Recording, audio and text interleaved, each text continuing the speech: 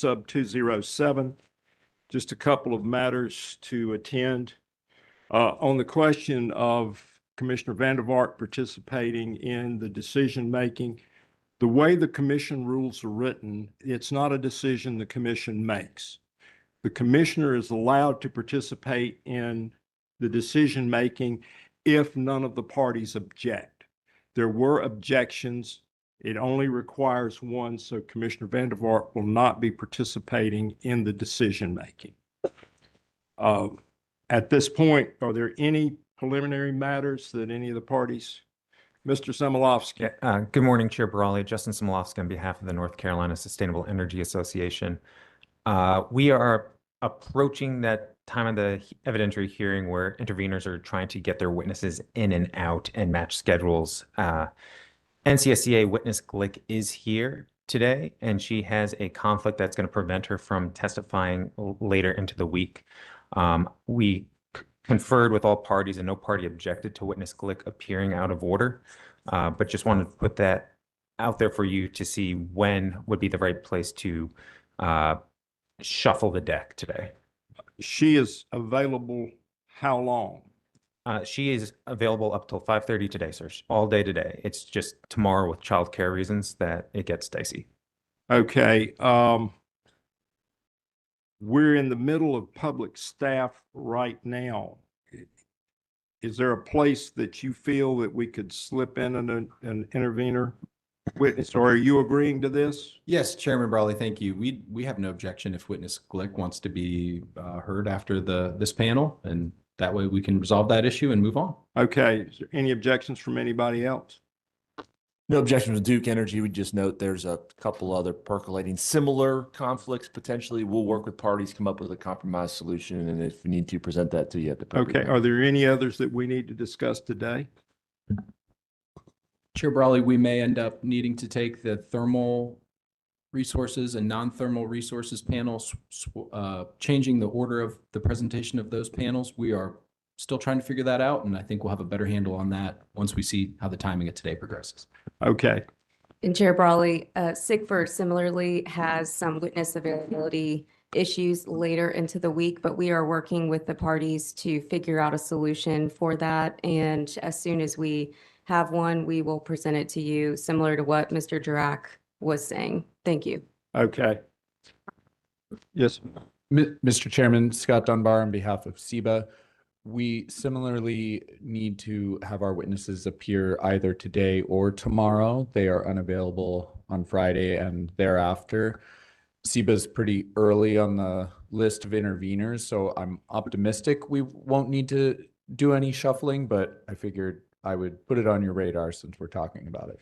So yours will be available tomorrow, Correct. not Friday? Correct. SIGFR, yours will be available? Ours is available tomorrow, except from 11 a.m. to 1 p.m.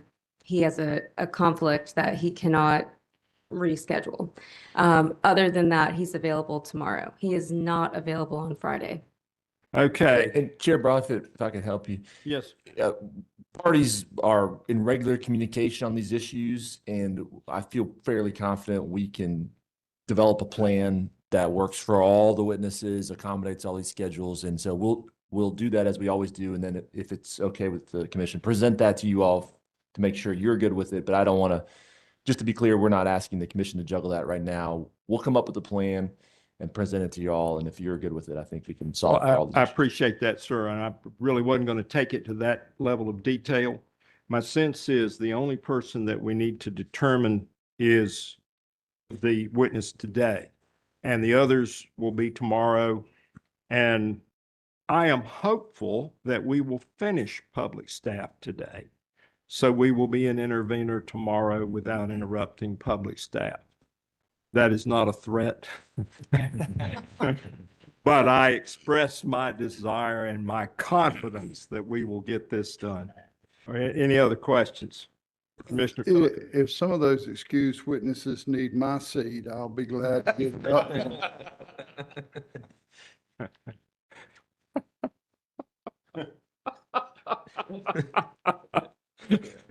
You keep giving me problems and you might end up with the gavel.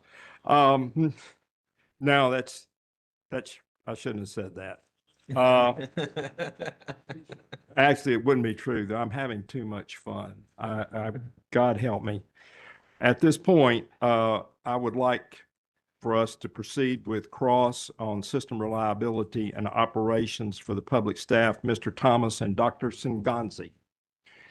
Let's see, we swore you yesterday, so at this point, Yvonne Grid?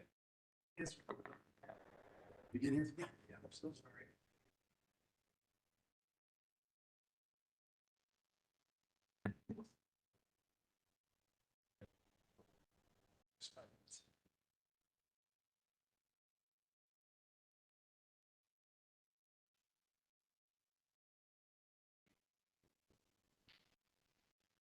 Good morning, Ben Smith for Avangrid Power LLC. Morning. Good morning. Just a few questions. Dr. Sangazi, I have that right, correct? Yes. You acknowledge in your testimony the public staff does not have access to Servum to calculate ELCCs as Duke does. Is that right? Yes, that is correct. Can you explain a little bit about what you do to, and I'm using a term of art that I frankly think I use wrong sometimes, but validate what Duke has done when you don't have the Servum software to sort of check? Yes, I can expound on that. So it is correct that we do not have access to Servum or a Servum license. So the best way that we tried to employ some way of validating the ELCCs was with a ELCC estimation method from a peer-reviewed paper that I was working on in my dissertation work when I was at NC State.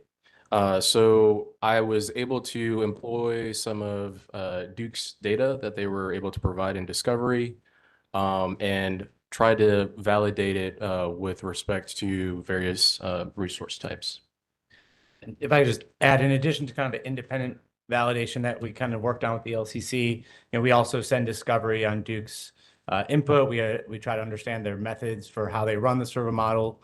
We look at outputs. So we compare, for example, the capacity factor and utilization of a unit in Encompass and compare that to how it's being utilized in Servum to try to understand and make sure that the dispatch logic is the same and that the inputs are generally the same. So kind of approach it two-pronged in this proceeding. Thank you. And the reason that you don't have a Servum license is that a financial reason, or do you all prefer to go this way? Talk to me a little bit about that, because it sounds like Dr. Sangazi is an expert in the area, but I would want the expert to have all the tools that they need at their disposal to do this validation. Yes, it's a financial reason. The Servum license, we sat down with the Servum staff, Gem Power, I think is the current company, and they spoke to us, gave us a quote, and it was simply outside of the public staff's budget. We are able to squeeze in the Encompass license, but it is significantly less expensive. So in a perfect world, you would have a Servum license, but you did the best with the considerable tools you have at your disposal. I think in a perfect world, we would have a Servum license and additional staff to be dedicated to running the model. So Encompass itself takes several different staff members to work on and understand and run models. Servum is itself even more complex. It's stochastic. It has often generates thousands of model results as opposed to just one.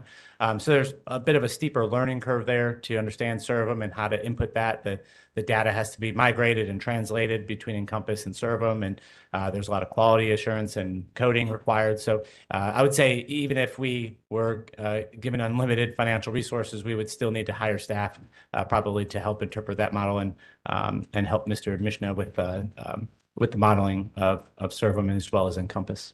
Thank you. And because you lack access to Servum, you relied on your peer-reviewed average capacity factor estimation method, which is a confidence check of reasonableness, as I believe how it's put. Is that right? Yeah, so with some of the things Mr. Thomas mentioned, we did have access to some of the output Servum files that Duke provided. And we're able to validate some of the results with the other input data that I was able to implement in the estimation method. So the estimation method that you detailed has a certain confidence level with a variance of ELCC values. That's supposed to give an idea of what an ELCC value should hopefully look like. It's not a precise, exact calculation. So it's useful for understanding, okay, are we in the ballpark of where we'd expect an ELCC would probably be around? And it just gives us reference to proceed. And I believe you say, well, could you explain a little bit what stochastic means within this reference? Yeah, I can take a crack. So stochastic is kind of in opposition to deterministic. So the Encompass model is deterministic. It has one set of inputs, a fuel forecast, output profile for a solar facility. These are input to the model, and the model treats these as certain. It's known, right, all the way out to 2050. That's deterministic. Stochastic, like Servum, is you actually have many model runs, and each of them will draw from basically a probability distribution function. So it will have, I believe, 33 different weather years, and it will randomly draw from those weather years. Subject to check, it might be a different number. It'll randomly draw from one of those weather years, and that will have associated temperatures, which are linked to associated loads, and which are linked to associated solar output and wind output profiles. And so it will run over and over again, and it will draw different weather years. It will draw different outages. So outages will be random and occurring at different times, but also kind of converge towards the fixed outage rate. It will draw a lot of those different types of combinations. And then each of those hundreds or thousands of scenarios in a Monte Carlo simulation will essentially be weighted based on the probability of occurrence. And then you can kind of look at what the expected value is. And that's how you get things like the ELCC or the loss to load probability for the resource adequacy studies, which also use Servum. And with your estimation method, you characterize on page 23 of your testimony in footnote 20, the method estimates ELCC with an accuracy within approximately plus or minus 5 percentage points to two stochastically calculated ELCCs. Is that right? Yes, that's correct. And is it fair? Wouldn't you say that this margin of error is particularly significant for resources like offshore wind, which have not yet been deployed at scale in Duke's system and whose ELCC values are there based on projections rather than operational data? I would say, given some of my review of you were referring to offshore wind or onshore wind? Yes, sir. Given my review of some of the offshore or onshore wind data that Duke provided, again, this range in some situations might seem relatively significant, but when you're starting to deploy the resource with some of the ELCC values that wind does have in, let's say, the upper 70s, 60 range, that difference isn't as significant right now. Also, given some of the other factors with just the economics of the resource as we know it. And just to add that, to put plus or minus 5 percentage points into context, right? If we're looking at 1,000 megawatts of solar or wind that Duke has assigned a 70% ELCC to, that's 700 megawatts of firm capacity. Plus, if a different method plus 5% got 75% ELCC, well, you're looking at 750 megawatts of firm capacity. That's fairly close for two completely independent methodologies and results in a swing of 50 megawatts on a 40,000 megawatt system. So it is, I believe, fairly accurate for two kind of completely different methodologies that converge that closely. And I want to be clear, I don't want you to take my questions of critique of the methodology, more concern about the data input with respect to offshore wind when you don't have operational data. There is a difference between having generic data and actual operational data when you do these kind of analyses, isn't there? Yeah, I I would say so, and Dr. Sangazi may add, but I think obviously when you talk about theoretical values for offshore wind at a place that doesn't exist, a wind facility that doesn't exist, and there's no firm meteorological data, you might be using NREL's wind speed map or some other data set to formulate that capacity factor and that output profile for that wind. And certainly that's going to be less accurate than actual operational data. And wind speed can vary quite significantly along the eastern seaboard. So it would be ideal if there was real operational data from an operational wind farm that we could use, but there isn't. So I think the best methods are approximation and estimation. Yes, and regarding the operational data that you were referencing, I believe Dr. Weaver and Mr. Hill will be able to speak a little bit more to that with regards to availability of data and also future plans for data that is actually concrete that can be used in the future. Thank you. And just two more questions. You've asked for an updated ELCC study and included offshore wind as part of that. Would the public staff oppose that updated ELCC study be part of a sort of rerun of the ARFI process that happened after the last CPIRP? I'm not sure what you mean by a rerun of the ARFI, the ARFI process. Let me clarify. Following the last CPIRP proceeding, there was an ARFI process, acquisition request for information process, that was a data gathering exercise and included data which would impact, my point of view, the ELCC study. And I guess I'm asking is, would the public staff object to a similar process like that to happen again following this CPIRP, should the commission order it, to get some updated data from the possible offshore wind farms? What I can say to that is I think, as I believe, and again, we didn't testify to the ARFI, and I think this is going to be Dr. Weaver and Mr. Hill's testimony, but my understanding is that the ARFI, as part of the ARFI, bidders had to submit a hourly output file. So basically an 8760 hour breakdown of what their output capacity factor would be. And that data certainly should be used in a future ELCC study of offshore wind. If there is, I don't know what the value would be to rerun the ARFI just to get a refreshed capacity output profile. Certainly, I think we could either use what was provided in the last ARFI, or we could always request that information specifically. But if the commission were to direct a new ARFI as a result of this proceeding, I don't believe the public staff would object to that. I think we just want to make sure that the procurement and the study of that resource is going to lead to action, right? And so if there's no path forward for that resource or no need for that resource, we want to make sure we're not spending a lot of engineering hours on, another ARFI that may not lead to kind of actionable, an actionable path. Thank you. I'll save out questions on that for Dr. Weaver's panel, but moving to my last question, on page 55 of your testimony,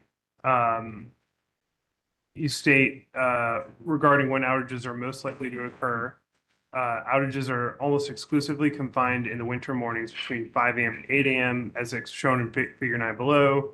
This is consistent with Duke's shift towards winter planning that has occurred over the last approximately 10 years and underscores the importance of firm resources that can provide power for short peak events in the winter, such as natural gas, batteries, nuclear, and wind. Did I read that right?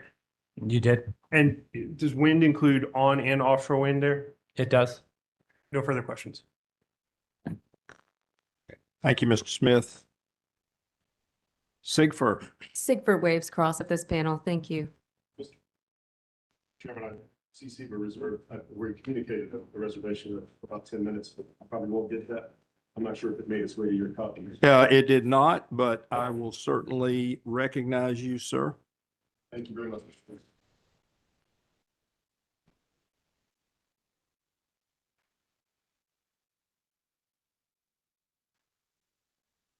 Morning, gentlemen. John Burns for CCBA. Just have a couple of questions, or a few questions for you. A couple would not be accurate, but a few. You just talked to Mr. Smith about the winter peaking nature of Duke's system. I wondered if in your analysis you found any information that might have led you to the conclusion that winter peaking nature of this system may change in the near future as summer loads shapes change and increase. Yes, I can speak a little bit to that. So, directionally speaking, generally speaking, I think there is validity to your point that while right now we are a winter peaking system, it is very possible over time, even looking at, let's say, some of Duke's forecasted load for summer peaking and winter peaking, as we see in, I believe, Appendix D20, that we might revert back to a summer peaking system. I think it's very possible that electricity load in hotter months for, let's say, cooling might outpace electricity load in cooling or cooler months, especially if we have large residential areas continue to grow, or even industrial areas that might rely a decent amount on cooling during the hot months. But let's say during the colder months, they can use natural cooling. So if there's a larger discrepancy in the energy usage between the two intense seasons of cold or hot, let's say for summer or winter, it is very possible that the system might revert back to a summer peaking system, and I'll let Mr. Thomas speak more. Yeah, and also I want to differentiate between winter and summer peaking and winter and summer planning. Okay, because there is, if you analyze the forecast, and this is probably more of a question for Mr. Fahey, but I can take a crack at it. If you analyze the forecast, you do see over time that summer peak start to appear in later years, in the out years. The raw megawatt peak in the summer, which is occurring in the early afternoon, is higher than the winter morning peak in raw megawatts. So you might say that that is a summer peaking system. But when you have 6,000, 10,000, 11,000 megawatts of solar on the system, providing essentially uncontrolled energy in the middle of the day during that peak, the utility doesn't have to meet that raw peak, the gross peak. It has to meet the net peak, the peak net of solar. Because the solar, many of these contracts are must take. They have limited system emergency curtailment rights. Some of the new solar coming on through these RFPs is a little more controllable and economically curtailable, which gives Duke more control, but it's still providing this power and reducing that peak. And so Duke's fleet of generation resources then only has to meet the net peak. And because that winter peak, the gross peak, is occurring in the morning when there's very little solar, once you factor in that solar, the net peak in the winter morning is generally going to be higher than the net peak in the summer afternoon. And that's why we call a system winter planning. And I think, over time, Duke has kind of transitioned from a summer peaking, summer planning system to a summer peaking, winter planning system. And I think right now we are in a winter peak, winter planning season. And it may be in the future that we go back to a winter planning, summer peaking system, if that makes sense. Thank you, Mr. Thomas. You mentioned just briefly there in your response that uncontrollable solar versus newer solar that does have where Duke has control rights. Is that right? That's right. And more recent procurements by Duke of solar energy through 2022 and going forward does have more control rights in the PPAs, doesn't it? Yes, my understanding is that there still exists the system emergency curtailment. So if there's a local transmission constraint or a system operational, like an overgeneration concern, where we can't get rid of the excess energy, they can curtail in a system emergency. But then it also gives them some limited rights for curtailment on economic basis or other reasons.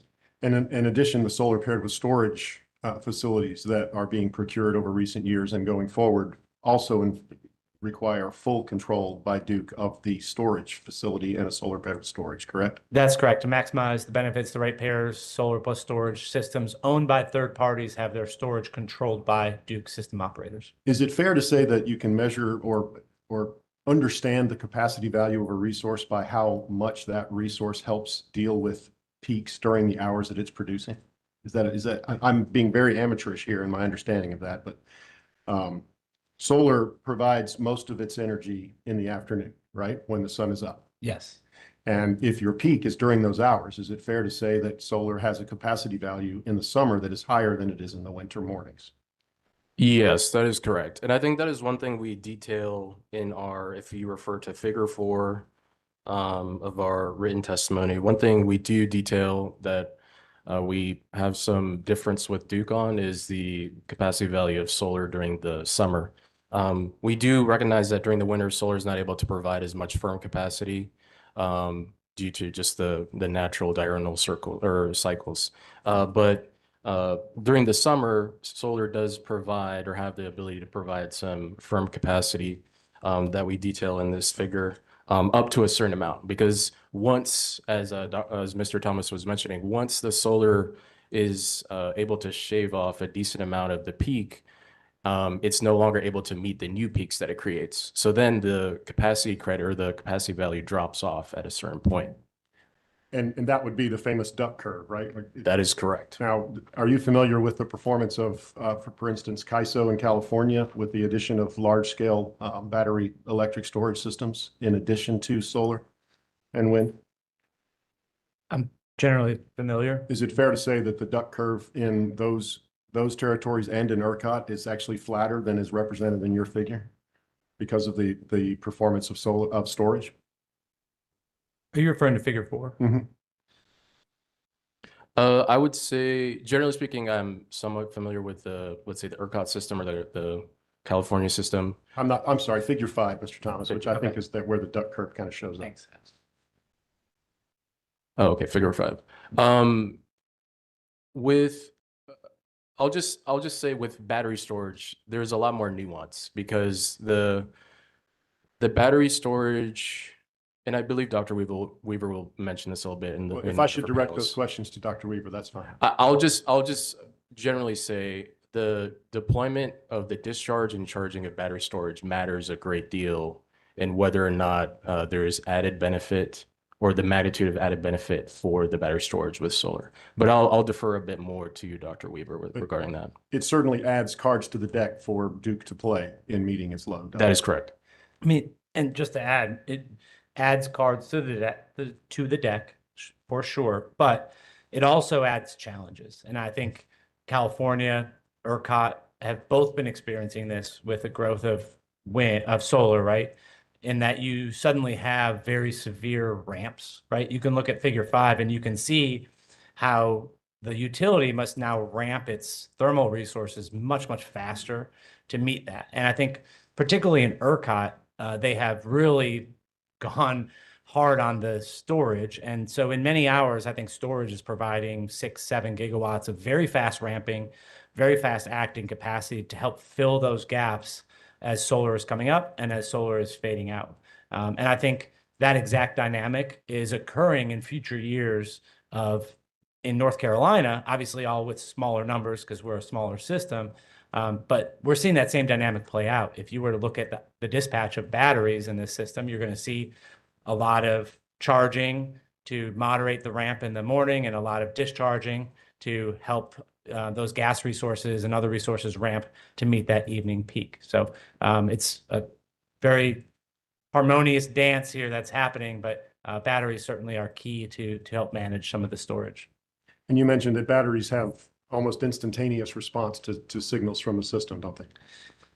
They have the technical capability for instantaneous ramp, but I believe I've seen certain energy storage protocol in certain third-party PPAs that limit the ramp rate or control the ramp rate. I think Duke can control its own batteries as quickly as it would like and as quickly as it needs to, but I think for third-party controlled batteries, there's obviously some risk that if they all act in concert, responding to some sort of price signal and move too fast, they could spike or sag the frequency of the system.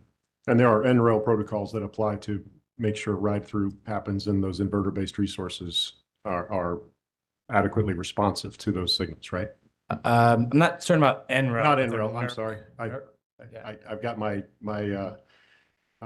initials confused, Yeah. but we talked about this with the reliability panel for Duke, is that there are standards imposed, and please, my brain's not working. Find the, Yes, and there are NERC standards NERC, thank imposed you. around the inverter-based resources.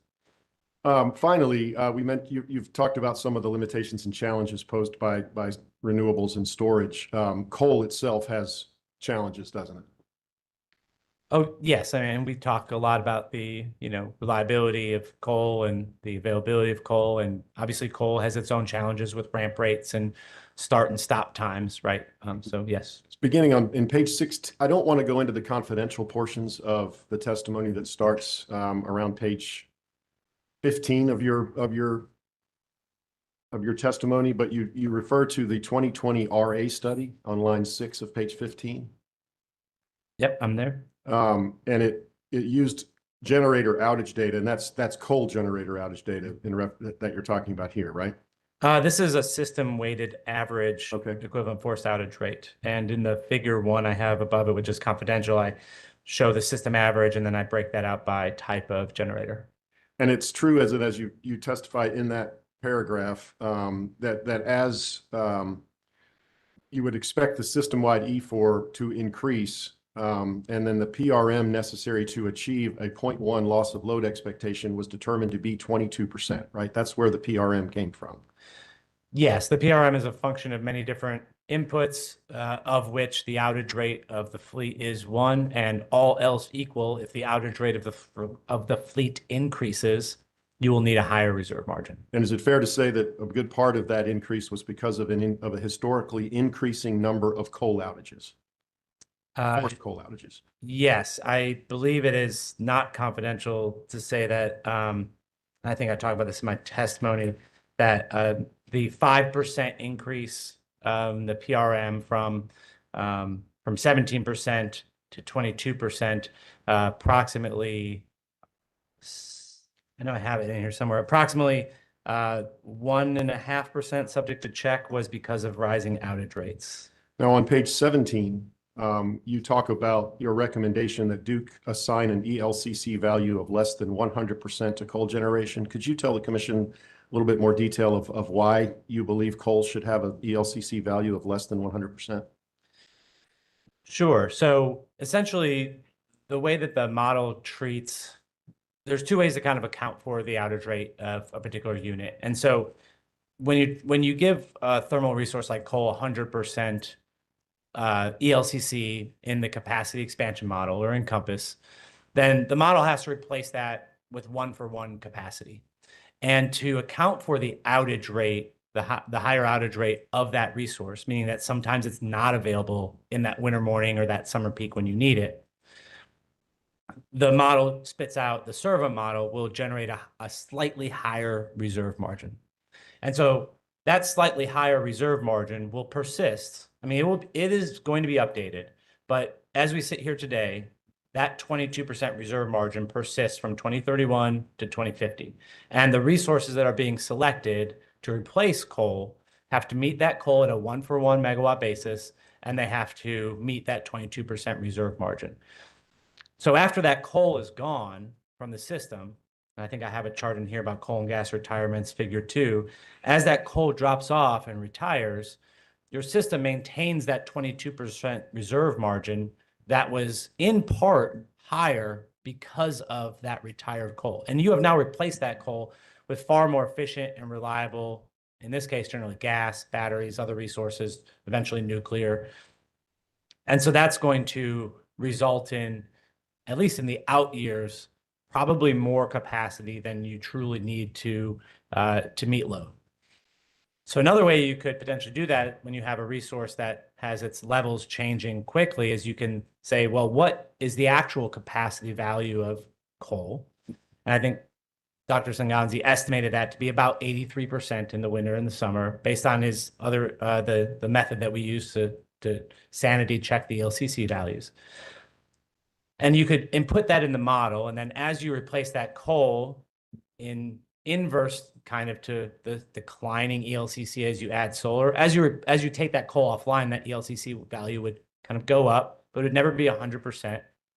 And then you wouldn't have to replace it one for one, and you would have a slightly, all else equal, a slightly lower reserve margin that would kind of persist into the out years.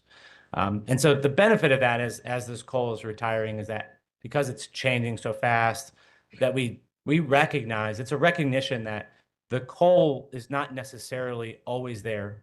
It's not always reliable. It's not always showing up. It's been better since Elliott, right? I think many people in this room know the coal outage rates during Elliott. They were not great. Things have gotten better with the winterization projects, and recent performance in these storms has definitely shown an improvement, which is promising. But we still have concerns. And we have to recognize, I think, and our testimony suggests that these don't have 100% capacity values, and that replacing them one for one may result in a slight overbuild. And so coal does not have a 100% ELCC in your estimation. And in order to get it closer to that, we've got to continue to spend on O&M and improvements to those facilities, even as they reach the end of their useful life. Is that right?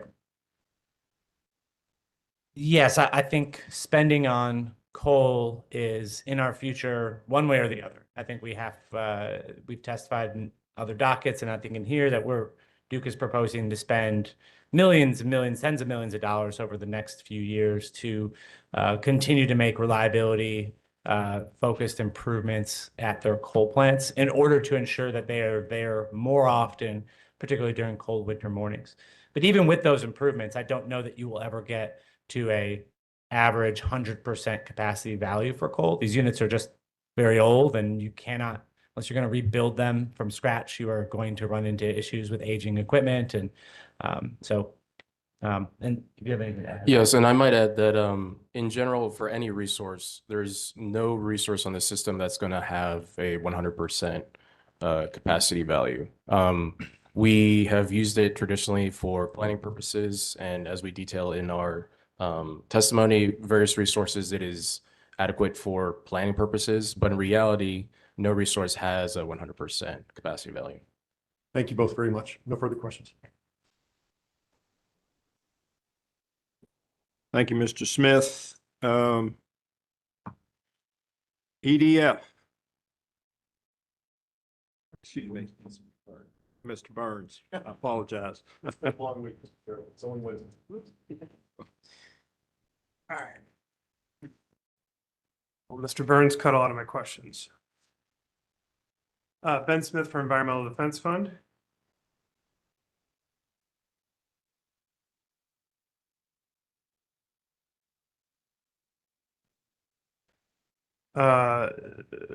You testified that the 2026 resource adequacy study will not be completed until the 2027 CPIRP, so the resultant PRM is unknown. So is it fair to say that you're offering recommendations about the reserve margin without knowing what the next resource adequacy study will actually conclude?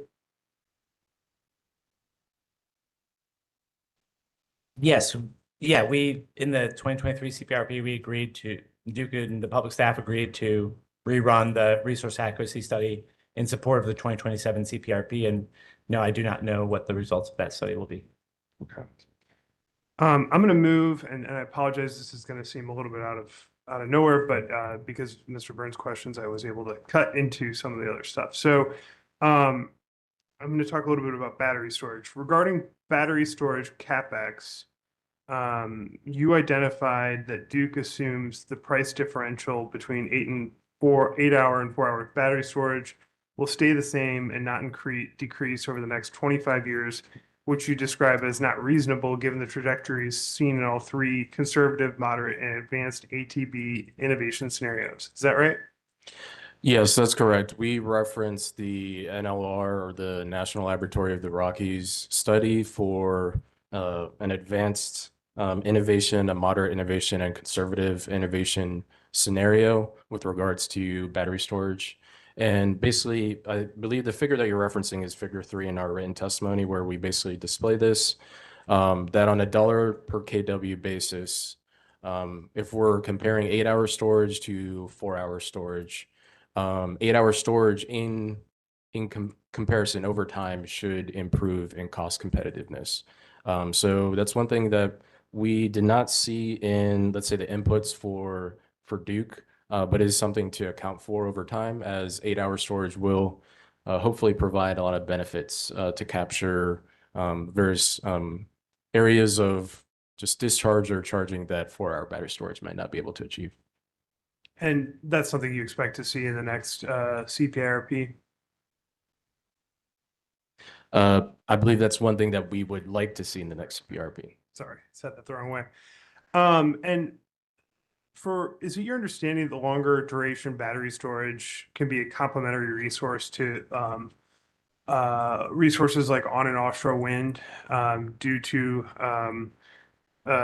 helping to firm intermittent wind output, and that undervaluing the cost decline of 8-hour batteries might disadvantage wind plus storage solutions in a capacity expansion model?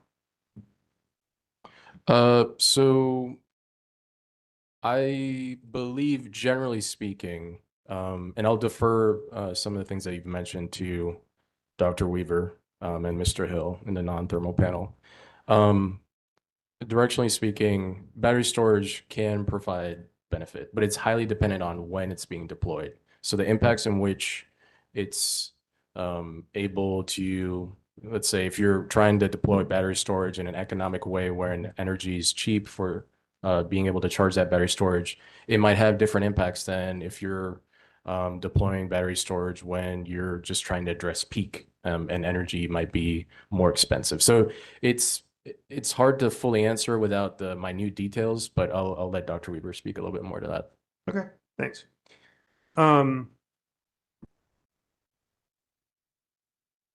Okay, I have a few coal questions. I know Mr. Burns went through a number of them. You testified that the retirement of coal and its replacement with the new, more reliable resources will result in extremely low LOE values. And that suggests that coal retirements, and I'm ending your quote here, that suggests that coal retirements could actually improve system reliability. Is that right? Can you point to the page you're citing? It is page 54.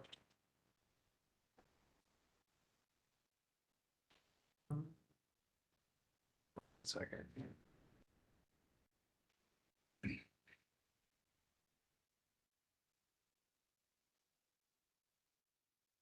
It's beginning at the end of 53. Line 13, while it is beyond the range of recommendations of the recommended NTAP, the model builds a significant amount of new capacity between 2037 and 2040. Including 3.4 gigawatts of nuclear, 2.6 gigawatts of natural gas, 4.7 gigawatts of solar, and 2 gigawatts of energy storage. One other factor that may be driving the LOE lower is that by 2040, the model has cumulatively retired approximately 8.5 gigawatts of coal, which has higher outage rates than newer generation and contributed to the need to raise the reserve margin from 17% to 22%. Did I have that right? Yes. Okay. So it's fair to say coal retirements may actually improve system reliability if the system moves forward as otherwise planned.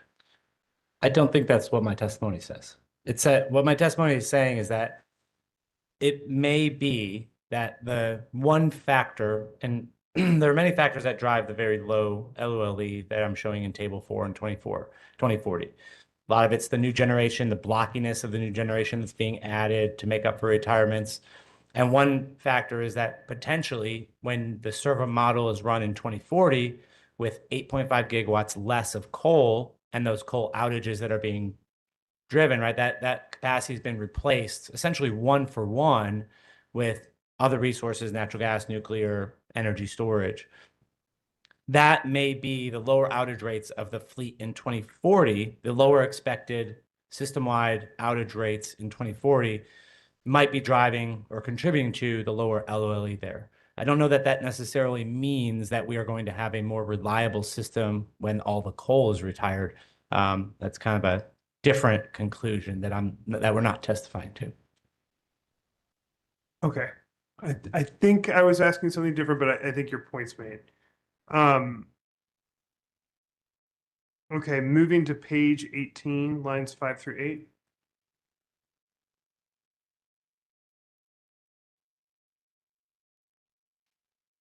you state that Duke is, quote, requesting to increase its annual O&M expenditure associated with coal reliability assurance efforts by 52.4 million annually, a 221% increase from 2024 levels. Do I have that right? That's correct. That's Um, across both DEC and DEP.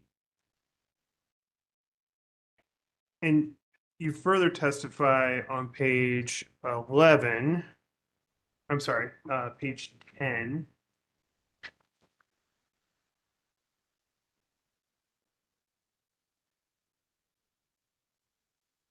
That's right. At lines 14 to 17, that ratepayers are being asked to pay twice for the same level of reliability, once for the O&M/capital improvements, and once for the additional capacity needed to address the expected planned outages. Can you give a little bit of context to those two quotes with respect to what's needed to keep the coal operating correctly?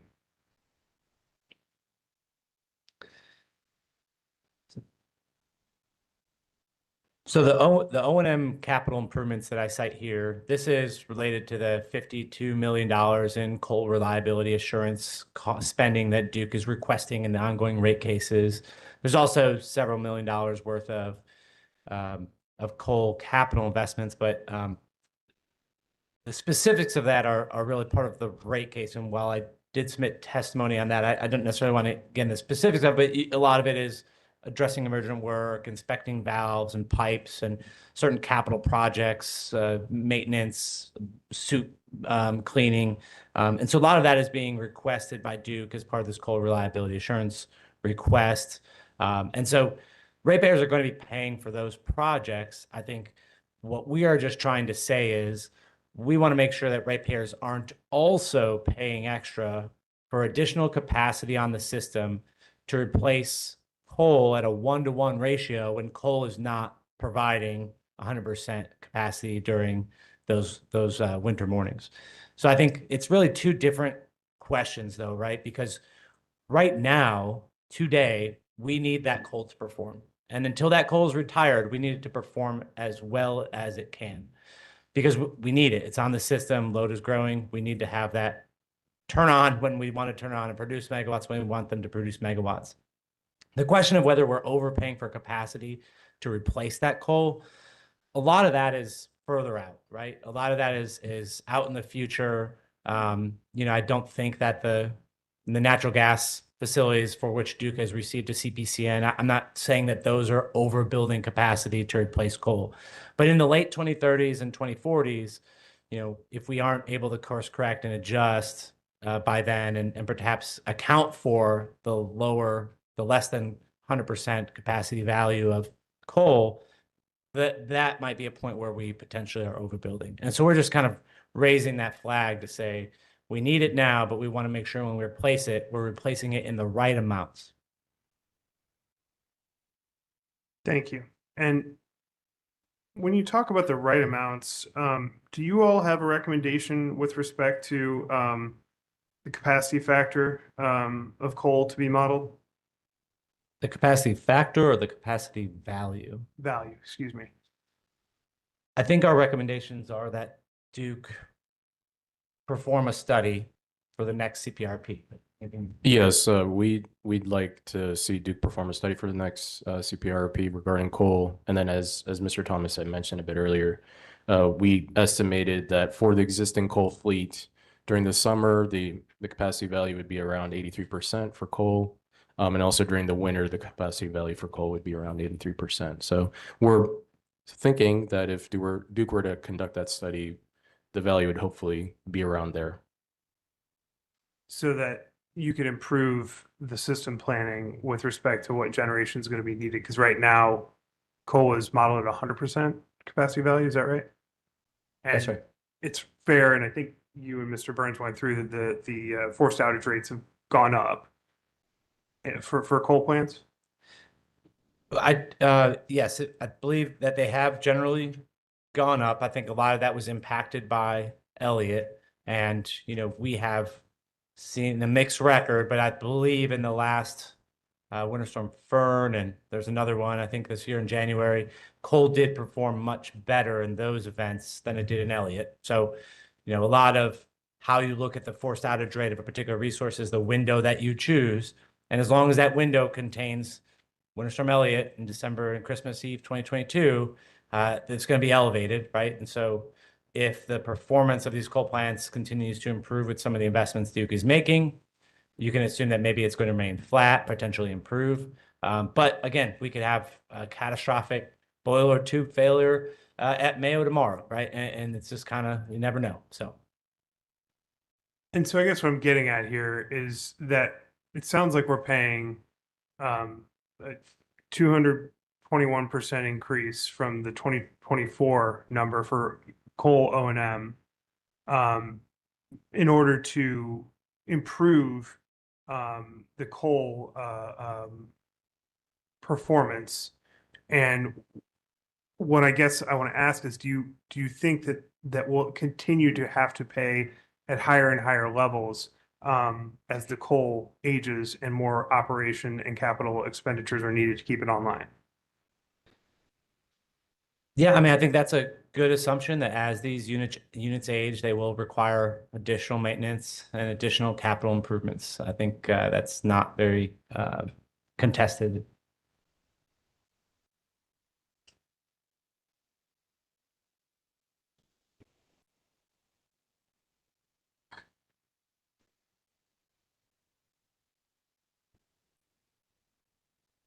All right, last three questions, hopefully three.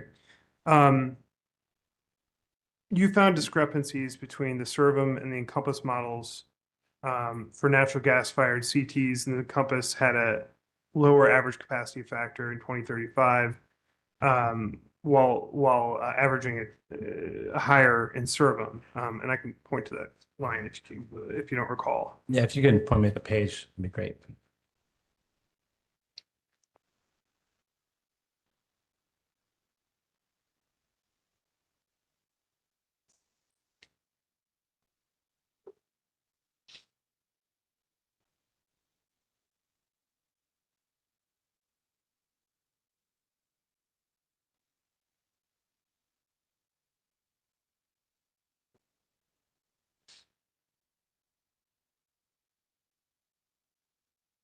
Apologies, it's not matching my notes. I think page 56, 57. Yeah, it's right around there for some reason. Here, I'll do a Control F. Here we go. Page 56. Beginning line 7, we found that the capacity factors for some natural gas CT units were higher in the Servum model than in the Encompass model. For example, a natural gas-fired CT in Encompass had an average capacity factor in 2035 of 2% in Encompass, while averaging 20% in Servum. Do I have that right? Yes. And can you explain what that means? Because to me, that seems like a drastic change between the two, but I want to understand the context of what that means. Sure. So essentially it means that as I said before, Encompass is deterministic. So it gets one weather profile, and that weather is supposed to be kind of, call it a P50 forecast, the expected weather forecast. It's got cold winter mornings and hot summer days, but it doesn't have that extreme load that's covered by the stochastic model. And in that model, we saw this particular CT, its capacity factor drop off very quickly in Encompass. Encompass essentially wasn't using it at all for energy capacity, very little hours of the year. But that same CT, when we looked at it in the Servum results, which again covers a variety of weather from the P99, the very extreme, very hot, very cold weather year, to the P1, which is a very mild year, right? So we would expect to see the values, the average value capacity factor in Servum be approximately what Encompass had, but it was much higher. So we investigated this. I believe some of this was related to the Smith CT docket, and found that it was essentially a slight mismatch in inputs between Servum and Encompass, which was causing Servum to dispatch the CTs more often, more frequently than expected. which resulted in a slightly different, it narrowed the price differential between the valleys and the peaks, which then caused batteries to be slightly underutilized. That's what we had kind of discovered. And we discussed this with Duke, and I believe in rebuttal, Duke has indicated that they've looked at this and addressed this already. So, if that's the case, then that's great, and we can maybe expect to see these capacity factors converge in the future. Okay, and you got to what I was getting to, and I'll ask Duke on rebuttal, but as your testimony says, you do have concerns about this misalignment between Servum and Compass may cause some undervaluing for battery storage's ELCC contribution. Dr. Sangadze may have something to add, but it's possible. There's a lot of factors that go into determining the ELCC of batteries, but generally, if they are being utilized by Servum less frequently because the system price delta is not as extreme, it is possible that when those batteries are called on to provide capacity, which helps determine their ELCC value, that they may not have enough energy to do so, or they may not be able to charge or discharge the maximum amount of time that they otherwise might have been. And so that might have a minor impact on the ELCC value of battery storage, might have some impact on the reserve margin. It's very hard to tell, but I'm encouraged to know that Duke has looked at this and addressed this, and so we hope that this will be resolved in the next case. It's one of those complexities I was talking about between Encompass and Servum. Heat rates are modeled just very differently in the two models, and so translating them, a heat rate is often presented as a single number, but it is not a single number. There's a curve depending on the load of the unit. That heat rate varies, right? And so there's a lot of mathematical equations that go into accurately representing that. No further questions. Thank you, Mr. Smith. Say said all. Thank you, Mr. Neal. Duke. Duke Energy has no questions at this time. Okay. So redirect from public staff. Thank you, Chair Brawley. Just, I think very quick. Mr. Thomas, when Mr. Burns was asking you questions about the contribution of outages to the increased planning reserve margin, you could not put your finger on where that was in your testimony. So I just wanted to give you a chance to look at page 16 of your testimony. So the general discussion here is between page 15 and 16, and I don't have any intention of taking us into confidential session to discuss confidential numbers, but the commission will have that information in front of it. So just with your testimony in front of you up there at the top of page 16, how much of generator outages and cold weather performance, how much did that contribute to the increase in the planning reserve margin? So it's approximately half of the 5 percentage point increase. So 2.5% was attributed directly to outages and cold weather performance. And that's from Duke's own 2023 resource adequacy study. All right. And just real quick, if we turn to the next, oops, not quite the next page. If we turn to, page 13 of your testimony, when we talk about increases in the planning reserve margin, can you speak to, again, not to take us into confidential session, but just in orders of magnitude or round numbers or whatever, can you speak to the cost of an increase in the planning reserve margin? Sure. And my testimony kind of goes into it there, but in 2035, Duke expects a winter peak of 39 gigawatts. So if we change that reserve margin even by 1%, which seems very minor, that requires an additional 390 megawatts. And no matter what technology you use to meet that, it's going to cost hundreds of millions of dollars. And I think I compare this to the Sherwood Smith Junior Energy Complex, the Smith CT, which is less than that 390, so would not even be able to provide that 1% boost, and by itself would raise retail rates by 1%. So I say that simply to say that any increase to the reserve margin should be heavily scrutinized because there are very real trade-offs between costs and reliability. And we see those trade-offs everywhere from the distribution system, the transmission system, and then the bulk energy system here when we talk about planning reserve margins. All right, thank you, Mr. Thomas. I don't have any further questions, Chairman Brawley. Okay, let's take a 10-minute break before we get into commissioner questions.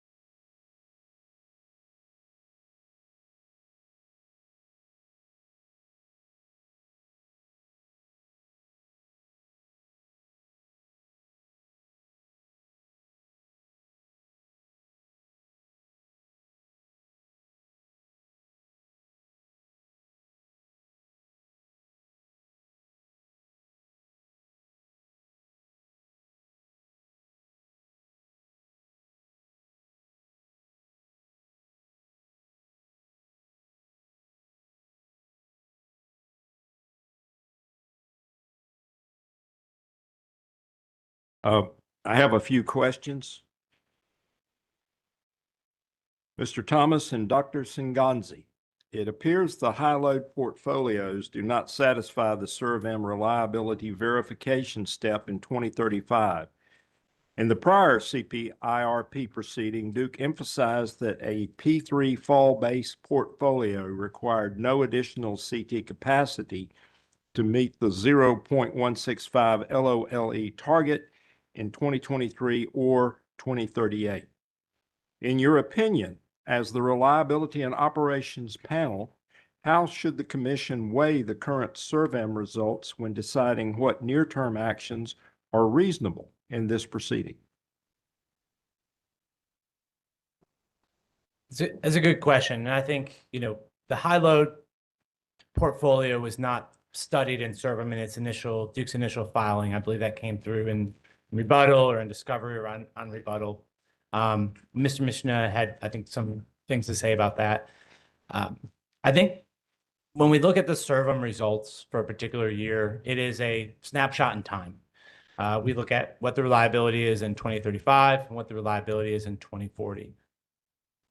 Typically, when one portfolio does not meet that standard, you can adjust resources. Typically, Duke will add firm capacity CTs. But, for example, the public staff's NTAP portfolio also failed, but by pulling in some resources by just a year or two, it might, I believe, satisfy that reliability requirement. And so just because a portfolio fails does not necessarily mean that it cannot be fixed and that the near-term action plan associated with that portfolio is inaccurate. But what I will say is, Duke's NTAP portfolio that they submitted in their initial filing did pass, and the high load forecasts, which they've submitted in rebuttal, did not pass. Yet there was no proposed change to the NTAP. And so I think that does raise some concerns for the public staff. I think that the need to check and adjust on Duke's NTAP and how we meet this higher load is more urgent than ever. And I think some of our recommendations around more frequent reporting of load and actions that Duke should be taking on resources that are not natural gas, like nuclear, to accelerate those resources and battery storage. I think those recommendations can go a long way to make sure that in the next CPIRP, our near-term action plan reflects the higher load and meets that reliability standard. Thank you. Duke makes a point in their testimony that you cannot depend on the curtailments in the ESAs as firm capacity resources with 100% ELCC. What is your reaction to Duke's position? I'm surprised I did not get this question yesterday. I would say, in retrospect, reading through Duke's rebuttal and kind of understanding, we approach the modeling large load curtailment in the same way that Duke modeled large load curtailment, that Duke models its other demand response programs. In retrospect, I think that assigning an ELCC value to the large load curtailment of less than 100% is appropriate. I do not know that Duke grouped in this large load curtailment with 4-hour battery storage and kind of assigned it the similar ELCC values. I'm not sure that's necessarily the appropriate methodology. Other jurisdictions like PJM assign a specific ELCC value to demand response. And I think that it would be appropriate if the commission adopts our recommendation that we made in the load panel to require Duke to model large load curtailments within its base portfolio, that assigning an ELCC value to that portfolio or that resource would be appropriate. Grid utilization is a term that seems to be used quite a bit in recent times. The idea that the existing grid can be used more efficiently and suggesting that portions of the grid may be underutilized today. Do you have any thoughts on the term grid utilization as it applies to the Duke system?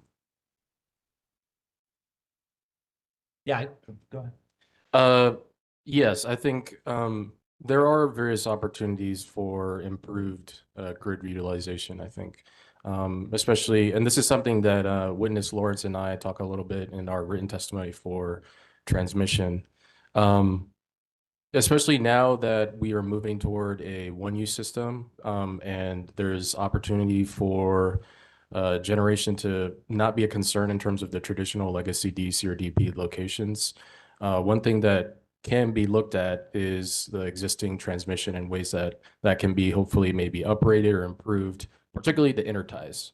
One thing we highlighted in our testimony was that in the modeling, what's represented is that right now there's a held constant figure for transmission intertie capacity between legacy DC and DP. And it is something that's held from the present through 2050. However, in responses that we received from DC in discovery, DC and DP regarding discovery, traditionally in the past, in the last decade or so, there have been increases in their intertie capacity that would be helpful for moving energy between DC and DEP. So there's potential maybe in the future to think about how there's opportunity to increase our interties, and be able to at times maybe improve the way in which we utilize our grid with generation, maybe at times defer some generation that we do need, and just really have an all hands approach for various resources that we might want to apply. And I'll let Mr. Thomas speak more. Yeah, if I can add a little bit too, I think that was a great response and covered a lot of what I would have said. I would also say grid utilization, I think that term is kind of ambiguous. And I think when I've seen it in other jurisdictions, sometimes we're talking about the transmission system, the wires that bring power to the distribution system. Sometimes we're talking about generation, right? And I think in general, it is trying to avoid those 1% of hours where we are spending hundreds of millions of dollars to upgrade a transmission line or to build a new peaker plant in order to satisfy that 1 to 5% of hours where we have an overload identified on that line or a deficiency in generation capacity. And the way I see grid utilization is how can we shift power from that moment, those 1 to 5% of hours where you have the peak, in order to make sure that it's distributed in other places where you can avoid those upgrades, those massive capital investments. And I think that there's pros of that, right? To avoid new generation that isn't necessary outside of those few hours, to avoid expensive new transmission line or the battle over greenfield transmission. So I think that's certainly a benefit. I think there's also, we've seen in other places where like in PJM, where you have more energy filling up those valleys that you used to have these very low prices, right? That can also tend to push up energy prices as average energy prices as a whole. So I think it's a complex topic and it requires a very deep discussion, I think, of what kind of methods you use to increase your grid utilization. And is increased grid utilization always a good thing, or are there trade-offs? And so I think we have not looked very closely at that as kind of a concept outside of trying to figure out how do we shift power away from those very few moments where we need to build all that extra capacity. You provided detailed testimony on the increased outages that are being seen with Duke's coal fleet and its impact on the planning reserve margin. Is the public staff confident, based on their discussions with Duke, that its concerns will be addressed by Duke in the 2027 resource adequacy study, or are you recommending additional commission direction in this proceeding?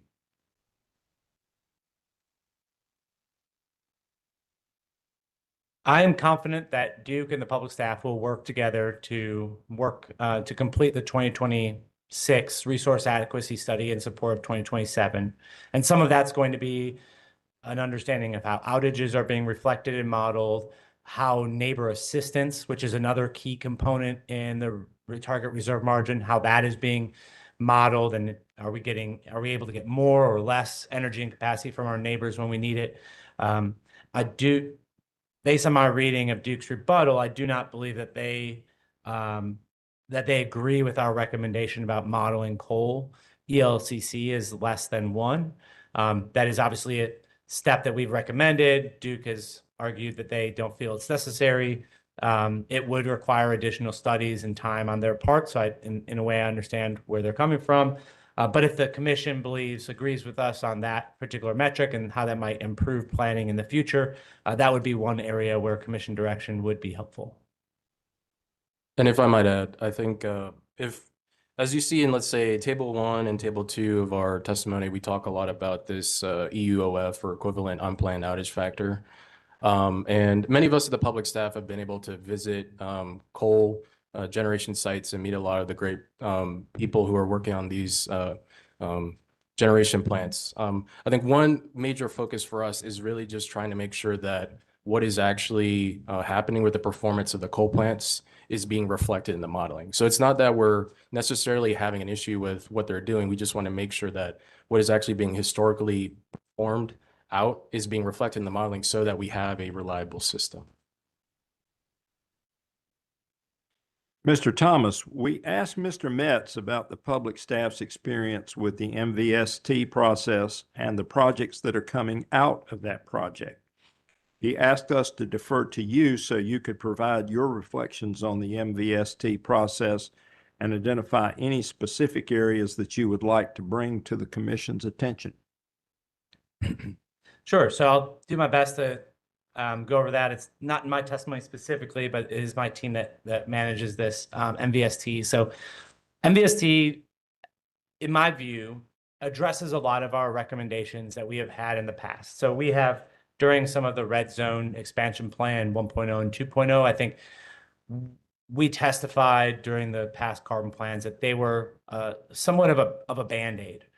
They were, identified in projects that were pulled from past interconnection studies that Duke saw as enabling solar, and we saw it as kind of an ad hoc approach that didn't necessarily reflect the impact of the coming wave of new generation necessary to build out Duke's system. MVST, in our view, is very responsive, I think, to that concern. It makes a very, I think, good faith effort to be forward-looking. It kind of preempted, I believe, FERC Order 1920 and the different scenarios that they run, the benefits that they calculate, like avoided outages, avoided generation capacity. They're not perfectly matched, the 1920 order requirements and Duke's MVST, but there's a lot of overlap, very, very similar. So I think we see it as a very good process. I would say, as with any transmission planning process, there is lag. And looking at some MVST documents that were recently published on the CTPC website, the Carolina Transmission Planning Collaborative's website, they are still using some scenarios from the 2023 CPIRP. And so some of the changes have not necessarily been reflected yet in that planning process. And so I think we want to make sure that the projects that, as they work their way out of an MVST proposal into the CTPC approval process, we certainly want to make sure that those projects are being driven by a need that still exists.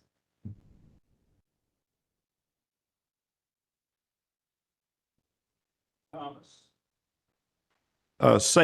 SACE witness Goggins recommends that Duke evaluate expanded transmission ties with neighboring regions as a means of improving reliability. During Winter Storm Elliott, Duke's firm purchases from PJM were curtailed for what the commission understands was the first time in the company's history. In addition, several neighboring regions like PJM are now raising concerns regarding their own resource adequacy challenges.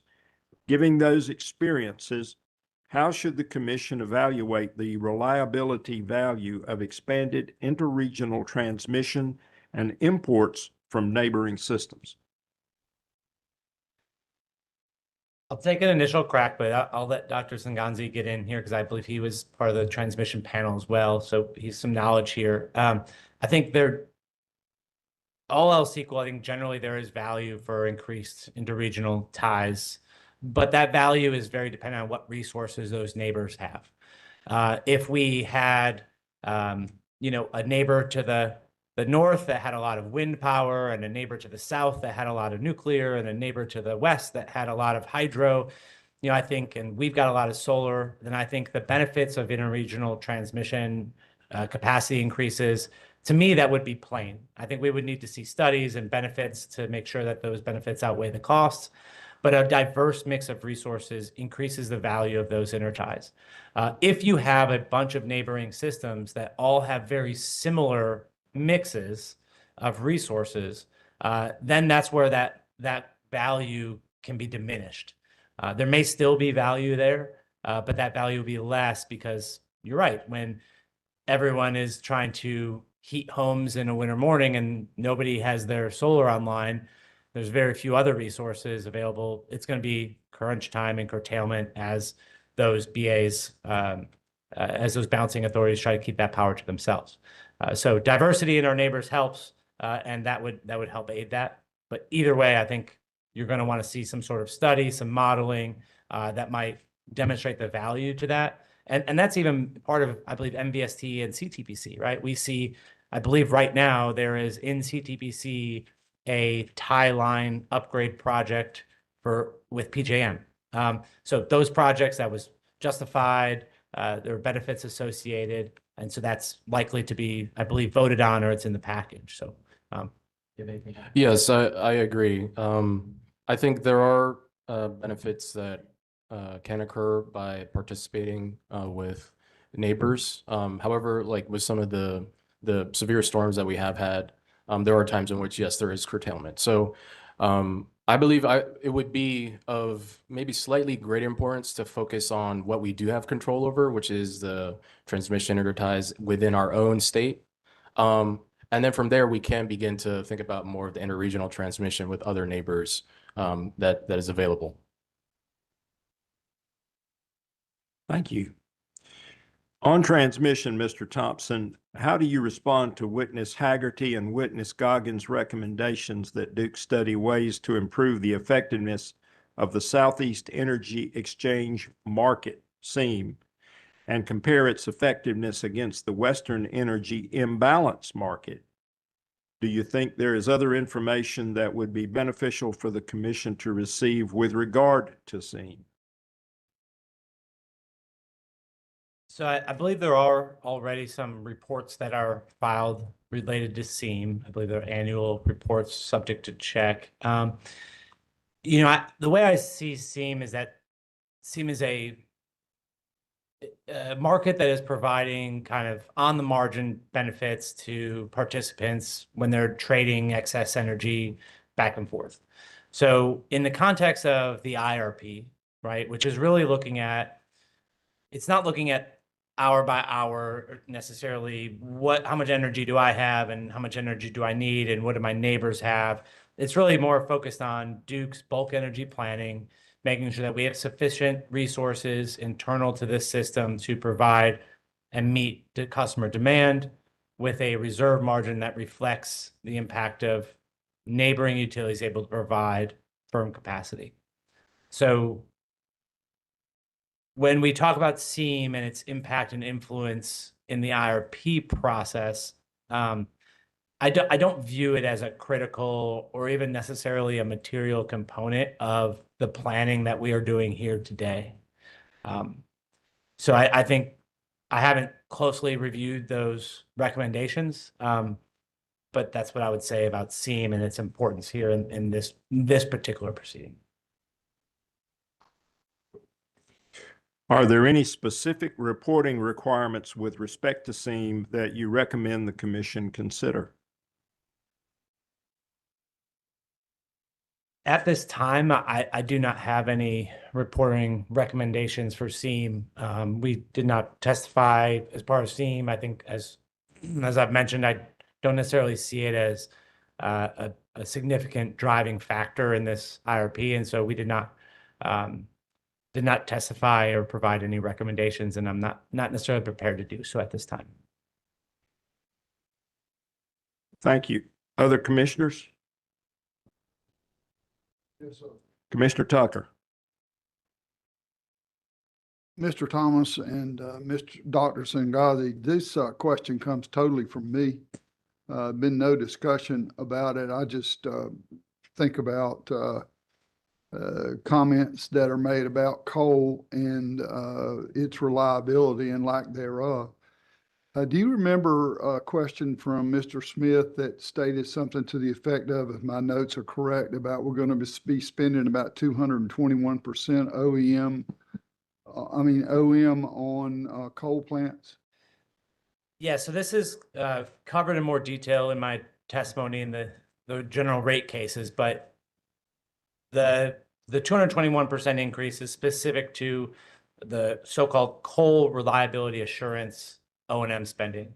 I believe it was approximately $8 million in 2024, and they want to bring that up. Duke wants to bring that up to an average of about 52 million in 2027, 2028, rate years 1 and 2 of the MYRP.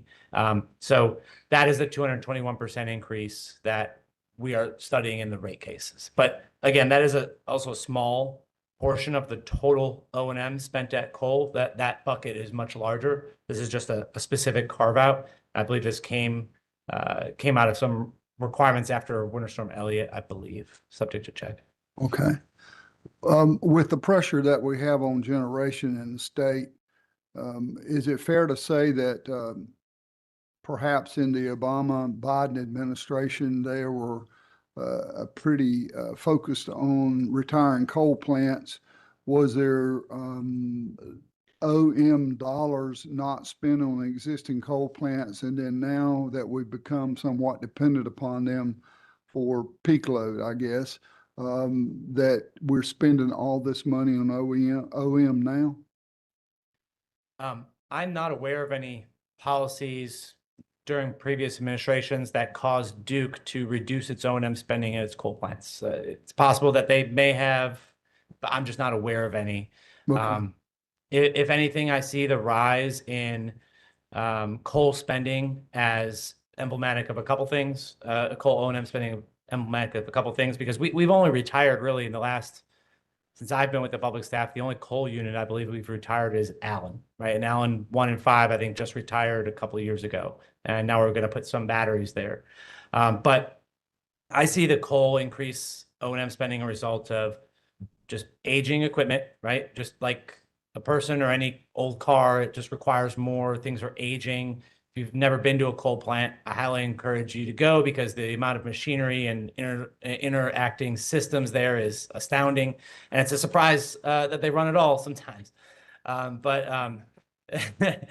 It's a very complex machine. And I think that as it ages and things degrade, you get more and more expensive upgrades, and you get more emergent issues as well. I think so. You get a situation where maybe you used to be able to address a lot of things through preventative maintenance, but now things are breaking between preventative maintenance. Your service hour windows are shortening. You have to do things more frequently. So I think that's driving increased spending. And then I think Winter Storm Elliott was, frankly, a wake-up call for the reliability of some of the coal units. The amount of coal that was out during that time period was substantial. And the Winter Storm Elliott docket dove into that quite in detail, and some recommendations came out of that. And a lot of spending has been a direct result of what happened during Winter Storm Elliott. So heat tracing, pipe insulation, structures to shield certain critical elements, valves, gauges from the elements. A lot of that has been driving increased capital and increased O&M spending. In addition to headcount, right? Duke has proposed increasing staffing at many of its coal plants as well to help execute some of these projects, and also just to be there to be able to fix emergent issues. Did you say earlier that Duke has not been interested in public staff looking at coal as a possible generation asset? As a new generation asset? Mm-hmm. To be honest, we have not been having those conversations necessarily. I don't even believe that a new coal unit is a option to selectable resource in Compass. These units are also the reason that these units are not running base load, right? That like we talked, they're very intermediate, right? So they might take 6 to 12 hours to start up, but the system planners know when that's coming, and so they're running kind of intermediate. Is because they also are expensive to run, and they're not necessarily competitive with natural gas all the time. And not only that, we have flexibility with our DFO units that can switch fuels. And I think Duke has spoken in the past of the coal supply ecosystem is kind of a game of musical chairs. You do not want to be the last company burning coal in this country, because then you are kind of beholden to the mines that you are and the transport that you're being supplied to. And so Duke has emphasized in the past an orderly exit from coal. But to my knowledge, we have not been having any conversations about new coal Okay. generation. I didn't, excuse me, I didn't think so. Are you aware that they are building new coal plants in Alaska and West Virginia? I believe I've heard reports of that, maybe in certain instances where fuel delivery may be an issue in Alaska, but I don't know a lot of those details. Okay, and the units that they're building match natural gas, carbon capture and sulfur from those plants according to what the specs are saying now. I'm just asking because we're in this crunch and nobody wants to talk about new coal plants, and I'm not necessarily for them at all. But, you know, everything's going towards natural gas. I just want to know if we have to think out of the box on a lot of what's coming at us. And I did not know, well, I did know that there'd been no discussion about coal plants, but there's been some sort of revival there. The government has offered 700 million in grants for new coal plants. So, it could be something to be put on the table down the road. Or if you're replacing a coal plant or retiring a coal plant, replacing it with coal, if, natural gas volatility, interruptions on natural gas, et cetera, because we're becoming as heavily dependent upon that as we are talking about the coal supply that's there. And our staff has gone into great detail to see that we've got roughly about 25 more years left of Appalachia coal. That is what we use mainly around here. So I just wanted to ask if public staff had ever looked at that, and I hear the answer is no, and that's fine. Thank you, Mr. Chair. Commissioner Gaida? Yes, one. Okay. Thank you, Chair. So I might have, bear with me, there might be a misunderstanding in my question. So, but this is in reference to your discussion about recommending and modeling ELCC for coal resources. So in your testimony, you talk about, I believe it's called EWH, which is kind of really modeling essentially outage factors for either separate resources or individual units. If those factors are modeled, does this not handle concerns about that you might have about modeling the things you talked about in an ELCC model for coal? Do you understand my question? I think so, and I can address it. I'd like to add. So I think the recommendation we have, which is to essentially move the risk of coal outages from the reserve margin to a coal ELCC, it's kind of a 6 of one, half dozen of another in the near term. And so we do not have a concern in the moment that over the next 5 years or maybe in the inner window of the NTAP that there is excessive capacity being built. I think what we are saying is that when you do it the way Duke has, and you keep that coal in the reserve margin, that coal impact in the reserve margin, it increases the reserve margin for the whole planning horizon, and you never adjust it again within this particular model to account for that coal coming offline. If you had an ELCC associated with coal instead, you would have a slightly lower overall reserve margin, but you would have those coal units be valued at less than 100% ELCC. So in the near term, there's not really an impact. It's really at the end of the NTAP, those resources that are showing up right outside the NTAP which again, those resources that Duke doesn't start planning for them just because they're in the NTAP. Duke is assuredly already looking at resources outside of the NTAP and trying to figure out how to develop those, where to site them, what quantities, what types of projects to acquire. And so we feel that it would have some impact on that process if we were able to properly account for the coal reliability factor. I might also add that the outage factor often handles, let's say, hours in which a coal plant might be offline for whatever reason. However, the ELCC that we propose hopefully would be useful in capturing times in which coal plants are derated for whatever reason. So let's say if you can reference Exhibit 5, we show times in which there are unplanned outage hours that occur for various reasons that might occur. But we also know there are times in which coal plants operate in derated fashions because there's some maintenance that has to occur. There might be some issues. So even if a plant is available in a particular hour, it might not always be operating at 100% of its capacity. So that's why an ELCC for a coal plant might be very useful to account for. Okay, great. Thank you. Commissioner McKissick. I hadn't planned to really ask any questions, but we've gotten into discussion about coal. And of course, you know, the coal fleet that we have is in deteriorating conditioning. You know, it worsens in terms of its performance, in terms of its reliability.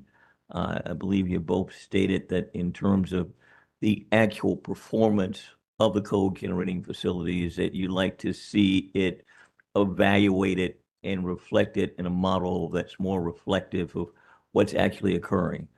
So can you speak a little bit more? And I think in response to Commissioner Guyda's question, it started getting there. What can be done to more accurately model that so that we really are accurately reflecting its reliability? And as that impacts the reserve margin. Yes. So a lot of our focus with, let's say, table 1 and 2 was trying to identify this. NERC has standards for how they record or how utilities in the US should record outages or derates.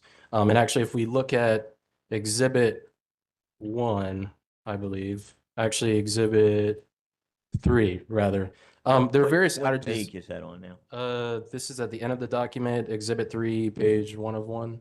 Okay. So there are various outages or derates or reserve shutdowns that Duke is mandated to report to NERC.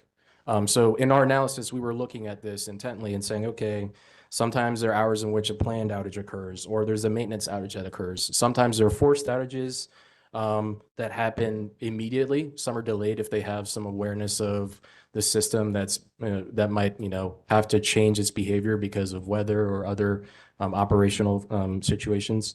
And then there are also derates that occur or reserve shutdowns. So in our analysis, to answer your point a little bit, we were trying to be a bit more particular about, okay, how are these plants actually performing based on data that they have to report to NERC? And from there, we were able to use that data to calculate EUOF values that helped us capture, okay, what are times in which the coal plant is able to operate at its full capacity at a particular hour? What are times it might operate in a derated fashion? A few of us went on a site visit and were able to talk to a lot of great folks who are working on, let's say, the Cliffside 5 or Cliffside 6 plants. And they gave us various reasons why there might be times in which they might operate at a derated fashion, because there might be long lead times on new pieces of machinery or equipment that they might need. Sometimes the lead times are several months, maybe even extending over a year. So when we account for those minute details of how a plant might operate over a long course of time, it helps us get a better idea of how the coal can be relied on more usefully. So being able to account for the EOF values and then the ELCC that we propose with coal, because again, there are times in which these coal plants might not be able to output 100%. They might, operate at a lower fashion that I mentioned. That will help us a lot. Go Maybe ahead, Mr. Thomas. Just to add a little bit, I think we want at the public staff, as you said, for the model to most accurately reflect the system as it is. And I think we've called for and we'll be working with Duke on the next resource adequacy study. But you just think about the 22% reserve margin that we have now. 2.5 percentage points of that is attributed to outages, to increased outages since the last resource adequacy study and cold weather capacity issues. Yet, right, so we are now planning to a 22% reserve margin, largely based on what happened during Winter Storm Elliott. Exactly. And how that data got rolled into the average outage rates of coal. But what have we done since then? I mean, look at what happened during firm, right? Coal was much more reliable. It wasn't perfect, but it was much more reliable in terms of the amount of capacity it could provide as a percentage of its fleet. That's a result of winterization, NERC winterization standards and capital projects. Duke spent tens of millions at its plants to implement NERC winterization standards. It's continuing to spend more to ensure that these plants are available in the winter. Should we still be planning to a 22% reserve margin because of Winter Storm Elliott when we have addressed many of these issues?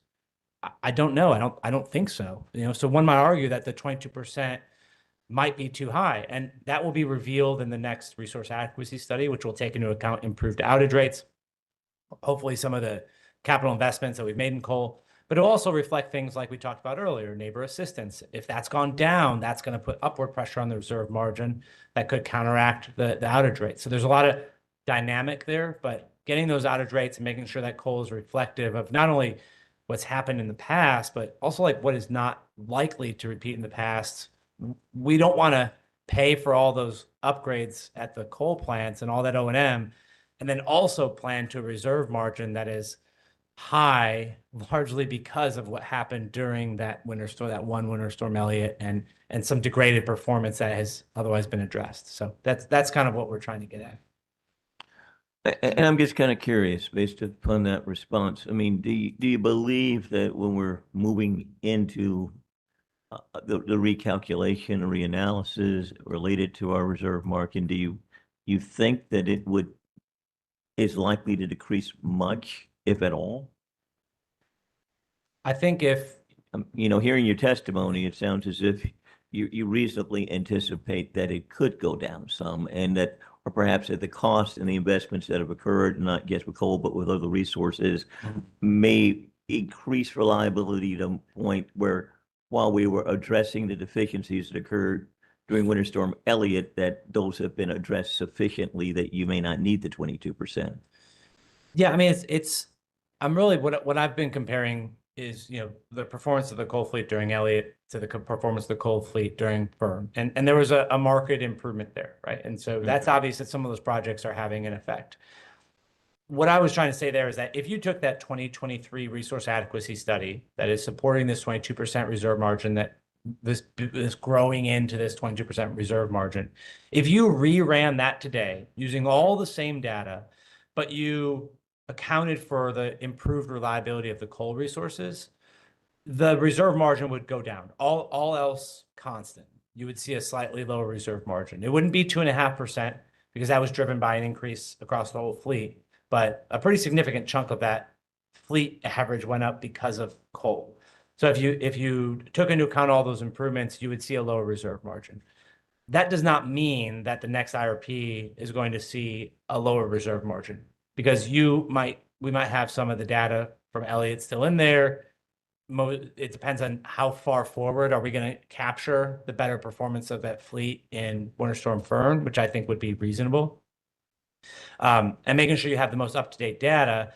But again, there are other factors like the type of resources that you need on the system, the portfolio mix you have, the years in the summer in which you're actually looking at, the study period, neighbor assistance, your economic load forecast error, which kind of drives the difference between the load forecast and economic forecast that it's based on.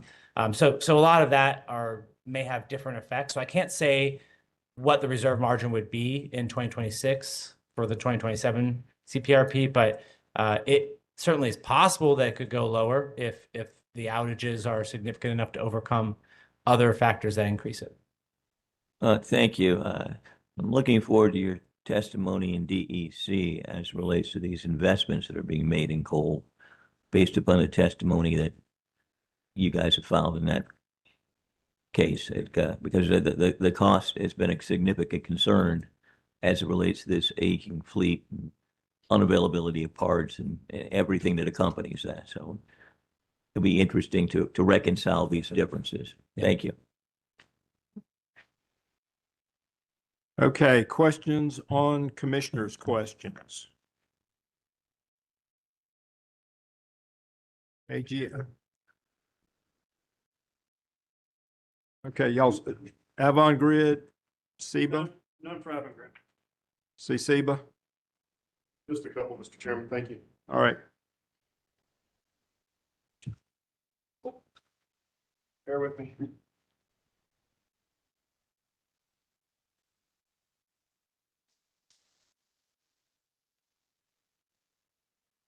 Hard to ask the questions if I didn't have what I wrote them down, huh?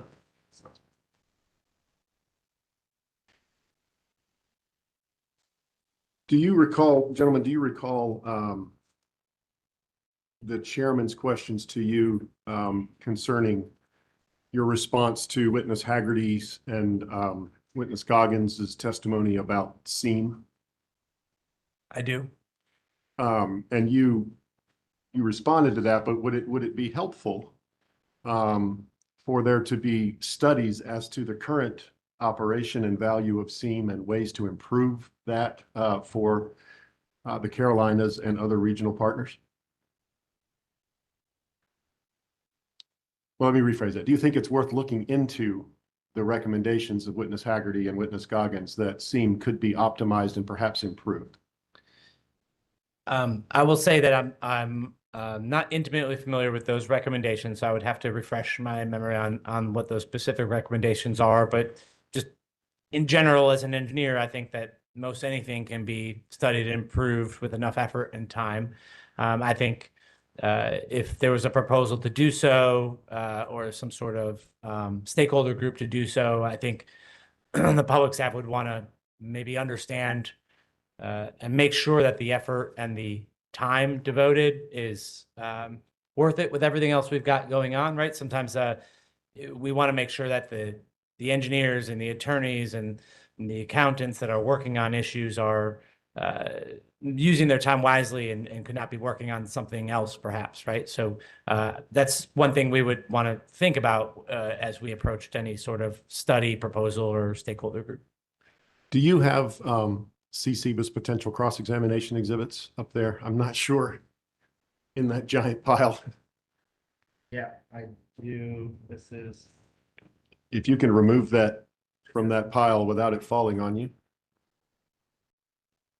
If you could turn to CCBA potential exhibit, cross-examination exhibit 12.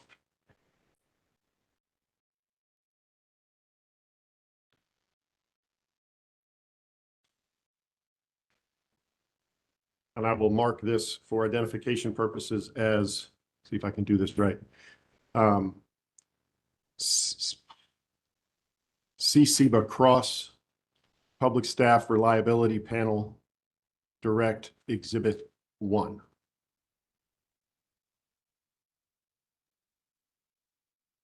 Do you recognize, I don't know if you'll recognize that document, but this is a report from the Brattle Group dated April of 2026. Unlocking the Value of SEAM. Is that the document that's in front of you? That is. Have you ever seen that document before? I've seen it, but I'm not familiar with it. Okay. If you'll turn to. Could I stop you for just a moment, sir? Sure. Because we haven't, okay, I want to go ahead and identify that for the record as CCBA Cross Reliability Direct Exhibit 1 based on your Cross 12. Yes, sir. Okay, so it's identified. You may continue.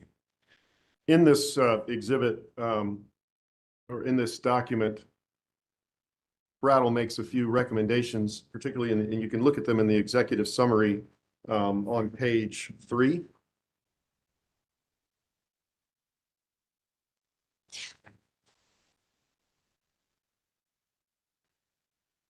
Yep. You see a little chart there? Table ES2. Yes, thank you. And among their recommendations are that the Carolinas look into establishing an energy imbalance market that does not sacrifice balancing authority. Do you see that in the first block?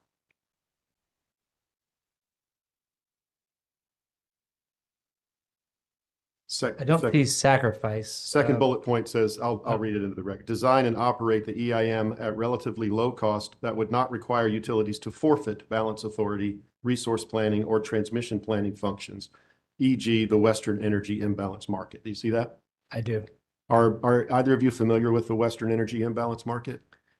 I generally know how it works and that it exists, but I couldn't tell you anything about the operations of it. Do you think it would be fruitful to study that and see if it offers any lessons to the Carolinas for the operation of their system in interregional ties with its neighbors? I'll start off by saying I'm again not familiar with this report and the study and the research that led to these conclusions about SEAM. But just glancing at the executive summary, I see that there's a lot of concern about the design of SEAM and how the benefits are limited by the design. So I'm not sure if this is saying that we should expand SEAM to become an energy imbalance market or fix SEAM to convert it to an energy imbalance market. But if that's addressing those, if it's addressing those design challenges spoken of in the report, I can imagine it might improve the design. But I will note that the executive summary seems to highlight the fact that the benefits are below projections. And let's just say this is not the first project I have heard of where benefits are below projections. So it may be also a result of rosy projections, some spreadsheet optimism, maybe. Mr. Chairman, I'd move admission of CCBA Cross Public Staff Reliability Panel Exhibit 1. Okay, motion to admit CCBA Cross Reliability Thomas and Singanzi Direct Exhibit 1 based on your potential Exhibit 12 without objection. It's admitted. Thank you. No further questions. Thank you, gentlemen. Thank you. I think Sigfer. Thank you, Chair Brawley. Just a couple of questions. Mr. Thomas, do you recall Chair Brawley's questions on SEAM and specifically whether the public staff has any recommendations regarding different reporting requirements regarding SEAM? Yes, I recall that. Are you aware that on December 18th, 2020, SACE, the Sierra Club, and NCSEA filed a joint petition for investigation and rulemaking and docket number E-100 sub 171 regarding SEAM? Did you say December 2020? Correct. At the time, I'm sure I don't recall the contents of that at all. I do know that there has been a lot of concern about the design of SEAM and what parties are allowed to participate and what kind of transactions are cleared. So I understand those at a high level, but the specific document you're referencing, I probably looked at it 5.5 years ago, but don't recall its contents today. And would you agree, subject to check, that that petition remains pending before the commission? Subject to check, I have no reason to disagree, but I have to look into it. Thank you. No further questions. Okay. EDF. Yes, Chair Brawley, thank you. Ben Smith for Environmental Defense Fund. This goes to two questions. One goes to Commissioner Tucker's question on a new coal plant. Do you recall that? Yes. Understanding this might fall outside of some of the purview of this panel, Witness Thomas, I know your experience and you are on a number of panels here. Is it the public staff's position that Duke has modeled a system both in its NTAP and longer range of the 15-year planning window that reduces emissions while maintaining reliability at a least cost service? The overall conclusions of the public staff on that, I think, were covered in depth over several days with Witness Mishna and Metz, but I would say that the goal of the CPIRP in general is to model the system to maintain or increase reliability, achieve the least cost pathway, and meet emission targets for net zero in 2050. Yes. Thanks. And the new coal plant that was sort of discussed, I think Commissioner Tucker referenced natural gas, and I think he was probably talking about fuel supply and fuel supply risk. A new coal plant might offset some of those issues, but it might create other issues, including increasing emissions. Isn't that right? Yes, I think a new coal plant would certainly make it much more difficult, if not impossible, to meet the 2050 net zero targets, especially if some of our concerns about hydrogen, the feasibility of hydrogen bear fruit. But yeah, it would certainly cause other challenges as well. Thank you. And moving on to the question Commissioner Gaida asked you, and actually Commissioner McKissick followed up on with respect to reserve margin. Do you recall those questions? Yes. I heard something in your answer discussing how this would impact decisions made after the NTAP window. Am I characterizing you right there? Yes, I think I was just generally speaking to the fact that there is an NTAP that Duke requests approval of, but there are also projects and capacity that's built outside of that window, and Duke does not begin acting on projects once they enter an NTAP. They are working on projects that are beyond the NTAP. So even though Duke isn't necessarily here saying, I want the commission to approve the NTAP as well as every single resource out to 2050, Duke's project development teams are certainly trying to understand the funnel of projects that they have, how that fits in with projects needed in the NTAP, and then what projects in their development funnel might serve to meet the need outside of the NTAP. It's probably not precise one-to-one, but I have no doubt that Duke is taking some proactive steps to develop those resources outside of the NTAP window. And so this reserve margin question is some of the improvement planning endeavor. Would it be to sort of make more accurate what the long-term needs are? Actually, let me ask this a different way. Scratch what I just said. Does the reserve margin estimate impact the development of long lead resources?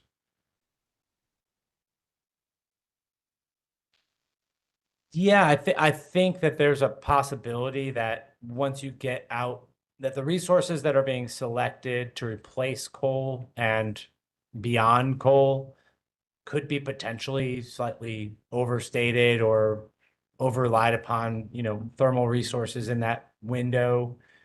Probably very slight impact based on our understanding of the dynamics of the reserve margin and outage rates and how that all plays together.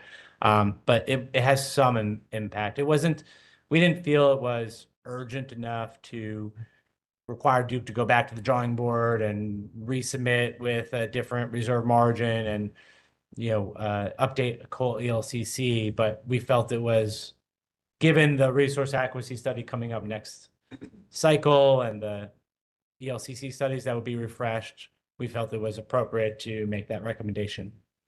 And last on that, so this suggested change going into the next resource adequacy study that could impact recommendations with respect to new nuclear, offshore and onshore wind? It could. It's hard to sit here and say exactly what that impact would be over the long run.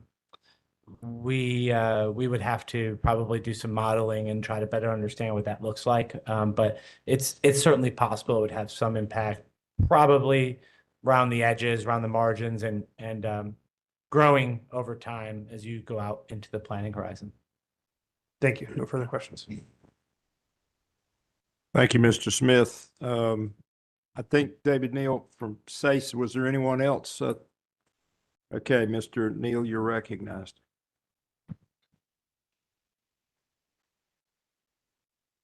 Thank you, Chair Brawley. David Neal with SACE et al. Gentlemen, you recall being asked by Chair Brawley some questions about SACE witness Goggins' recommendation about the potential value of exploring increased interconnection ties with neighboring regions? Yes. And are you, in your role, public staff,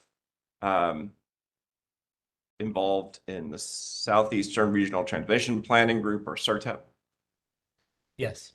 And you would agree that CERTEP doesn't identify a wide range of potential benefits of regional transmission projects, correct? Yes, I think we've testified this before, that the vast majority of Duke's transmission projects are planned through the local transmission planning process or the Carolina Transmission Planning Collaborative, CTPC, and very few regional projects, if any, I believe, are proposed through CERTEP. And in your experience, have you observed Duke asking within the CERTEP process to evaluate the broader potential benefits of those regional transmission projects like congestion relief or production cost savings? Have I heard them asking for it? I think we've seen Duke advocate for quantifying those benefits within the local planning process. Regarding the regional planning process, I'd have to look back a little bit more at the meetings. They happen quarterly, but I don't recall Duke not like specifically asking for those in the meetings that I have attended, but I personally have not attended all of them. Sometimes members of my team do, and so I couldn't speak definitively about what Duke has asked for over the past several years at CERTIP. At a higher level, do you understand that the underlying premise of Witness Goggins' recommendation is that there's, when you increase ties to neighboring grid operators and markets, there can be value in having access to resources over a broader geographical area?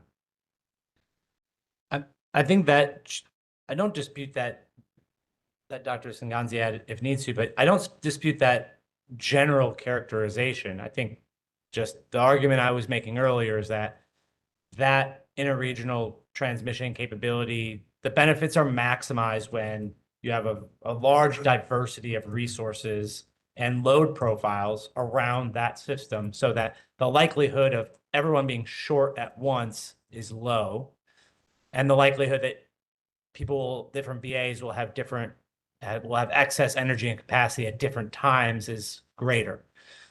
I think you're always going to have some benefit from interregional ties, but those interregional ties are not free.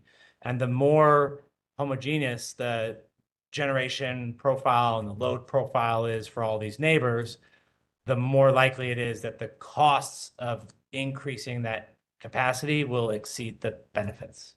I don't know if Yes, and conceptually speaking, yes, some of what you mentioned has validity in the sense that, let's say if we're talking about on a national level, let's say the Southwest has a large deal of solar energy. If they had interties with maybe areas in the Midwest where there's a decent amount of, let's say, wind energy potential, yes, there is potential for benefit on a regional scale.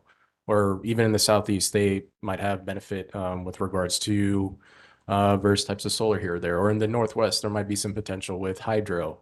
Interties, conceptually speaking, can have some benefit. But with the nitty-gritty when it comes to actual implementation and the collaboration that would be necessary across various jurisdictions, there can be some challenges. Well, at a minimum, you would agree that we ought to study those potential benefits and see if they're there, so we're not leaving money on the table for Duke's ratepayers. Yeah, I think as I mentioned earlier, I don't believe that Duke is ignoring its interties with neighbors. Like I said, I believe there's, subject to check, there's at least one project or cluster of projects in the CTPC right now that would increase intertransfer capabilities with PJM. But yeah, I think there is a kind of regulatory gap between the local transmission planning process and the regional transmission planning process. And frankly, in the Southeast, the utilities are far more likely to want to do their transmission planning in the local process. You don't see a lot of regional processes and studies coming out of CERTIP. And I think there's a FERC complaint right now about that exact problem, and many are calling for, the CERTIP process, the regional transmission planning process to be, there's been proposals to add a independent administrator, some sort of third party to help facilitate, coordinate data, and perform these studies. So I certainly am not going to sit here and say that the CERTIP process could not be improved, but I think that would be the venue for such a study, would be through CERTIP. And just to put a finer point on it, when extreme weather hits, you would agree that storms move. And so they might be affecting different parts of a region differently at different times. Yes. And so that's one of the ways that geographic diversity could be a benefit. Yes. Now, you were also asked a question, I believe, from Chair Brawley that my colleague from CC, but Mr. Burns asked you about related to SEAM. Do you recall? Yes. And I won't go over the same ground Mr. Burns covered, but is it fair to say that SEAM could allow Duke to get more out of its existing system by selling unused energy and utilizing unused transmission service? Yeah, I mean, I think that SEAM provides an avenue for those kind of 15-minute bilateral transactions. I don't think that Duke wastes a lot of its excess energy. I think that Duke does make efforts to trade or sell either within SEAM or to our neighbors, right? We sell power to PJM every year. We buy it back sometimes from PJM. Yeah, I think that SEAM could be improved. I have no reason to doubt the Brattle report's conclusions that we just looked at. But I think the extent of the benefits, what that maximum theoretical benefit really is, what is maximum achievable. Certainly, I think we can work our way towards that. And I understand many parties have criticisms of SEAM, and I would not necessarily oppose an effort to improve it. But again, I don't see SEAM, whether or not it's been improved, to provide much value to our conversation today about how to meet load with our resources and what new resources to build. So. Thank you. No further questions. Thank you. Mr. Jirak, Duke? Very briefly, is that it on the intervener side on commissioner questions? Yes, it is. Okay. Just very briefly, a little bit of discussion here on interties with neighbors. And I think you touched on this, but would you agree that one of the core driving considerations in resource planning and ensuring reliability is the ability to be able to serve load in extreme weather conditions that occur on the system, correct? Yes. And I think you mentioned this. We've had experience with the reality that in extreme winter weather conditions, imports from other neighboring jurisdictions can be cut. Yes. And does the commission have any ability to prevent that from happening? If a neighbor chooses to not deliver power to us, can the commission do anything about that? I do not believe so. And all things being equal, if supply conditions in our neighboring utilities is getting tighter, one would expect the likelihood of that happening in the future to continue to go up, not down, correct? I think it depends on, it depends on when that tightness is occurring. But yes, if that tightness is correlated with our own tightness, then yes, that likelihood would probably go up. And when you kind of just monitor the headlines of what's happening around the country, including our neighboring utilities, what's happening in PJM, is your sense, and from your experience being involved in some of these processes, is your sense that supply is getting tighter or less tight in our neighboring utilities? I would say it's getting tighter. I know that PJM is undertaking very significant reforms, and FERC is looking at how to fix this issue as well. Critical issue, fast path, and reliability backstop. But right now, as it stands, is very tight in PJM. Yes. And so that reality that is occurring in our neighboring utilities, I think, would you agree, has to have some very strong impact on how we think about the value that any interties could potentially provide to our system? Yes. And I think even as we were responding to Commissioner Brawley's question, Chair Brawley's question, those concerns are reasons why there probably should be some priority on focusing on internal intertie possibilities or opportunities within the DEC and DEP authorities, because those are very really real realities where we might not be able to rely upon neighbors when most needed. Yeah. And I think to consistent with your testimony, while the commission has no ability to influence the resource planning processes that are occurring in neighboring utilities and PJM utilities to the south of us, they do have the ability to ensure a reliable resource plan for this state and for our balancing authority, correct? Yes. Okay. No further questions. Thank you, sir. I think we're done with, Just a few from You're- the public staff, no problem. you're correct. Sorry. Just real quick. Yeah. There's a lot of interesting ground covered here and I'm not going to replow it. But I do want to just revisit, Commissioner Guida asked you some questions about appropriately modeling coal in connection with the, resource adequacy, modeling. Sorry, you have to forgive me.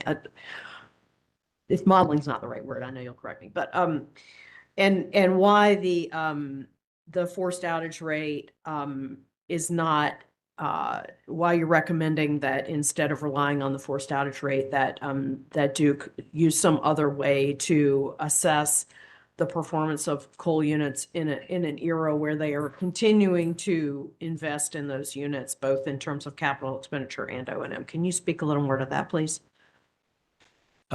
Sure, yeah, so I think our recommendation in our testimony is that we change the approach to coal, to modeling coal, to assign it a lower capacity value, recognize it's not one-to-one, and potentially have a slightly lower reserve margin we have to meet as a result of that. And I think we stand by that recommendation and we'd like to see that happen.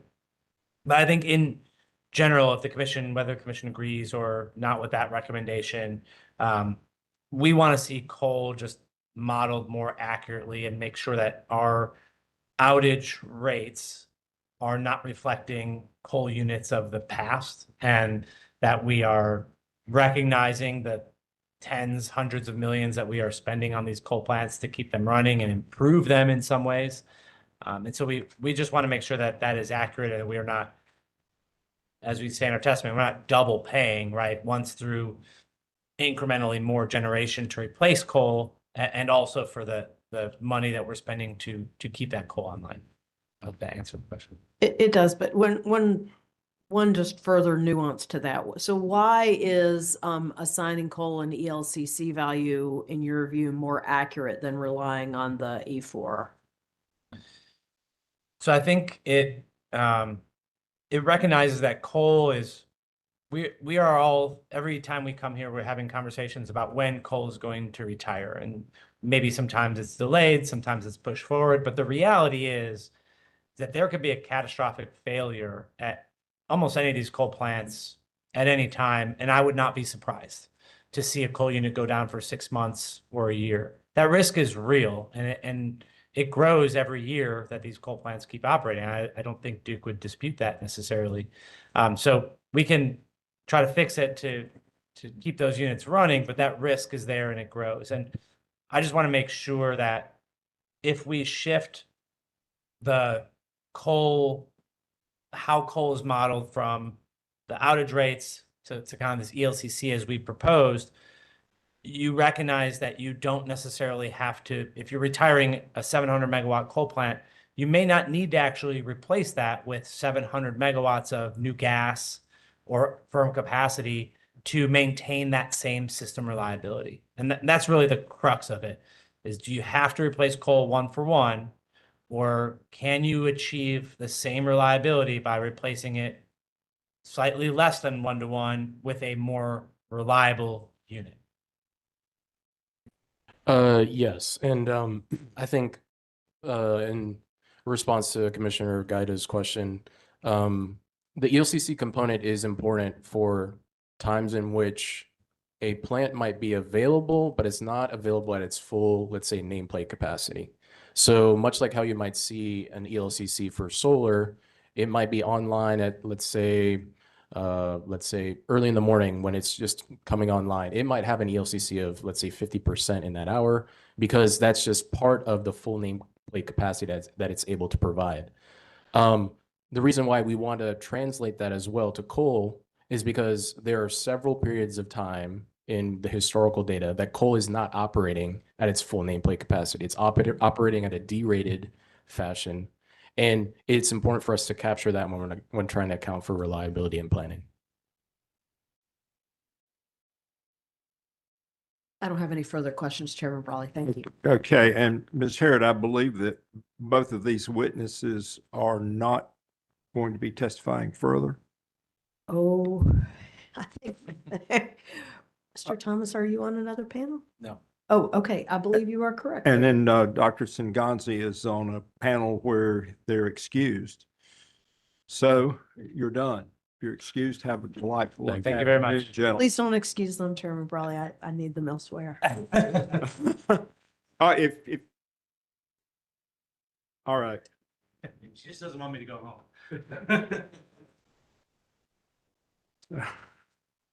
Okay, at this point, I think we're going to go ahead and take up NCSEA's witness, Glick. Mr. Somolovsky, if you would like to move to chair 3. Sure.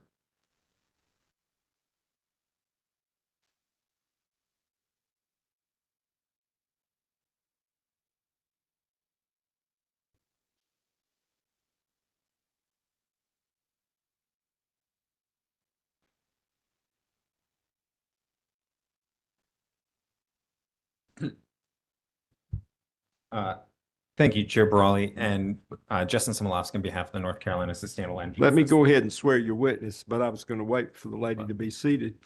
I was actually going to ask, there's a preliminary matter with NCSA's other witnesses. Would you like? Okay.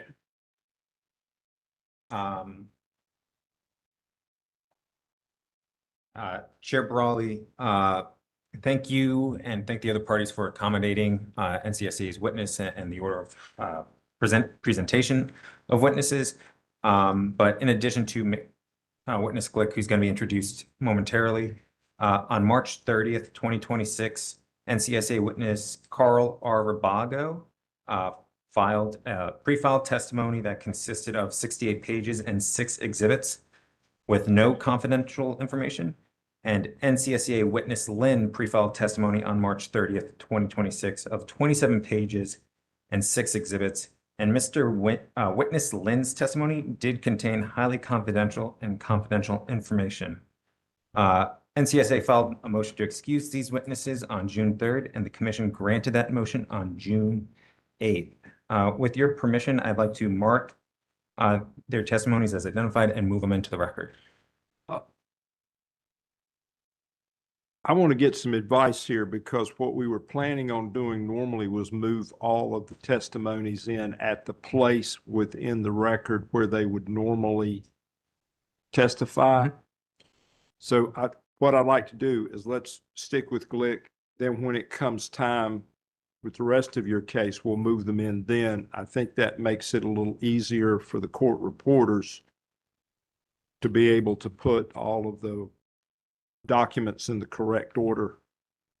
Yes, sir. Thank you. And thank you for the practice run of that statement, I guess. Okay. We could all use some practice. Well, it's still good morning. Would you place your left hand on the Bible and raise your right hand? Do you solemnly swear that the testimony you are about to give is the truth, the whole truth, and nothing but the truth, so help you God? I do. Mr. Somolovsky, your witness. Thank you, Chair Brawley. Good morning. Ms. Glick, may you please state your name and place of business for the record? Yes, my name is Debbie Glick. I work at Synapse Energy Economics, 485 Massachusetts Ave, Cambridge, Massachusetts. Thank you. And you pre-filed testimony on behalf of NCSEA on March 30th, 2026, consisting of 77 pages and 3 exhibits, correct? That's correct. And your testimony did incorporate confidential information. That's correct. And if those questions were asked to you again today, would your answers be the same? They would. And last, a summary of your testimony was prepared and filed on June 11th, 2026, correct? That's correct. Chair Brawley, I ask that the pre-filed testimony of Debbie Glick, its exhibits, and summary be entered into the record at the appropriate time. Okay, so we have 73 pages and 3 exhibits of confidential testimony of Debbie Glick, which was filed on March 30, 2026, and a witness summary filed on June 11, 2026 will be identified and without objection admitted to the record. Thank you. With that, witness Glick is available for cross-examination. Okay, I have Avangrid.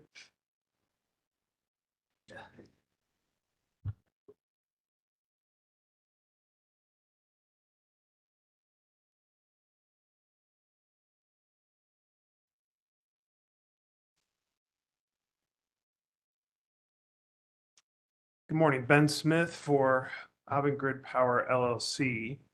I want to take you to page 44 of your testimony. Great. I'm on page 44. And before I get to the quote, I want to understand that the alternative portfolio that you suggest does not include offshore wind. Is that right? The model did not select any offshore wind in the alternative portfolio. That is correct. And on page 44, you have a footnote saying, note these findings do not shift NCSE's position on the foregoing viability of onshore and offshore wind, nor do they reflect changes to NCSE's concern with respect to the application of the offshore wind acquisition request for information. As stated in footnote 61, my analysis did not include examination as to the reasonableness of Duke Energy's assumed cost parameters. It does not include any changes to these parameters. Changes to parameters, for example, lower forward-going capital costs could yield different modeling results. Did I read that right? Yes, you did. Can you explain what that means? It means that in order to maintain comparability of our portfolio to the alternative portfolio to Duke's, we made as few changes as possible to input assumptions. So we did not make any changes to the input assumptions on the costs or the availability of offshore wind. We used Duke's assumptions. So had you changed some of the inputs and assumptions in your modeling, it's possible that offshore wind could have been selected on an alternative path with different inputs and assumptions on that particular generation resource? It's possible that the model could have selected it. We did not model that, so I don't know what the results would have shown. Okay. And I believe that you're the only modeling expert that has a CERVM license other than Duke's modeling expert. Is that your understanding? That's my understanding. Can you explain what the impact of having that CERVM license is in your analysis? So my team is able to validate or to run our alternative portfolio through the CERVM model and do reliability analysis that tests the 45 weather years, 50 outage scenarios, 3 load scenarios. I think it's 6,750 different permutations. We're able to do that ourselves without having to ask Duke to do it or or PowerGem to do it. And to also understand more thoroughly what Duke did when it ran its own CERVM analysis, because we're able to look at the results, how they programmed it into CERVM, what changes had to be made to the Encompass database to make it fit in CERVM, because it's not an exact match. You have to make changes in order to make the database fit. So it's fair to say that it's you're able to validate the reliability aspects of your alternative portfolio to sort of push it forward as being a reliable possibility. Correct. And as we discussed in my testimony, we were able to validate that the alternative portfolio we developed met reliability requirements that Duke outlined. But you don't take a position on the reliability of offshore wind based on the fact that it wasn't a selected resource in the model based on Duke's input and assumptions. Isn't that right? That's correct. Yeah, we couldn't take a position on it. Our model didn't include it. All right. No further questions. Thank you. Sigfer. SIGFR has no questions for this witness. Thank you, Chair Brawley. Thank you. Public staff? Thank you, Chairman. Good afternoon, Ms. Glick. My name is Will Freeman. I'm an attorney with the public staff. Thank you for coming today. I would like to ask you some questions, and I'm not trying to elicit confidential information, but I don't want to impair your ability to communicate with us. So if you feel like you need to say something, please let us know and we can take steps, but my preference is to not go into confidential session. If you could please tell me why you describe ELNG as an immature technology. Is there a specific place in my testimony you're referring, or just You discuss it generally? in several places, but page 6, item 4 is, I think, the first place.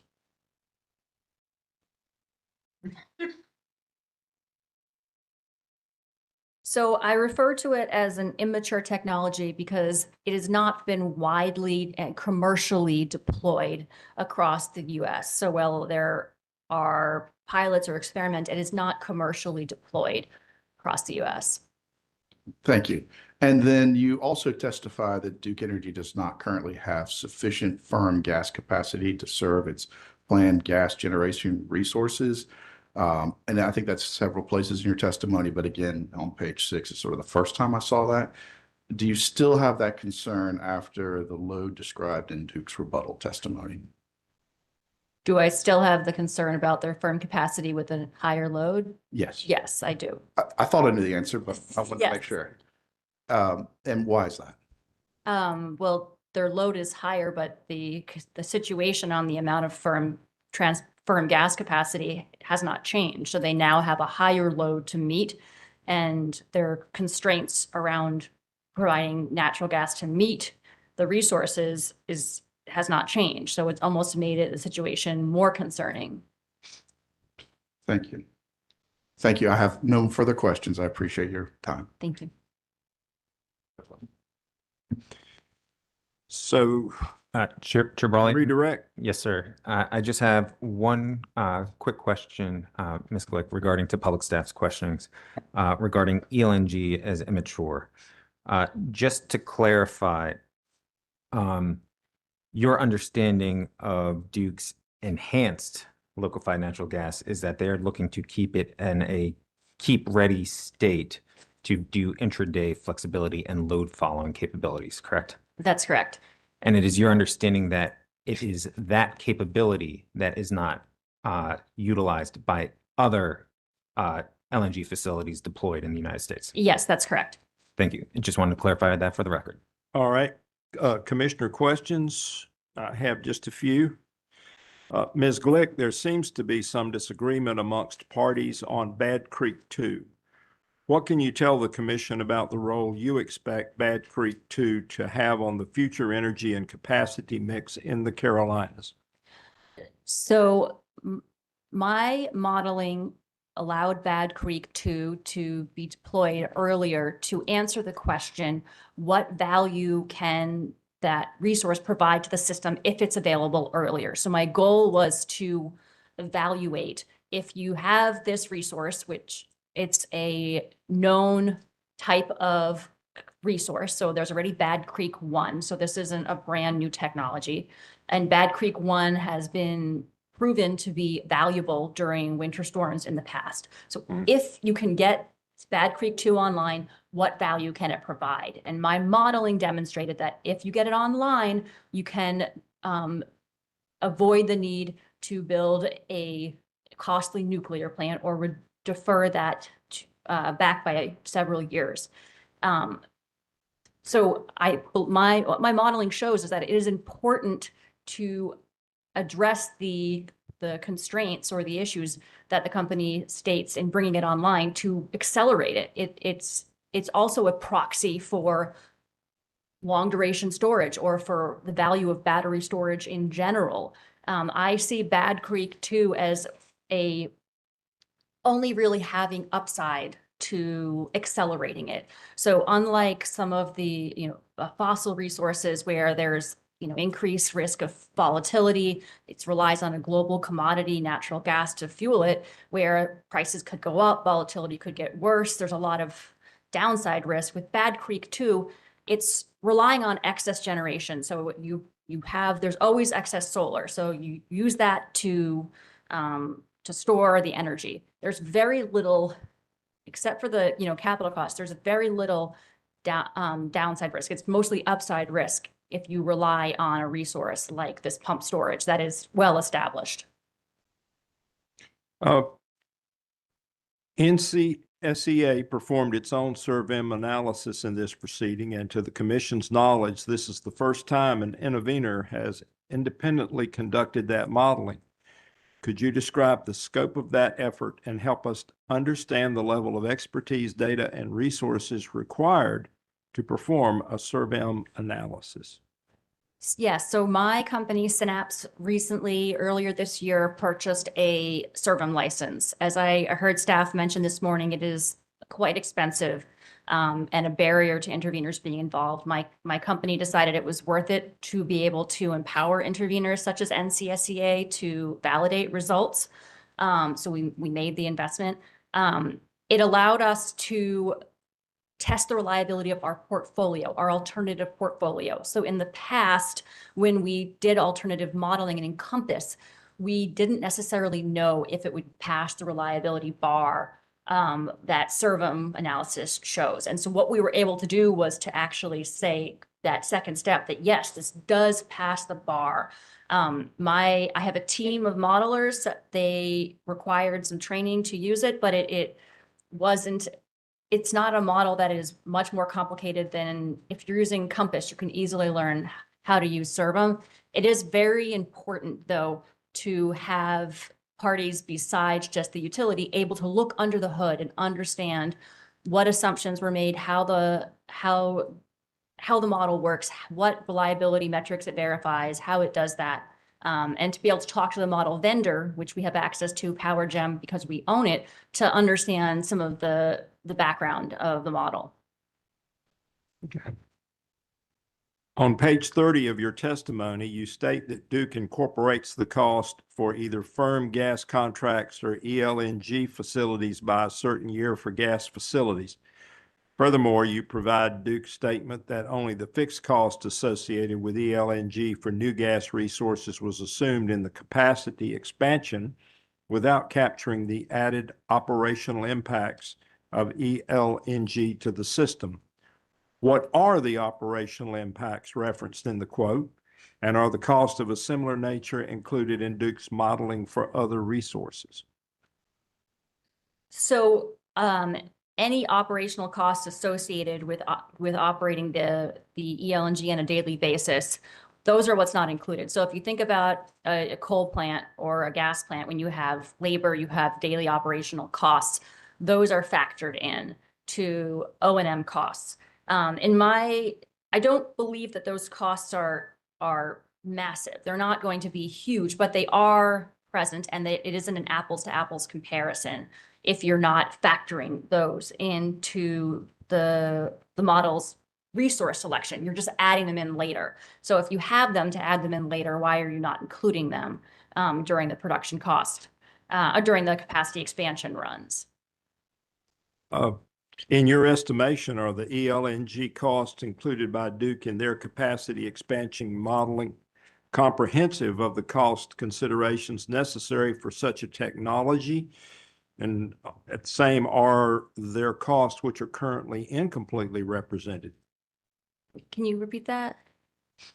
Yes. In your estimation, are the ELNG costs included by Duke in their capacity expansion modeling comprehensive to the cost considerations necessary for such a technology? Not necessarily. I'm concerned, and I believe witness Lynn for NCSEA talks about this more extensively.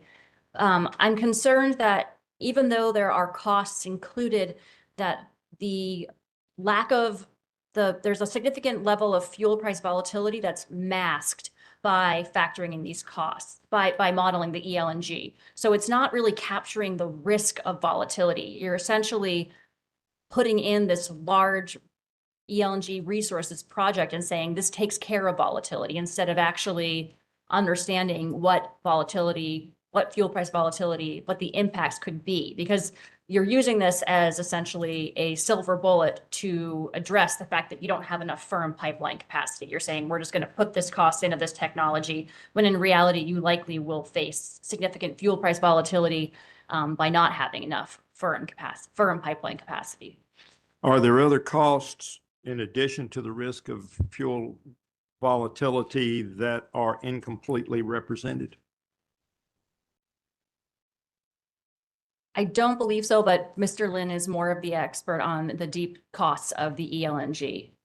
Okay, so you don't know whether there are or not, so you're not saying that there aren't, you're just can't answer the question further. Yeah, so part of the challenge is this technology, the way it's being used, it's not commercially deployed, so it's not as clear what all the costs could be. Well, I understand. Yeah. Thank you.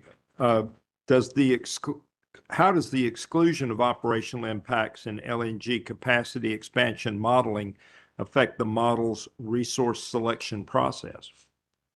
So what happens with the capacity expansion model is the model looks at all of the costs of building a new, gas resource, for example, and that includes the fuel costs. And if over the long term, if it determines that it's higher cost to operate this plant because of the fuel costs, it might not select it. When you omit some of the costs, some of the O&M costs, it doesn't see those costs, and it looks cheaper to operate a combined cycle than if you had included those costs. As I said before, it's not necessarily, though I don't know that those costs are massive, but it could impact a selection on the margin. What we're talking about is when there's a small difference, it could impact the selection on the margin, and that's what I'm concerned about. Okay. In your alternative modeling, you included the high EE and high DSM input data sets as well as power pair as a selectable resource. So 3 questions on that. Why did you include the aspirational goal of 1.5% EE savings in your modeling sessions? So my understanding is that Duke has surpassed the 1% goal in some years already. And so it's not out of the question. It's not necessarily even aspirational to assume that they can go higher than 1%.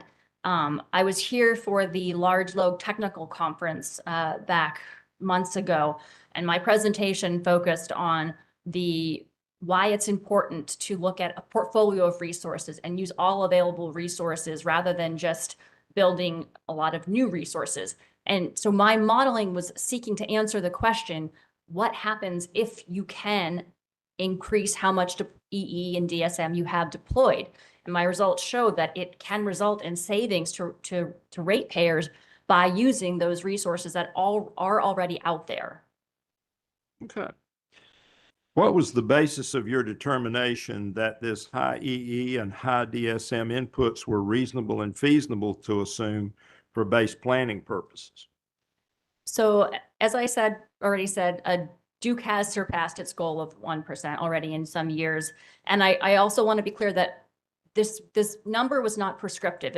We were not saying that, programs X, Y, and Z specifically are what Duke should be increasing its investment in, should be going after. We were instead saying, look, if you can increase investment in DSM and EE, it delivers benefits to ratepayers. It's really important that the commission and the company understand that there are reliability and cost benefits to ratepayers, which is especially important when you have massive data center load coming and an affordability crisis that's really grabbed national attention. Invest in the resources that are lower cost and available to deploy in the near term. Okay. Are you aware of the Power Pair pilot program's status? And how did this pilot program influence your decision to include the selectable resource within your alternative portfolio? Yeah, so I believe the pilot program was fully subscribed. And so if I'm thinking of the right one, so it was important to demonstrate that if the power pair is available to the model to select, it does select it. It wants more of this resource. It is a lowest cost resource. And it's important that it's available and it's deployed because it is the lowest cost resource when the model looks at it among others, supply side options that are available. Okay. Questions from other commissioners? Yes, Of course. And I think Chair Brawley has addressed it some with the questions dealing with DSM and EE. Your model reflects that far more could be accomplished in that area. Why do you feel that that can actually be achieved? Because I know Duke's concern historically has been it may not be attainable and achievable. So could you address that more specifically? Because it's a concern that I share as well.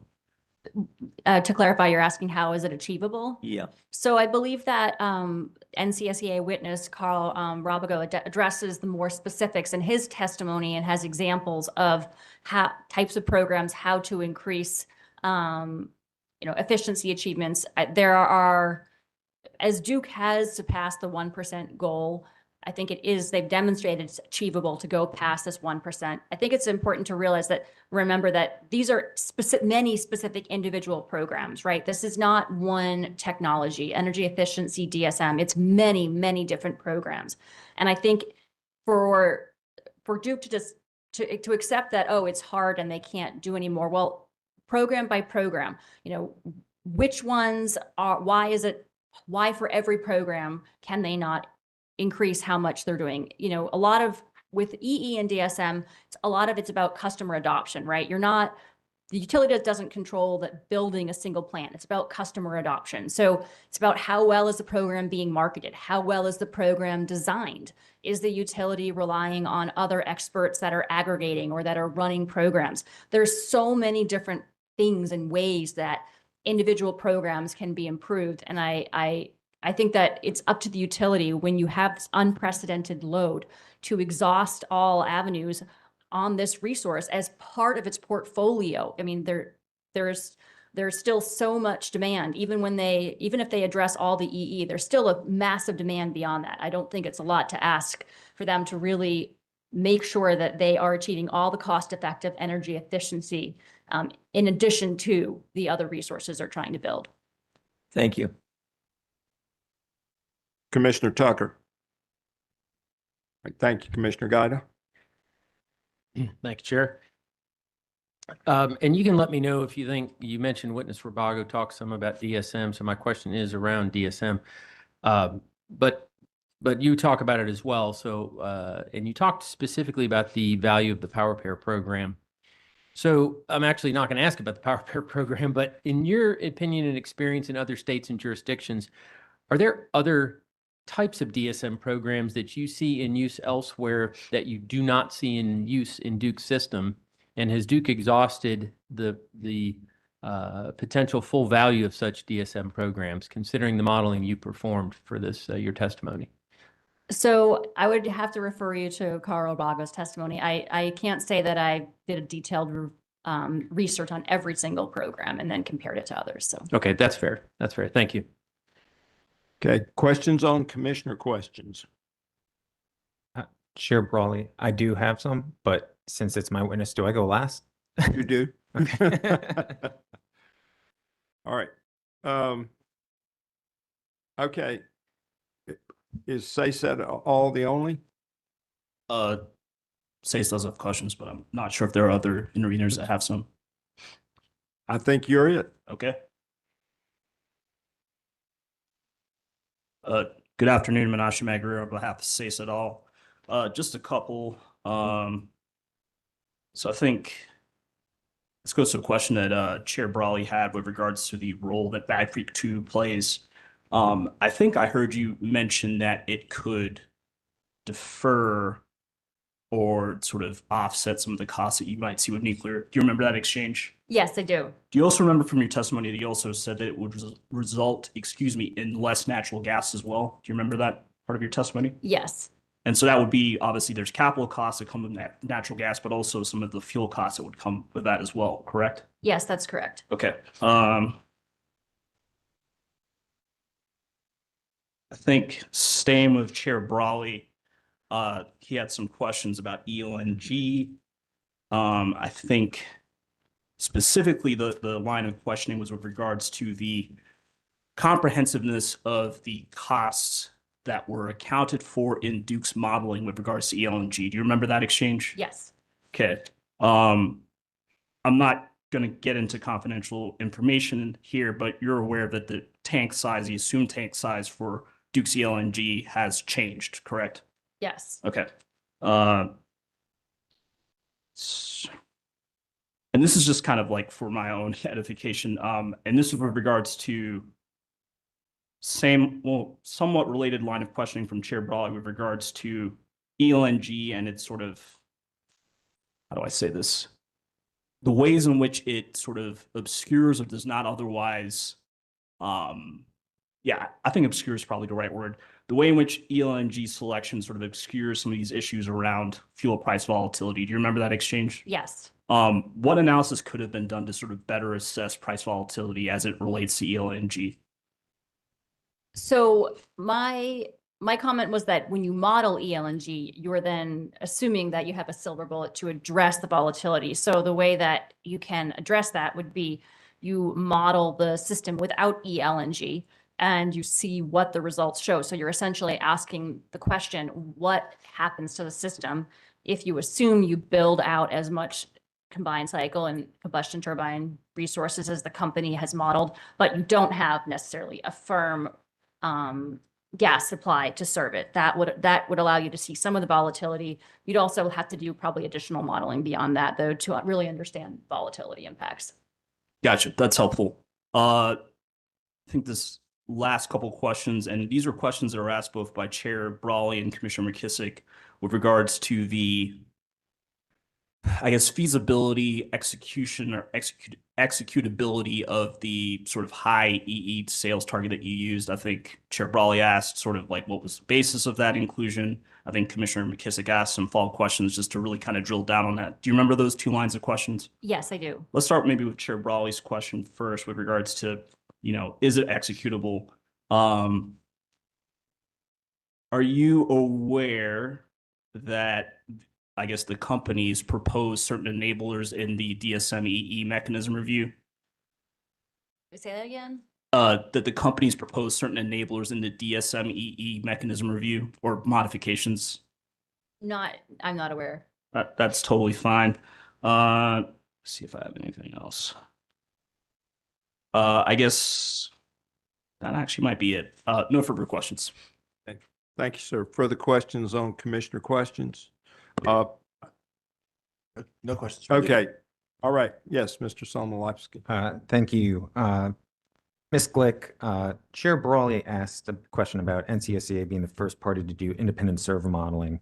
Can you confirm that the alternative model you produced surpassed the 0.165 threshold that Duke uses?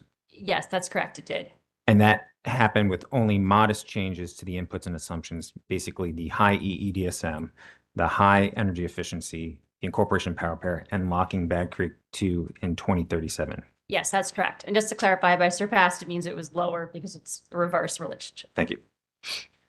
And then my next questions also relate to the questions that Chair Brawley, Commissioner McKissick, and Commissioner Guida asked on DESM.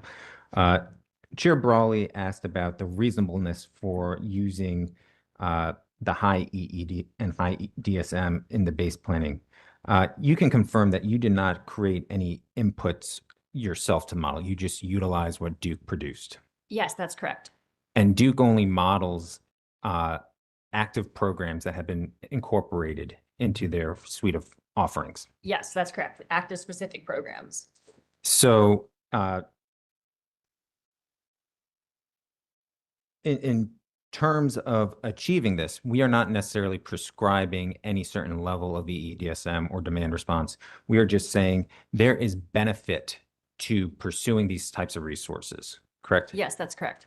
And given that benefit to achieve it, we now have direction because it has been modeled that there is an incentive for Duke to go find additional programs to be incorporated in future programs that can provide these capabilities and benefits. Yes, that's correct.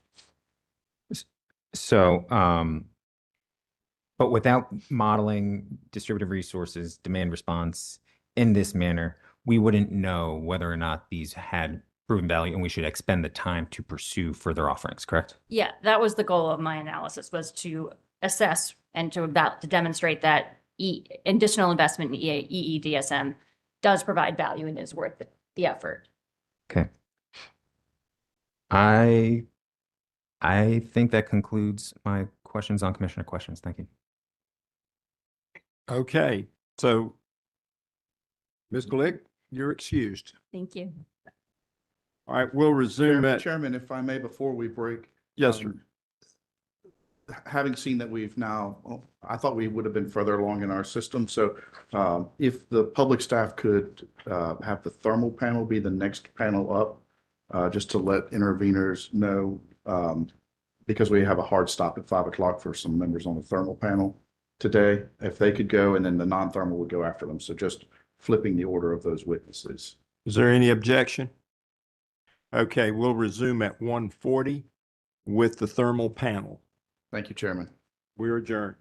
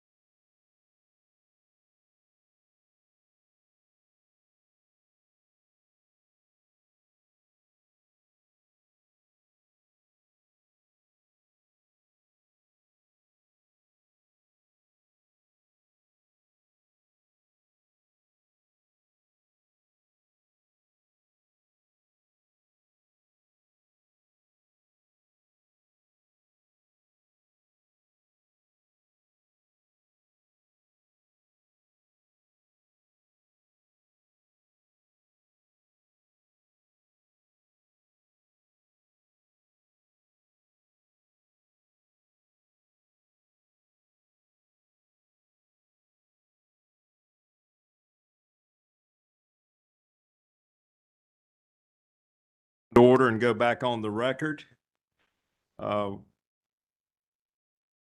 So, Mr. Felling, I believe you have some motions. Chairman, I'm Or- going to assist with Mr. Felling. Mr. Freeman? My name is Will Freeman. I'm an attorney with the public staff. At this point, as we propose to call Dustin Metz and Blaze Mitchell to the stand to testify as part of the Thermal Resources Panel. And Chairman Brawley, you'll remember the Thermal Resources Panel also initially included Jordan Nader, whose last day of work with the public staff was Friday, and also included Evan Lawrence, who had an unexpected medical issue that is impairing his ability to testify. And so I would respectfully ask and move that Mr. Metz be allowed to adopt their testimony, serve as an expert witness on this panel in their place, and that Mr. Nader and Mr. Lawrence be excused. I would note that Mr. Metz is very familiar with the work and testimony of this panel and is fully capable of answering all the questions on this panel's topics, and I would note that all parties have consented. Okay, so without objection, that is so ordered, and I believe both Mr. Michna and Mr. Metz are already, having been sworn, are under oath. So you want to move adoption of the testimony, and we'll go forward from there. Thank you, Mr. Chairman. Mr. Metz, would you please state your name, business address, and position with the public staff? My name is Dustin Metz. My business address is 430 North Salisbury Street. I'm the director of the Public Staff's Energy Division. Mr. Mitchell, would you please state your name, business address, and position with the public staff? My name is Blaze Mitchna. My business address is 430 North Salisbury Street, Raleigh, North Carolina. And my position is the manager of the Research, Economics, and Modeling section of the Public Staff's Energy Division. Mr. Mitchna and Mr. Metz, would you agree with me that on March 30th, 2026, the panel's pre-filed direct testimony was filed in docket number E-100 sub 207, consisted of 90 pages, 4 appendices, and 2 exhibits? Yes. Yes. Would you agree with me that the panel's pre-filed direct testimony contained both highly confidential and confidential testimony? Yes. Yes. Would you agree with me that on April 14th, 2026, a correction was made to the highly confidential version of the panel's testimony because we had included an incorrect exhibit and we replaced it with the correct exhibit? Yes. Yes. Would you agree with me that on June 9th, 2026, a summary of the pre-filed direct testimony of the panel was filed in docket number E-100 sub 207A that consisted of 3 pages? Yes. Yes. Do you have any additional changes or corrections to the pre-filed direct testimony as corrected or the summary in light of Duke's direct case? No. No. Based on your investigation of Duke's direct case, if you were asked the same questions today as corrected with that April 14th exhibit, would your answers be the same? Yes. Chairman Brawley, at this time, I would respectfully ask and move that the pre-filed direct testimony of the Thermal Resources Panel as corrected on April 14th, 2026, and consisting of 90 pages and 4 appendices be accepted and entered into the record, entered into evidence and copied into the record. And you want the 2 exhibits as well? Yes, the 2 exhibits, one is 8 pages and one is 1 page, be marked in the manner in which they are pre-filed and also accepted and entered into evidence and copied into the record. Okay, the corrected testimony of the thermal panel consisting of 90 pages, 4 appendices, and 2 exhibits as filed April 14th, 2026 with highly confidential information, and the witness summaries filed on June 9th, 2026 are identified and without objection admitted to the record. Thank you, Chairman. I would also specifically flag and note for the commission and court reporter that the panel's testimony has both highly confidential and confidential information, and I'll be glad to, during a break, work with the court reporter and Duke to ensure that we don't disseminate the information to those who aren't allowed to see it. Thank you, sir. Chairman, the panel is available for question and cross-examination and questions by the commission. Okay, C. Seba. Consideration will waive our questions. Thank you, sir. Sigfer. Thank you, Chair Brawley. Good afternoon, gentlemen. Mr. Michna, I'm going to start with you, if that's okay. You testify on page 16, line 16, that Duke should capitalize on federal incentives when planning for coal retirements. Is that correct? That is correct. Did you hear Commissioner Tucker's question to an earlier panel regarding the U.S. Department of Energy's announcement last week of $850 million in funding for coal projects? I did. Does the U.S. DOE's announcement last week change anything about your testimony?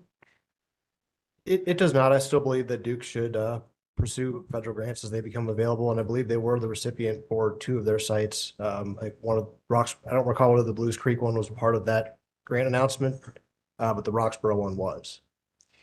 One of my next questions was going to elicit that testimony, so thank you for getting ahead. Are you also aware that one of the projects being funded is for a Duke Energy Kentucky facility?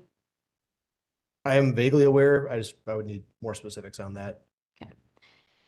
Mr. Metz, I'm going to ask you some questions about Mr. Lawrence's testimony.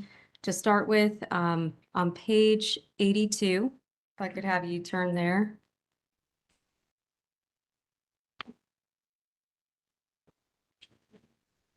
Page 82, I'm there. Okay. Starting at line 19 and continuing on to the next page, Mr. Lawrence testified that Duke should have notified the commission of its decision not to comply with the approved stipulation and the commission's order and received permission to act contrary to the commission's directives. Did I read that correctly? Yes. Can you please elaborate on what that testimony is pertaining to and the circumstances leading up to that testimony? Certainly. So within the testimony, we include the commission's overall order. And so without going into that finer detail, the commission accepted the overall stipulation between the parties in that case. And part of those actions were for development activities as prescribed by Duke to ensure nuclear was coming online approximately 2034, 2035 time period. And when is new nuclear now slated to come online? Based upon Duke's estimates currently in terms of the modeling, it would be coming online January. The earliest it can come online would be January 1st, 2037. And what, in your opinion, is the cause for that delay? So that's a complex answer, so I'll try to break it apart in pieces. So again, I'm going to try to call this equally on kind of both sides of the equation here. Is there value? So if the concern is about being second mover, is there value to North Carolina ratepayers on not moving first in order to get more certainty on the project design, cost estimates, and other miscellaneous items? Yes, that is truth in that statement.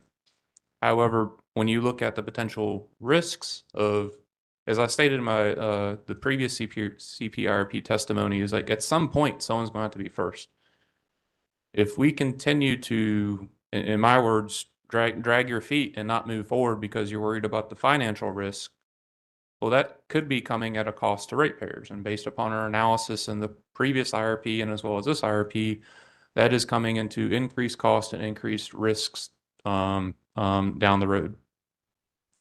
Now, in terms of some conversations about technology, is that the predominant discussion in the last case was about small modular reactors and not large water reactors. Large light water reactors have had a little bit of a resurgence.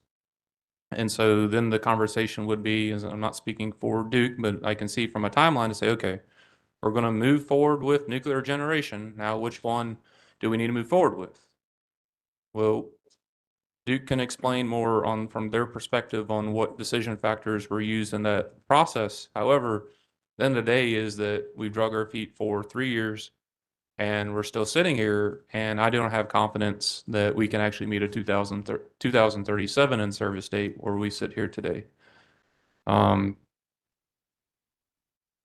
please don't, my comment shouldn't be taken out of context that we need to go rush and do everything at all costs. No, but there were certain activities that were supposed to be in place They were not completed. So here we are. And for the commission's context, that I've heard, you may be familiar of the nuclear renaissance that was proposed, or the terminology that was, I'm going through my career here, apologies. It's like 2012-ish. 2012-ish, I'll say 2008, 2012-ish. I saw that bubble pop. Just call a spade, is that everyone thought they were coming, lots of movement, and it went away, and nuclear really didn't advance that much going forward, and the discussions of SMRs were present there. So going into this is there going to be a nuclear renaissance 2.0? People in industry don't like it being referred to the 2.0 because the 1.0 failed, or 1.0 didn't deliver what people were expecting. So as we sit here yet again in this crossroad, is at what point are we going to move forward? And from a planning docket is saying, if we do not have certainty that we're going to move forward, we need to have more certainty on other actions. And as we testified in a previous panel, is that based upon the loads that Duke is signing, you need high capacity factor energy and capacity resources. So if we continue to delay nuclear build out, we need to start having longer conversations about other generation resources on gigawatts to replace that ability to bring the generation on. Sorry for the long-winded answer there. If I went too far afield, I'm sure you'll bring me back in. So what is the remedy, in the public staff's opinion, for Duke's delay causing now a 3-year later online time for new nuclear? I don't have a solution to that remedy to make the utility do what the economic analysis is suggesting. The only thing I can advise the commission from a planning docket standpoint is saying, either if Duke is the utility who needs to tell us if they're going to move forward with nuclear.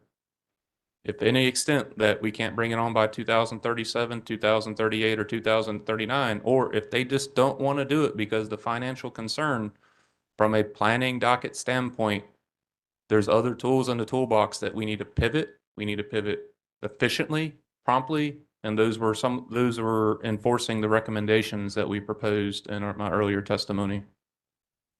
And so do you think the commission should mandate development of new nuclear by a certain time frame?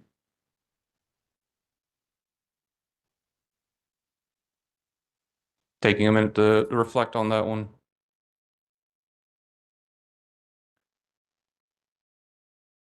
I think the utility has a charge to ensure that a least cost system is brought forward on their system on the behalf of ratepayers, and rates are therefore set accordingly. And to the extent that the utility is not moving forward with the least cost solution, this starts dredging carefully into rate recovery or future impacts to rate recovery. From a planning docket, I believe this commission can direct the company to move forward with reasonable and planning solutions, especially of which the ones that the company has proposed. Does the latest load forecast increase or decrease the urgency for Duke to begin in earnest pursuit of new nuclear development? The overall update to the load forecast, all generation assets that are even economically selected should be pursued in a reasonable way. Again, for caveat in that, because I can never get away from this without putting a caveat. Sorry, let's say if we get pricing and the pricing comes in at 50% higher than what we're expecting, is that I don't believe that we should go tell the utility to say go forward at all costs, and then we'll pull the rug out from underneath you on the CPCN and disallow 50% of the cost because it's above your estimates. There is a reality of push-pull here. But however, utility should move forward so we can have an informed conversation on what the costs are. Is it materially different from the planning document? And what are the alternate solutions given that now Duke has signed the load?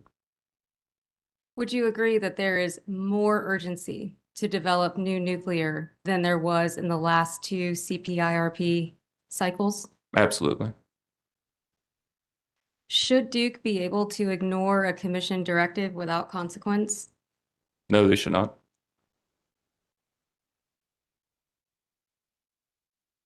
You also testify that federal loan guarantees would help the risk of cost overruns. But you would agree, would you not, that that is out of this commission's control? I agree. With respect to levers and tools that are within this commission's purview and authority, what solutions does the public staff propose in terms of motivating Duke to build new nuclear expediently?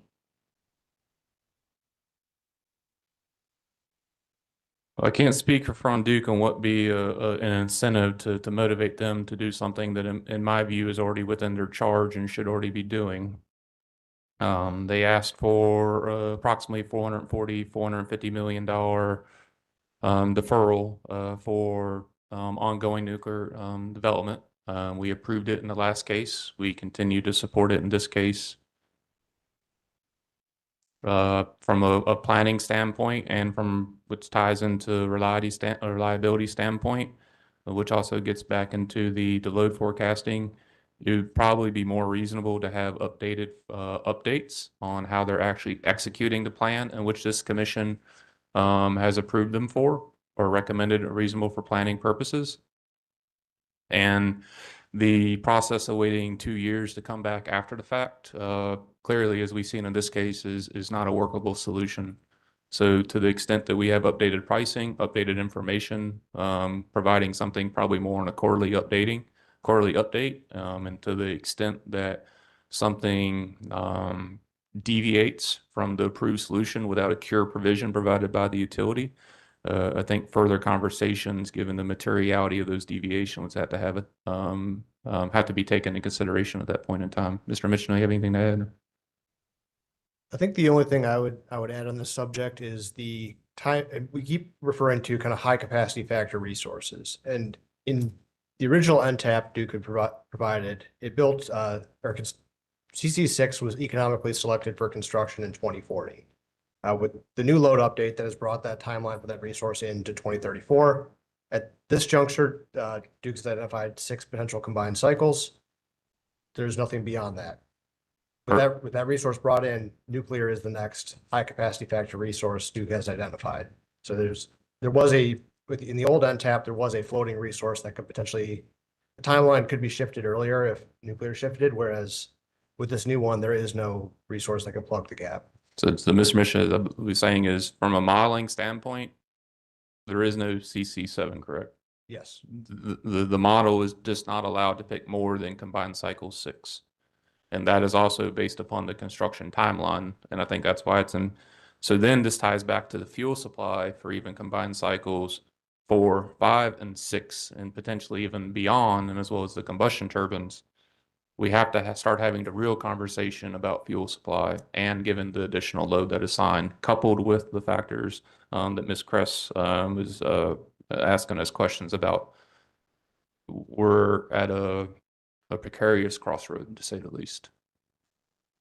Would a symmetrical ROE adder tied to Duke's completion of milestones to construct new nuclear or lack thereof, as the case may be something that this commission could implement as a potential solution? I would say within a rate-making setting, that could be one of the tools in the toolbox that could be applied. One of many, but many more would need consideration and evaluation. Thank you. No further questions. Okay. Thank you. Environmental defense.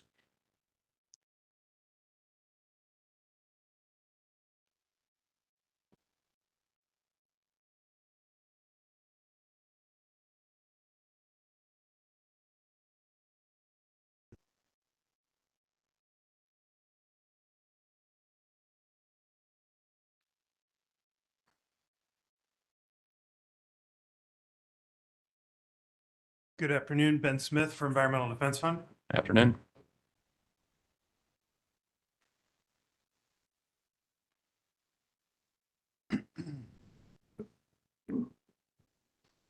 All I have a number of questions, but I wanted to jump on one thing coming out of Ms. Kress's line of questions. I guess I sense a tension between a check and adjust sort of mentality when compared to how to plan for and develop long lead resources. This is something that I sense, and I don't know that it's true in the modeling, but it does seem like as we go forward, each NTAP in the CPIRPs has increased gas and pushed off developing other resources. So I'll ask you to this: do you all sense a tension in the idea of check and adjust with respect to sort of near-term action plan and the ability to develop long lead resources? Start.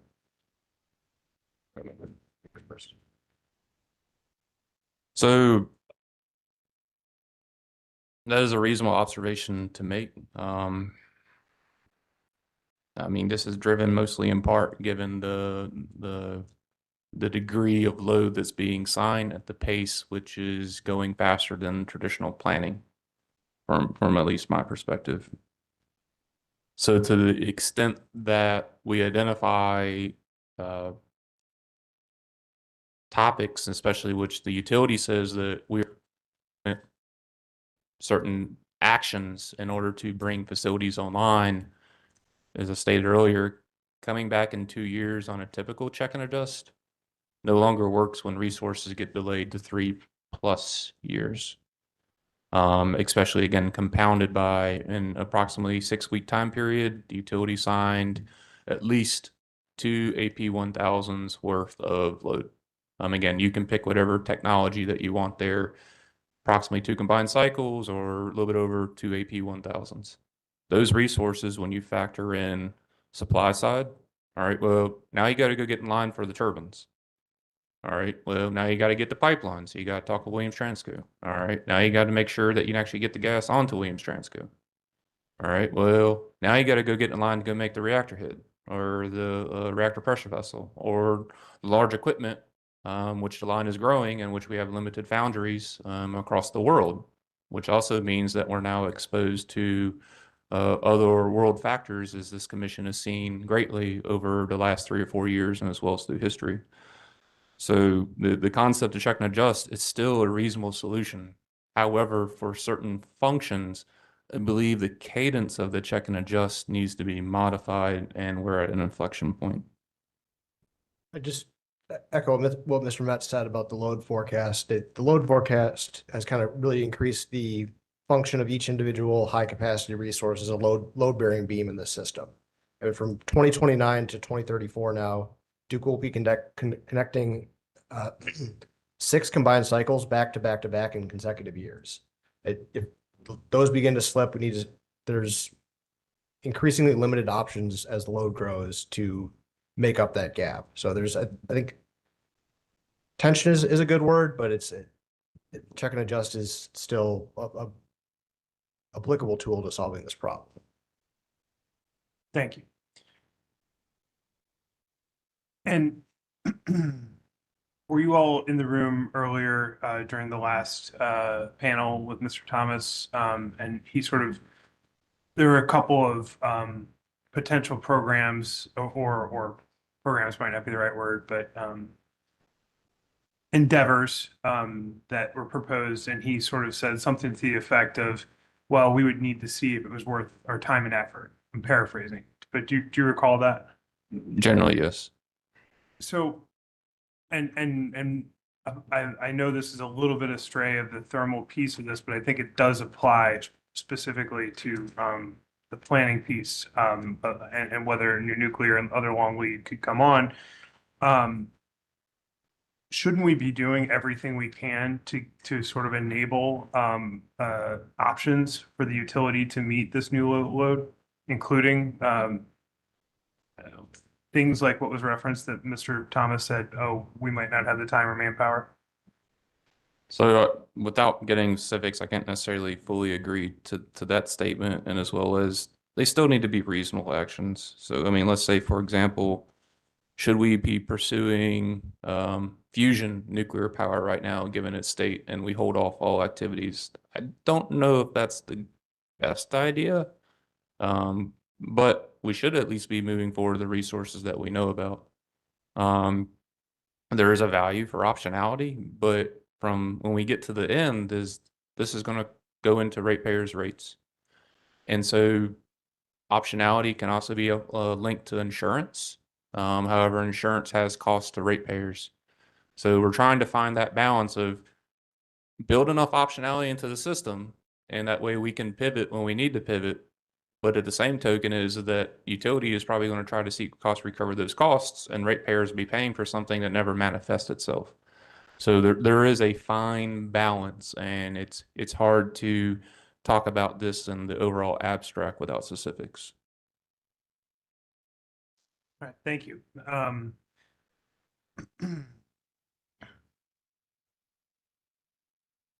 Mr. Michna, I believe you testified, page 14, lines 11 to 18. Oh, gosh. Please.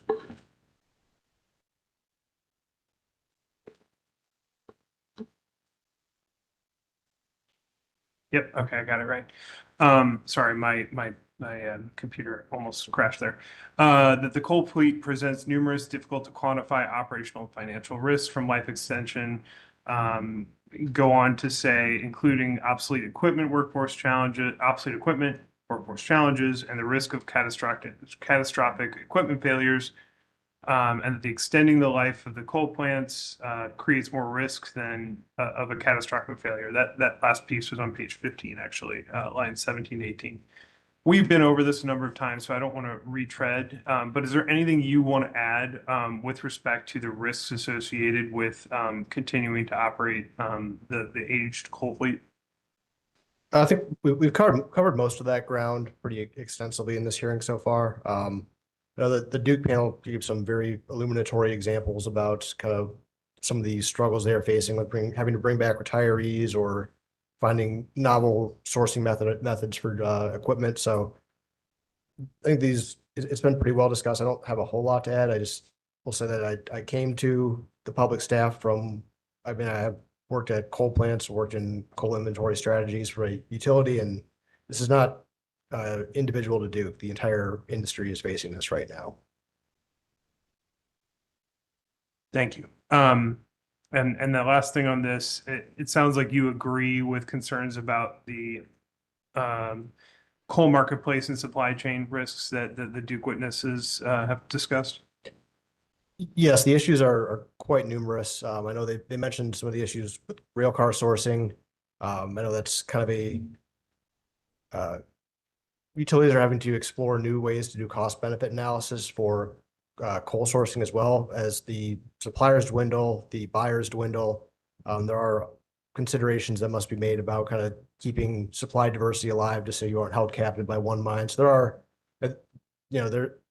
the people working in the industry are doing what they need to do to keep it moving, but the challenges continue to mount, and they're facing things that they have not had to face before. Thank you. Moving on to natural gas risks. I think you testified, it looks like a page 83, lines 3 through 5. Natural gas reliant generation exposes ratepayers to fuel volatility, potentially stranded assets, and the risk that hydrogen fuel generation will not be sufficient or able to reach the 2050 requirements. Do you recall that? Yes. And then I'm going to jump back to page 43, lines 1 through 4, where you said filing additional CPNs before the 2027 IRP would be premature and would voice an untenable stranded asset risk on ratepayers. Do I have that right? You have that right. That was referencing the advancing development load case. I think we've discussed kind of at length how the landscape has changed since then.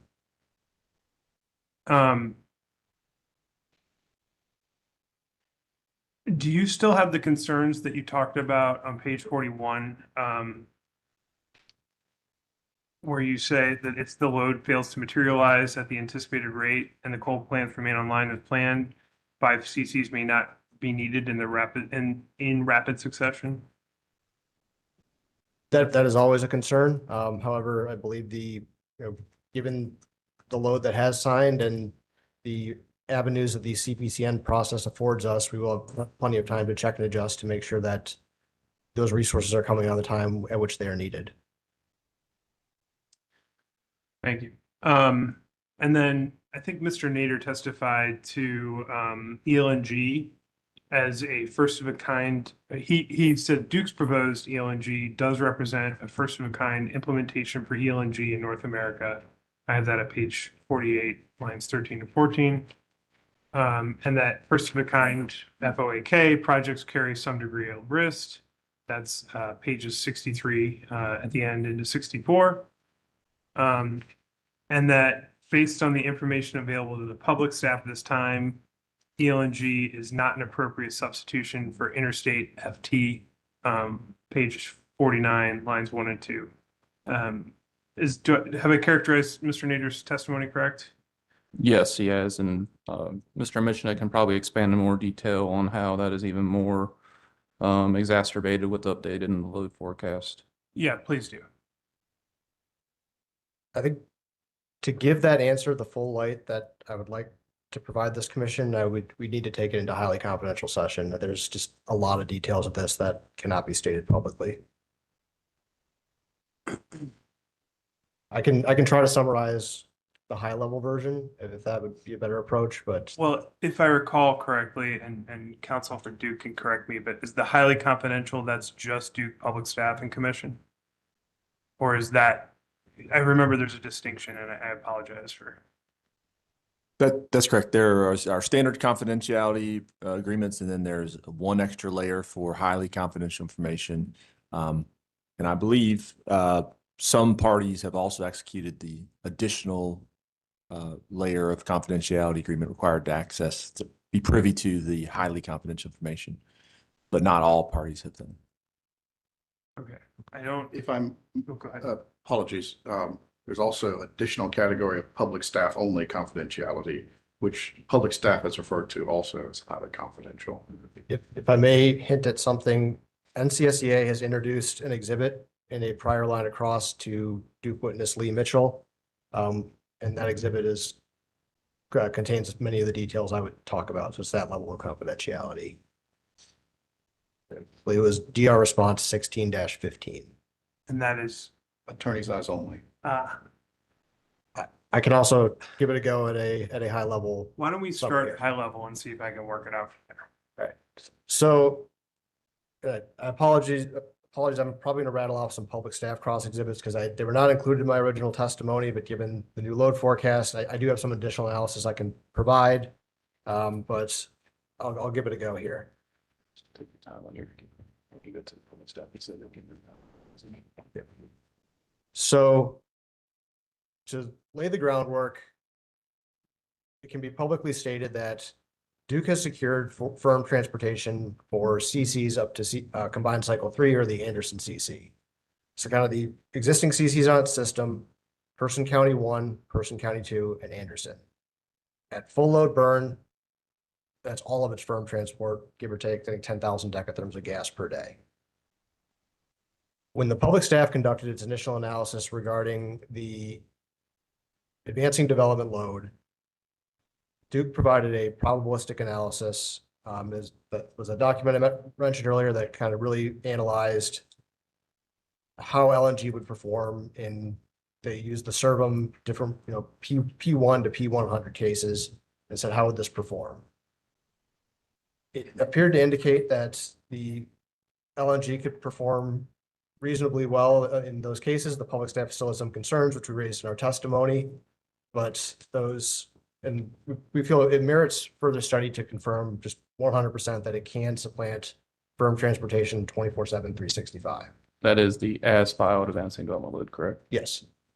So public staff cross exhibit 69 is my analysis of the 2033, which is the year studied in that analysis, how Duke's gas plants would perform given the capacity factors that were extracted from Encompass. So just purely the data Duke provided in filing, transposed upon the gas usage of those plants, it indicated how much gas would need to be purchased from Zone 5 on a daily basis, just taking the annual capacity factors and saying if a plant runs 80% of the time, the daily burn will net out to 80% of its full load, or the daily gas use will be 80% of its full load burn. And then just try to come up with the daily gap, just, number over 365 basis. I added in the new gas units. So this is what the gap that we're trying to solve here before we get into LNG, combined or combustion turbines or DFO plants. Then as one extra layer, I added in the advanced class turbines, the 6 that are added in the Duke's requested NTAP, and said how much are they going to be used. In this case, the capacity factors of those units showed some oscillation. It showed there was a little bit of headroom. Duke would still need to go to the market daily, but we were kind of open to the idea of LNG supplanting firm transport with further studying. There was also headroom with regards to the capacity factors. The units were not deployed 100% of the time. You could tell there was cycling of most of the units. In particular, the advanced class turbines were not running at the full 40%. They were running at like 10 to 20%, which shows, they go up and go down like normal. So public staff cross exhibit, I believe this is 55. I think I punched a hole through what we call the exhibit numbers. So my subject to check on that one is the same capacity factor numbers applied to the same analysis using Duke's new load forecast. This shows the gas usage of these units significantly increases, and many of them max out pretty much. If they're allowed to run 40% of the time, they are running 40.0% of the time. Oh, sorry, public staff cross exhibit 56. So this dramatically increases our concern, showing that basically the existing fleet of units is running significantly higher in this new forecast and using a significant amount of gas daily, which means that Duke will need to go to the market and procure a significantly higher amount of gas on a daily basis. Mr. Mitchell testified to kind of what this gas, how the gas supply works. We still think that warrants further studying. I believe he used May 26 as an example, which is not necessarily in the period that we're concerned about, but I believe he addressed that as well. So getting into the results of the study, Duke had provided a probabilistic analysis, which NCSEA has submitted as a cross exhibit already, that looked at the advancing development load forecast and said, at what percentile does the LNG not suffice and we have to rely on fuel oil? In a supplementary discovery response to that DR, Duke provided that analysis in the high load forecast, and I can't go into those details without going into that, highly confidential, but it was different. And that has our concerns raised higher. And we acknowledge that LNG brings value to the system. We acknowledge that, as Mr. Mitchell testified, North Carolina and South Carolina are a pipeline desert. There's not many ways in and out of the state. So a kind of high charge, high discharge gas resource does present value. We're just not there yet, whether it can supplant firm transportation. And we think this new result heightens those concerns and warrants further analysis. Apologize if I've been adequately vague there, but I think that kind of gets up where our concerns are. That maybe say it a little more pointed. The more megawatt hours that have to be produced create more concerns on whether or not this truly does supplant the equivalent of FT capacity. Is that accurate, Mr. Commissioner? Yes, and in addition, we looked at 2033 because when Duke's NTAP, that's when CC5 comes online. With this new forecast, CC6 would come online in 2034. And looking at this gap, I'm not sure how LNG, there may be an avenue for it to support 2 combined cycle plants. I'm not sure that it could support a third. And if it can't support a third, we need to get firm transport. And I think that'd be part of the analysis we're requesting Duke conduct is there an economy of scale of expanding firm transport into the Carolinas by 2034? In the initial filing, the ELNG was presented for 2 units that'd be coming online in the near term, and then 1 unit that was kind of often 15 years down the line.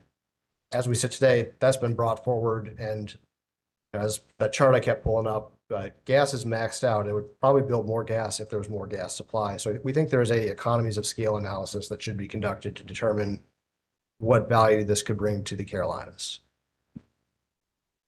I mean, if we're going to have to build FT anyway within the very immediate term, we need to be really looking ourselves in the mirror and say, well, maybe we should just be building FT based upon the conditions that Duke has signed this load, and we need the resources to serve it. I don't know if it's worthwhile, the confidential number of that project to just delay FT expansion by a couple of years, that would start to undermine the cost benefit analysis associated with that project. And again, to the commission's very cognizant, is just FT is not going to be cheap. I mean, it will come at a cost, but I think we're looking at this the lens of what is the ultimate least cost to ratepayers. And we need that analysis to help inform that discussion. And just to clarify, the public staff is not opposed to ELNG as a concept, where our concern is whether it can fully replace firm transportation. We think it does bring value on the system to have a high charge, a quick charge, quick discharge asset to get gas supply here. Because on days like Winter Storm Elliott, that is a tank on our system that can reliably meet demand. I mean, so going further on this and probably far afield of the questions, speaking to the commission is there a value for storage on the overall system given our constraints and demand? Yes, but that comes at a cost. But when we look at Winter Storm Elliott, we're talking about one event that happened within a very short, narrow time frame that only impacted a very discrete portion of the projects. So it's when I talked earlier about the concept of insurance, this could help mitigate that. More likely not, it would help mitigate that. But so far, that has been a event that has happened on the system, and the commission can see the price tag associated with that project for that. So again, echoing what Mr. Misha said, is like, we're not against it. It's just our analysis says it is not equivalent to FT. It appears that we need FT sooner. And if you want to move forward with this project for other reasons, then it's a different cost benefit analysis that is my understanding has been presented. Thank you. I think I'm going to leave the remainder of the specifics to other interveners, but I think that was a good overview from my question. I did have two follow-ups to your answer. The first follow-up is we've seen the load forecast materially increase each quarter or so, however, whatever the intermittency of the review has been, with maybe one exception, but nevertheless, it's increased substantially. If that trend continues, will that exacerbate some of the concerns that you just laid out even further with respect to fuel supply?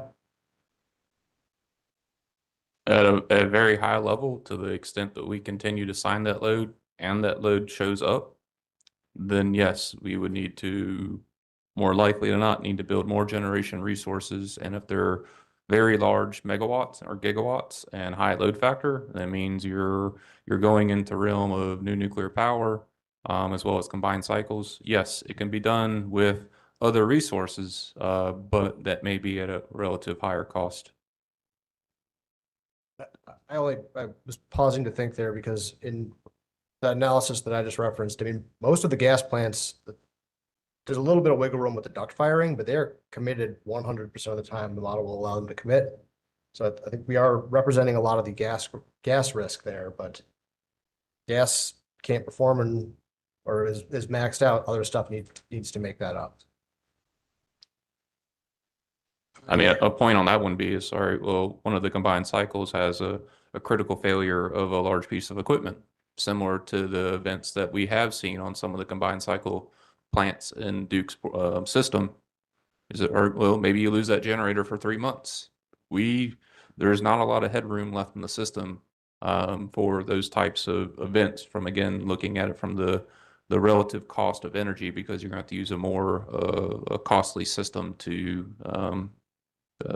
generate that need. Thank you. So, and I think this is a short answer, but it sounds like there's a benefit in sort of seeking out a diverse generation portfolio, maybe beyond the NTAP, so that we can sort of maybe de-risk some of the fuel supply concerns that you just discussed. Is that a fair characterization? I believe the NTAP, as we testified to earlier, are the minimum activities that we identified that we can move forward with. Based upon our current review at the current state, we identified the minimum that we should do. And a diverse portfolio of resources would help de-risk some of the fuel concerns as well from a cost standpoint too. We've been advocating for gas, but that does put a lot of eggs in one basket and does expose you to the volatility of that market. But our overall recommendation are still technology agnostic, and they're still representative in all of the above approach. And just to be clear, my question was actually looking beyond the NTAP, acknowledging that we kind of have a speed to power issue. Does that, Mr. Metz, is your answer remain the same? Yes. No further questions? Thank you, Mr. Smith. NCSEA.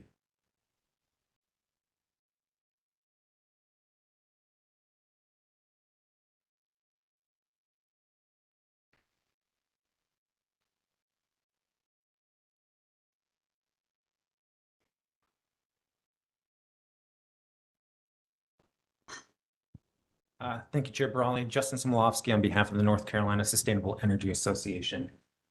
Mr.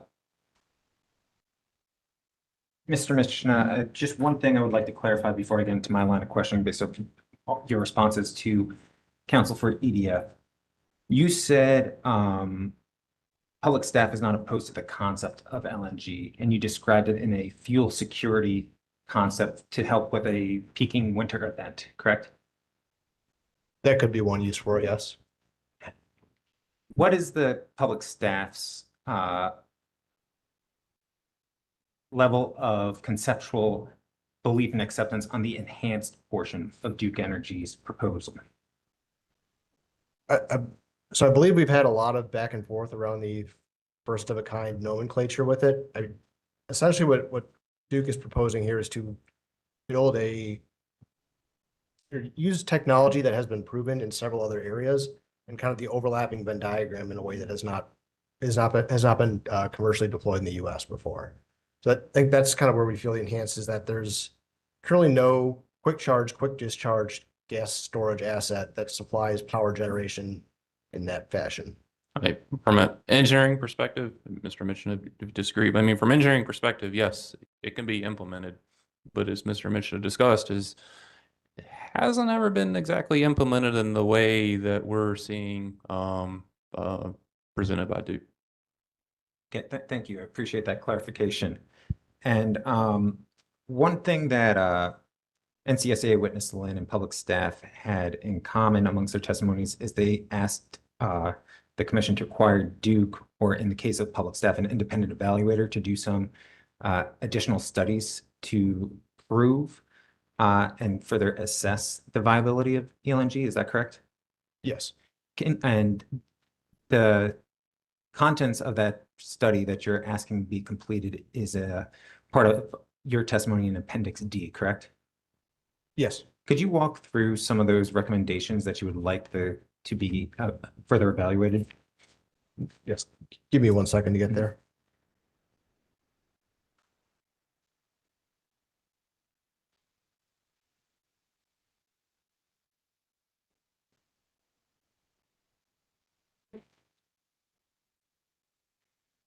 Right. So I mean, the first one is impact on ratepayers. I think that it still stands even with the new load forecast. That's with the new variables known, that's what we'd like to understand is kind of how does this fit into the overall landscape of where we are and where we need to go. Number two, same thing, just understanding kind of how the charge and discharge will work and the finances will be accounted for. And number two, going a little bit is, I mean, it's possible that there are revenue streams or benefits to the ratepayers that weren't exactly captured within Duke's model, and this is trying to acknowledge that. So is it possible that this could be charged when gas was low and then we have a run up on natural gas prices, say during the winter storm firm, and it gets discharged over X days? I make sure I don't go into confidentiality. There's probably benefit there. Now it's probably not material enough to the overall CapEx, but that was in part what item 2 was trying to identify. It's from a even playing field, tell us both the pros and the cons of this approach, so we're getting both sides of the equation. Number 3 and number 4 are specifically around the implementation costs and the configuration of the plant, which Duke has addressed some of this in rebuttal, but ultimately I think our biggest question is kind of how does this sit in the system? Has CC4, CC5 and the accompanying LNG, like how do the pipelines tie in? Is it, are they feeding the plant directly? Is it going to be drawing from or does it have optionality to charge and discharge during peaks and valleys? I'm really trying to tiptoe around confidential information there, but largely just like, how does this sit on the system? And then number 5 is, how does this connect to the electrical system? LNG or gas liquefaction and gasification use a pretty high amount of electricity. I know this did come up in the Mr. Mitchell's testimony in front of this commission.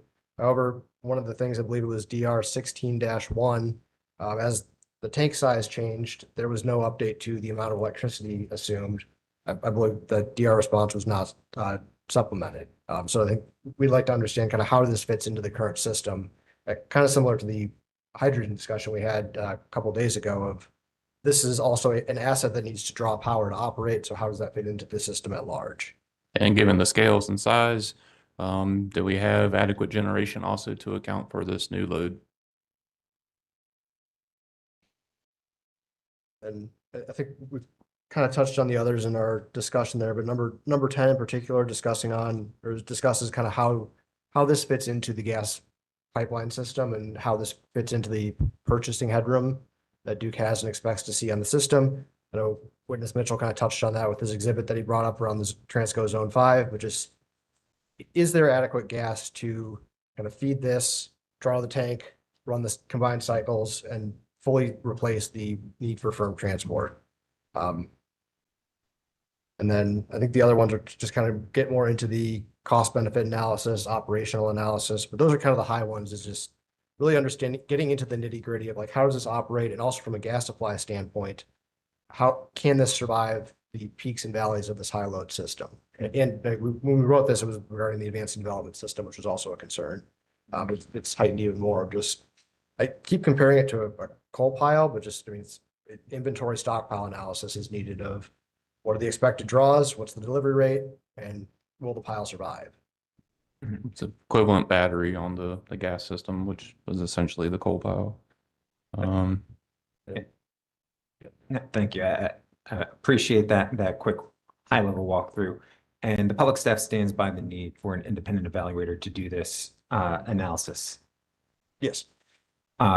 Given the acceleration of the public staff's in-service dates for CC4 and CC5, when does the public staff recommend this independent evaluation take place?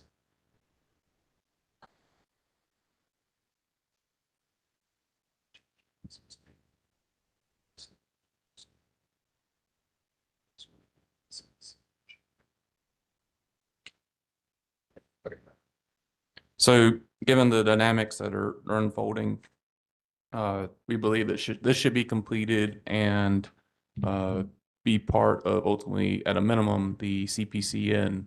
So if they were still requiring ELNG as the basis for fuel supply for CC4, then I would request that the study come in at that point in time. But however, I'm projecting to the company is that there will be a strong discussion about where is FT and the overall thought process and conversation. I don't want to be sitting down here in 6 months and saying, well, now we have to do ELNG because we didn't do an open season with Transco, and now it takes too long to get FT. So now this is about the only way you can get gas supply. So yes, we're at a very interesting intersection. So it's your belief, though, that this evaluation should be done and prepared in advance of the company's CPCN for CC4. The companies will need to demonstrate that they have adequate fuel supply for a combined cycle based upon the operation characteristics of these combined cycles, which should be essentially equivalent to FT. And dependent on whether these ELNG facilities are a fleet-wide asset, centrally located or co-located, would it be possible that an ELNG facility would need its own CPCN proceeding, not appended to a unit CPCN? So I think that gets into conversations about ownership. Again, without going too far down into the weeds, to the extent that, let's just say, again, in a hypothetical, that one of North Carolina's LDCs own the LNG facility. LNG facilities do not require CPCNs before this commission. To the extent that the utility owns it and it would be part of the overall operation plant,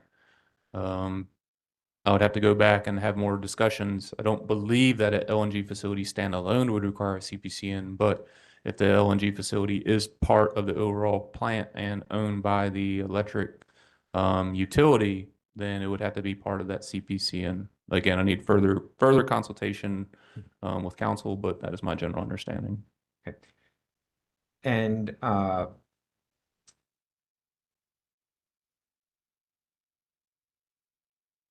just to clarify, an independent evaluator, this is not going to, just trying to think of past processes similar to this. Would this be closer to a request for information? It's not an RFP, it's not soliciting bids for the project. It is just trying to assess more information that the public staff feels is necessary before determining the public interest of such a facility. So the overall process, I thought it'd be more efficient for the commission to have someone who is independent sitting before them to have their own conclusions in which this commission could ask them specific questions. The utility can bring in their overall perspective and the public staff will bring in its overall perspective, but to kind of have that unbiased independent thought, we value that they should be the ones up here sitting, having that conversation and explaining to the commission the nuts and bolts, the technical analysis they did and the concerns that they have. And it will allow both parties to also have those conversations with them on how they reached those conclusions and the overall assumptions of how they got there.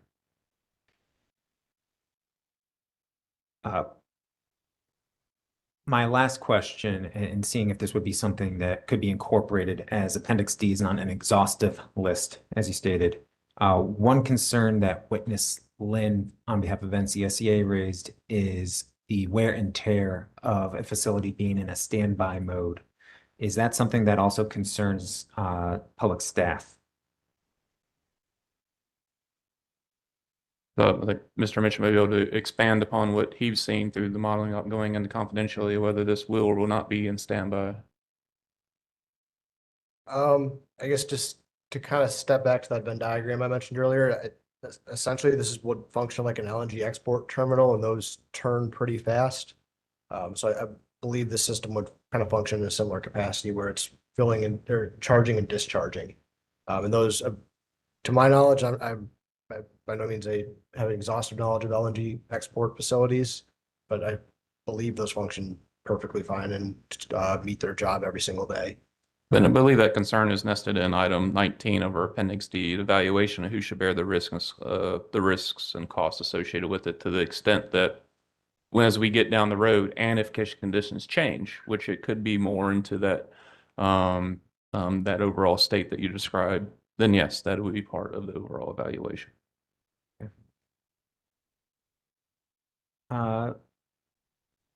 In the same vein, one of the other things that witness Lynn on behalf of NCSEA raised as a concern is whether or not the intraday flexibility enhanced capabilities of the proposed LNG is least cost compared to other solutions.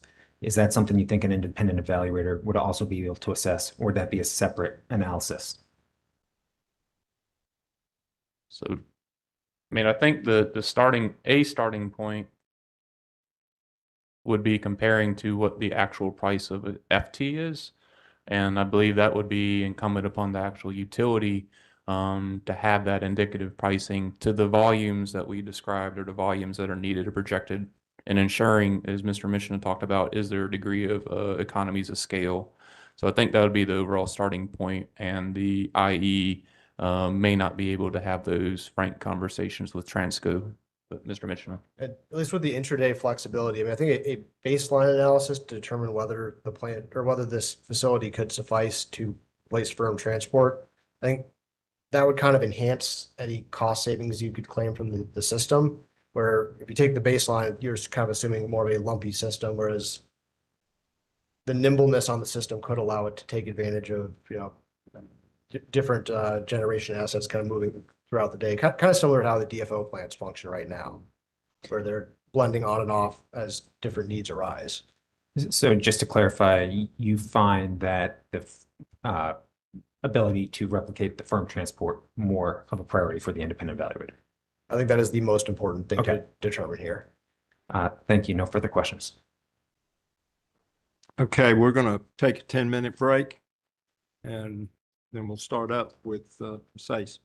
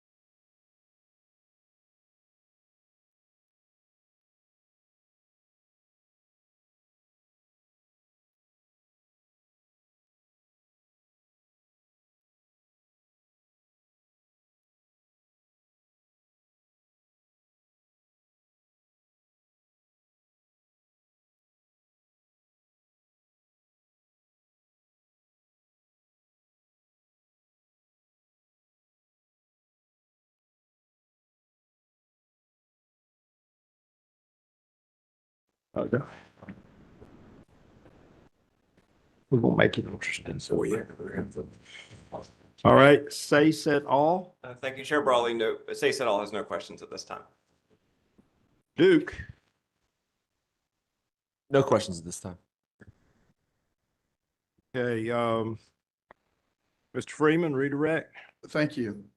Panelists, would you agree with me that the commission is the best group to evaluate the facts, law, reasons, and consequences, if any, for any departure from prior commission orders? That is entirely their call. Thank you.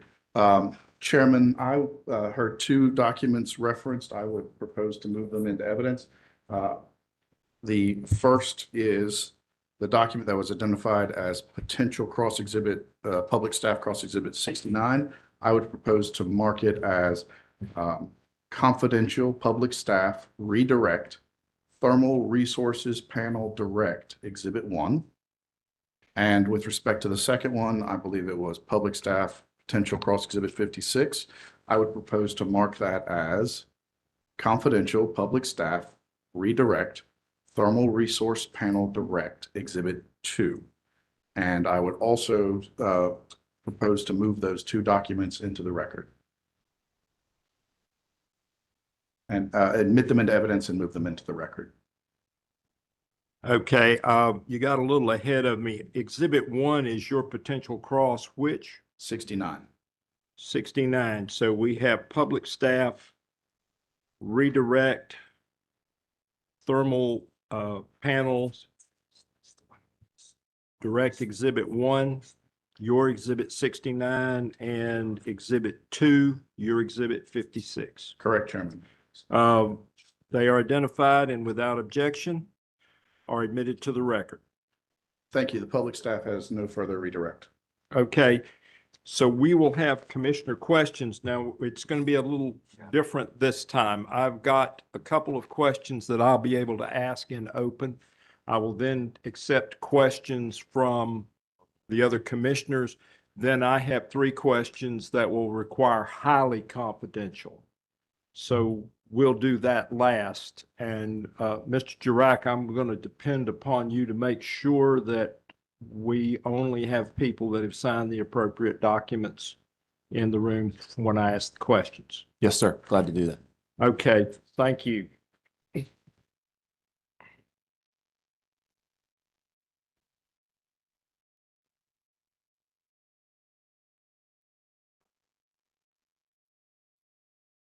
Okay, so we had one that's actually keyed off of Ms. Kress' cross-examination. What is the public staff's position on opening a dedicated docket for new nuclear resources? And does the public staff have a recommendation for such a docket? Why do I get the good ones?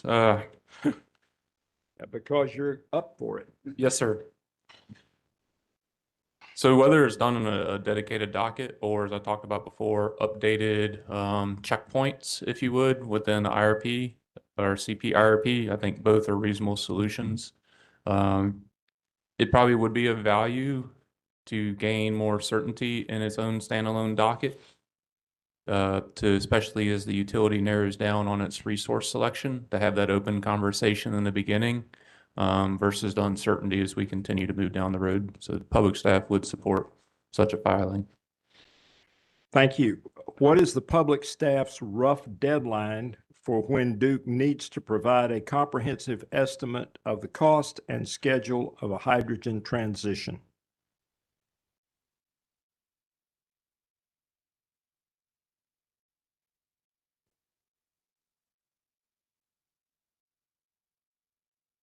So we don't have an absolute number just because the degree of uncertainty that continues to exist with signing load.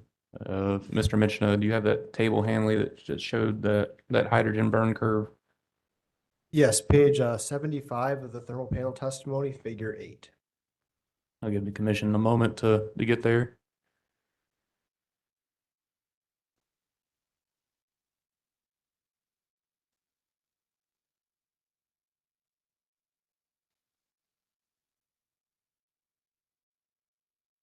So looking at that overall figure 8, you can kind of see at that very tail end, equivalent to, is it 80 million MMBTU? I think further conversations needed to say what an adequate tail or adequate blend in. Again, rough approximation as I'm sitting up here, I would say at least at a minimum, we need to start blending that in by 2040, if not sooner. But that required much more detailed analysis and looking at the scale. Along if you had to start making assumptions. So it would be, a assumption could be is, all right, we move forward with electrolyzers. Can the utility deploy enough electrolyzers on scale to even meet with a 10-year ramp, a 5-year ramp, or perhaps it needs to be a 15-year ramp? Once that conversation takes place, then we would also need to start looking at the demand or the load that is associated with it. And then we would have to start, the second iteration would be what additional incremental resources that we have above now that would further compound generation build out on the system, and whether that also compounds or feeds into additional emissions, which would then require even more hydrogen. Again, that is a little bit of a tail end externality, but I think at a minimum starting point should be approximately 10 to 15 years at a minimum. But Duke subject matter experts I would like them to weigh in on further aspects of that one. Now, from a function of cost, or not getting to the rate recovery because we're looking at a planning docket, I think there is now a nuanced approach to especially when you look at some of these large load customers that are causing the need for this generation, and we start looking at their 15-year contracts, they'll be coming off the system when we have to now start building out these mostly more likely not capital-based assets. So there could be another tangent that we start looking at is, should we be adding on certain CapEx functions so that way certain cost causers on the system start paying their reasonable share in a more timely manner. So a little bit of a complex dance there, Mr. Mishna. I think at least in the next iteration of the carbon plan, it should be identified at least what the size of the problem is that we're trying to solve. In this case, being the 80 million MMBTU in 2050, and then identifying what the acceptable ramp rate is for that, and then kind of backing into when actions need to begin to be taken to get to that endpoint by 2050. And put a finer point, I don't think we need to be building electrolyzers tomorrow. I think we need to be building generation. However, the Mr. Mitch knows, like the next CPIRP cycle, the utility needs to have a plan and start presenting the issue and the complexity and the scale to the commission. All right. Thank you. Questions from other commissioners? Commissioner McKissick. Well, this actually goes back to the identification of an independent evaluator. I mean, how do you think that process should work? How do you see that coming together in terms of working with Duke? I mean, do you have any suggested framework for that? Do you have in mind if we were to go in that direction? So one item that comes to mind is, I think, the coal inventory analysis that was conducted a couple rate cases ago. I believe Duke contracted, I think it was Ava Coal Analytics. ESA, EVA, something. EVA. I think there's kind of two individual problems that we're looking to solve here. One being the technology, the cost assumption, the pipeline assumption. I think that would maybe come from more of a subject matter expert in that field. I think from the question of, does ELNG replace firm transportation, what we need to look at is kind of a advanced stockpile analysis of, this is how big the tanks are, this is how they connect, this is how they draw rate, fill rate. Does it supplant firm transport, or do we need to rely on emergency backup fuel oil to get through gaps and then kind of go from there? So I think there's kind of two analyses that need to be conducted. Yes. May, and I think you'd have to put it out for bid and even see if anyone's willing to do it. I mean, it could be that no one is wanting to take on such a risk analysis. If that becomes the case, then the utility will need to come to the commission and the public staff will do its due diligence. Our recommendation is assuming that there would be an IE, but it is not outside the realm of possibility that no one would even take on such an analysis. Yeah. At least with that probabilistic analysis I mentioned earlier, I think NCSEA submitted it as an exhibit. I mean, Duke does have subject matter experts who could start to build around the framework of this as well. So they do have the in-house expertise.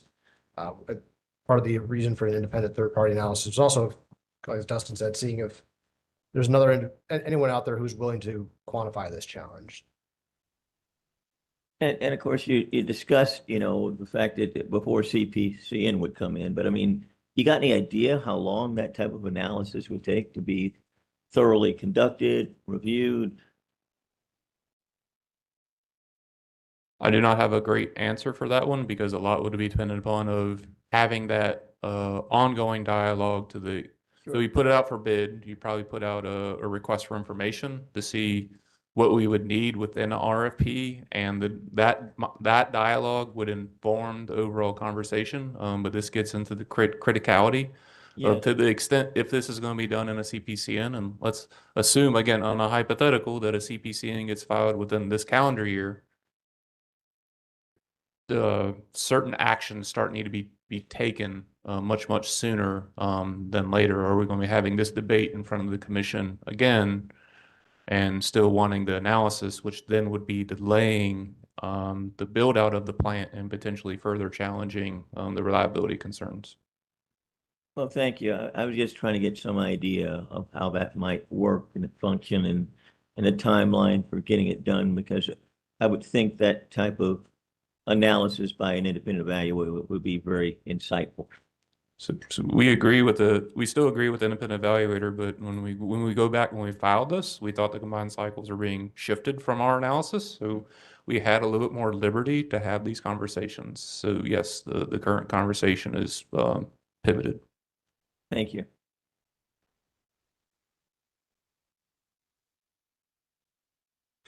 Okay, at this point, we're going to request a highly confidential session. So if you haven't executed the necessary agreements for the highly confidential, would you please step outside? Thank you, Chair Brawley. And just for clarity parties here, it looks like everyone's aware that it's referred to, I think, as the attorney's eyes only highly confidentiality agreement. If you've signed that one, you're welcome to stay in the room. Obviously, public staff and commission staff are free as well.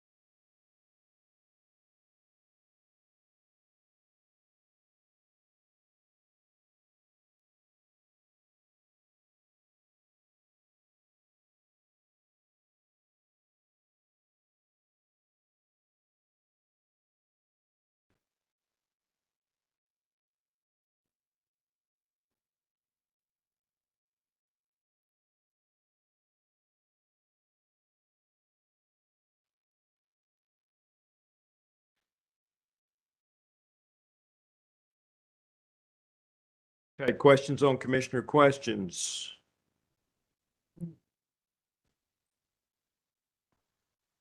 None. Okay. Gentlemen, thank you. So we now go to non-thermal panel? Yeah, and Chairman, I'd ask that these two witnesses be excused because they do not. They're done? They're- Okay, gentlemen, you are excused. Thank you. Thanks, sir. The Chairman, if I can approach just for one moment. Yes, sir.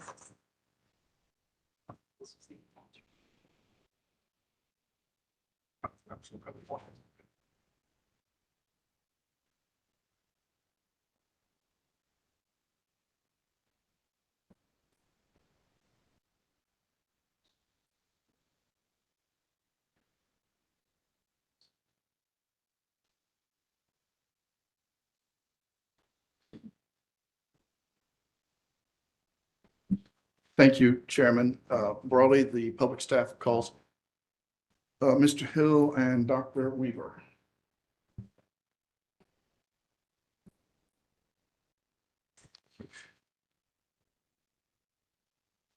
Do you solemnly affirm that the testimony you are about to give will be the truth, the whole truth, and nothing but the truth? I so affirm. I swear. Okay, we'll do it right, Mr. Hill. Put your left hand on the Bible. Do you solemnly swear that the testimony you're about to give will be the truth, the whole truth, and nothing but the truth, so help you God? I do swear. All right. Your witness, Mr. Freedom. Thank you, Chairman Brawley. Mr. Hill, would you please state your name, business address, and position with the public staff? My name is Caleb Hill. My business address is 430 North Salisbury Street in Raleigh, North Carolina. I'm an engineer with the public staff, operations section. Thank you. Dr. Weaver, would you please state your name, business address, and position with the public staff? Commission, my name is Leah Weaver. My business address is 430 North Salisbury Street in Raleigh, North Carolina. And I'm an engineer in the Research, Economics, and Modeling section in the Energy Division of the public staff. Thank you. Mr. Hill and Dr. Weaver, would you agree with me that on March 30th, 2026, you caused to be filed in docket number E-100 sub 207, your pre-filed direct testimony consisting of 89 pages, 2 appendices, and 1 exhibit consisting of 60 pages? Yes. Yes. All, would you agree with me that on March 30th, 2026, your testimony contained both highly confidential and confidential information, and some of the highly confidential information cannot be shared with anyone other than Duke and the commission and the public staff? Yes. Yes, that's correct. Mr. Hill and Dr. Weaver, you would agree with me that on June 11th, 2026, you caused to be filed corrections to your March 30th, 2026 testimony, and those corrections were certain typographical issues that did not alter the substance of your testimony? Yes, that's correct. Yes. All, would you agree with me that on June 9th, 2026, you caused to be pre-filed in docket number E-100 sub 207A, a summary of your testimony that consists of 2 pages? Yes. Yes.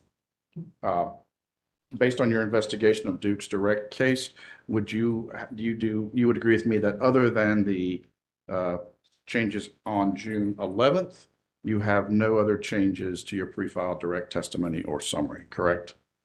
That's correct. That is correct. Dr. Hill and, Mr. Hill and Dr. Weaver, based on your investigation of Duke's direct case, if you were asked the same questions today as corrected in June, would your answers be the same? Yes. Yes. Chairman Brawley, at this time, I would respectfully ask and move that the pre-filed direct testimony of Mr. Hill and Dr. Weaver, as corrected, including their appendices, be accepted and entered into evidence and copied into the record. Okay, we'll identify direct testimony of Caleb Hill and Leah Weaver, 89 pages, 2 appendices, 1 exhibit, confidential and highly confidential, filed March 30. Also identify corrected testimony of Caleb Hill and Leah Weaver, 90 pages, 2 appendices, 1 exhibit, confidential and highly confidential, filed June 11th. that these are identified and admitted to the record as evidence, that we will identify and admit witness summary filed June 9th, 2026. And Dr. Weaver, I want to apologize that your tent card does not identify you correctly as Dr. Weaver. That's okay. Thank you. Okay. And Mr. Chairman, as before, I'd be glad to meet with Duke and the court reporter and commission staff to ensure that we safeguard that information that Duke has identified as public staff only when we create a transcript. All right. Thank you, sir. At this time, these witnesses are available for cross-examination and commission questions. Thank you. Thank you, sir. Avangrid.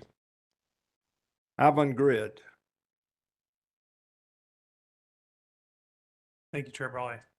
Ben Smith for Avangrid Power. Good afternoon. We're going to go ahead and open up your testimony, page 75.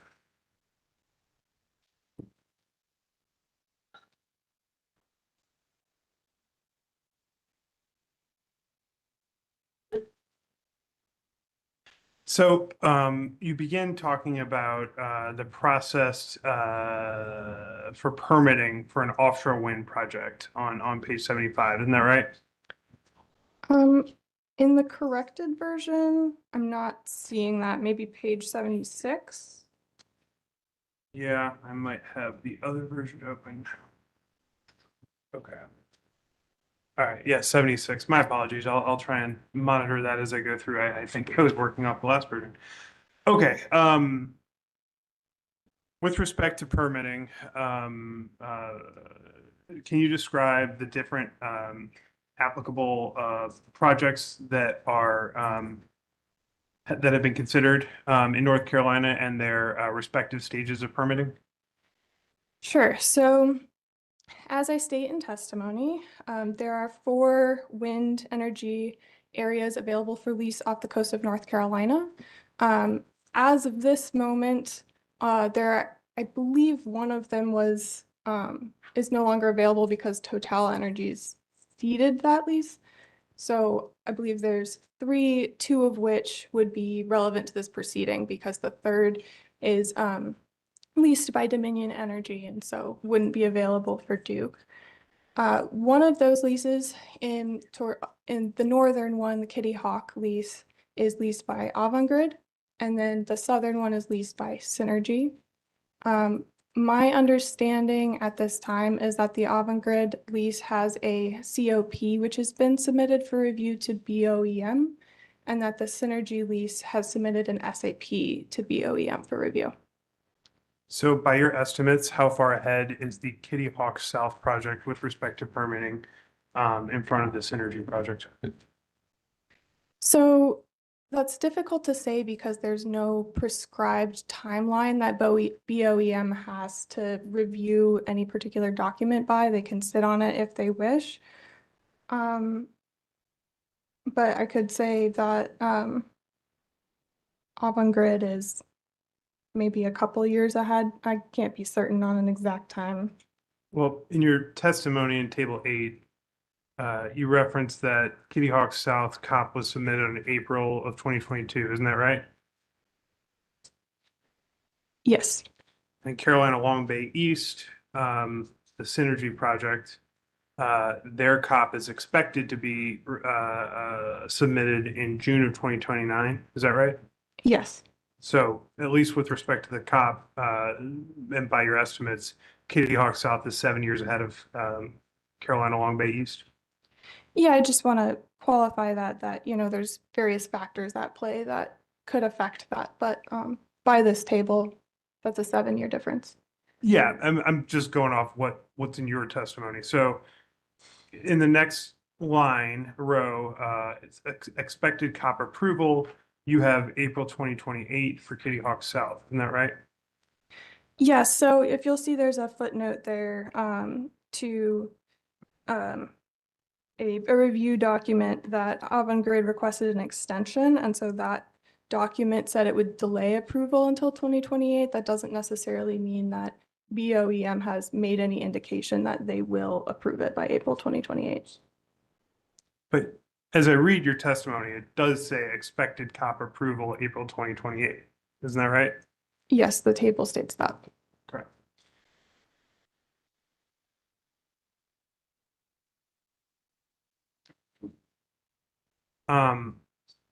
With respect to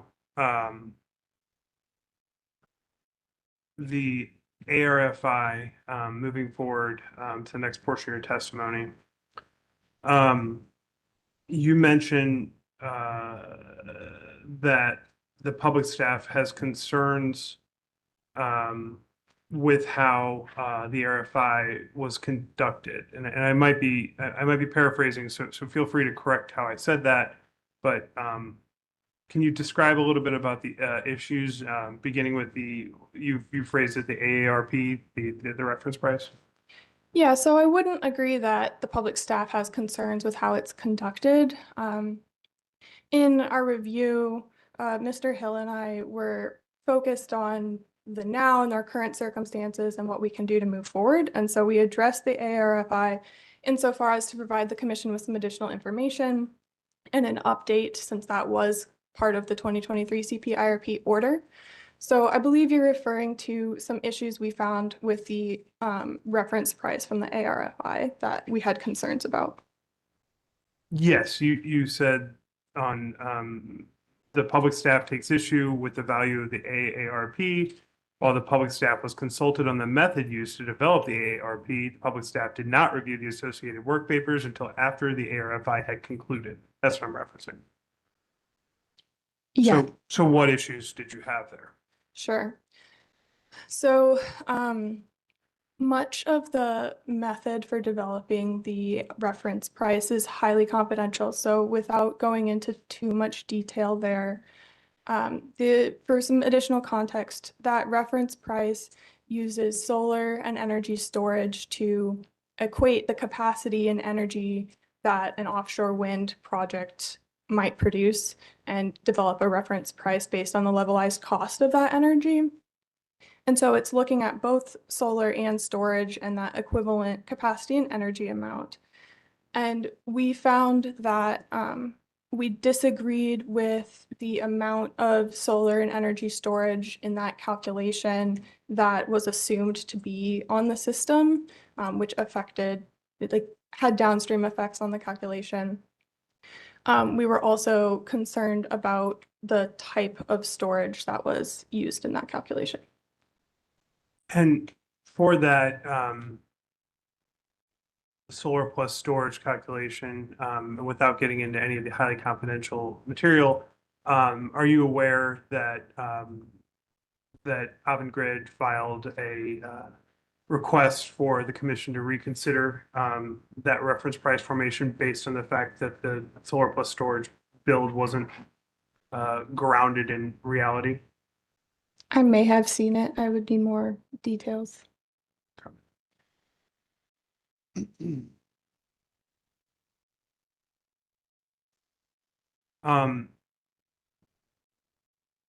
a question response to, and I'm guessing it's 81, since it's likely one page later, the question is, please describe the results of Duke's modeling with respect to offshore wind.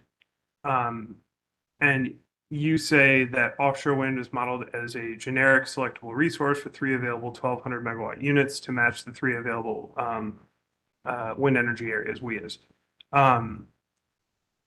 Did the public staff have any issue with offshore wind being modeled as a generic resource when the 3 applicable wind energy areas have distinct characteristics?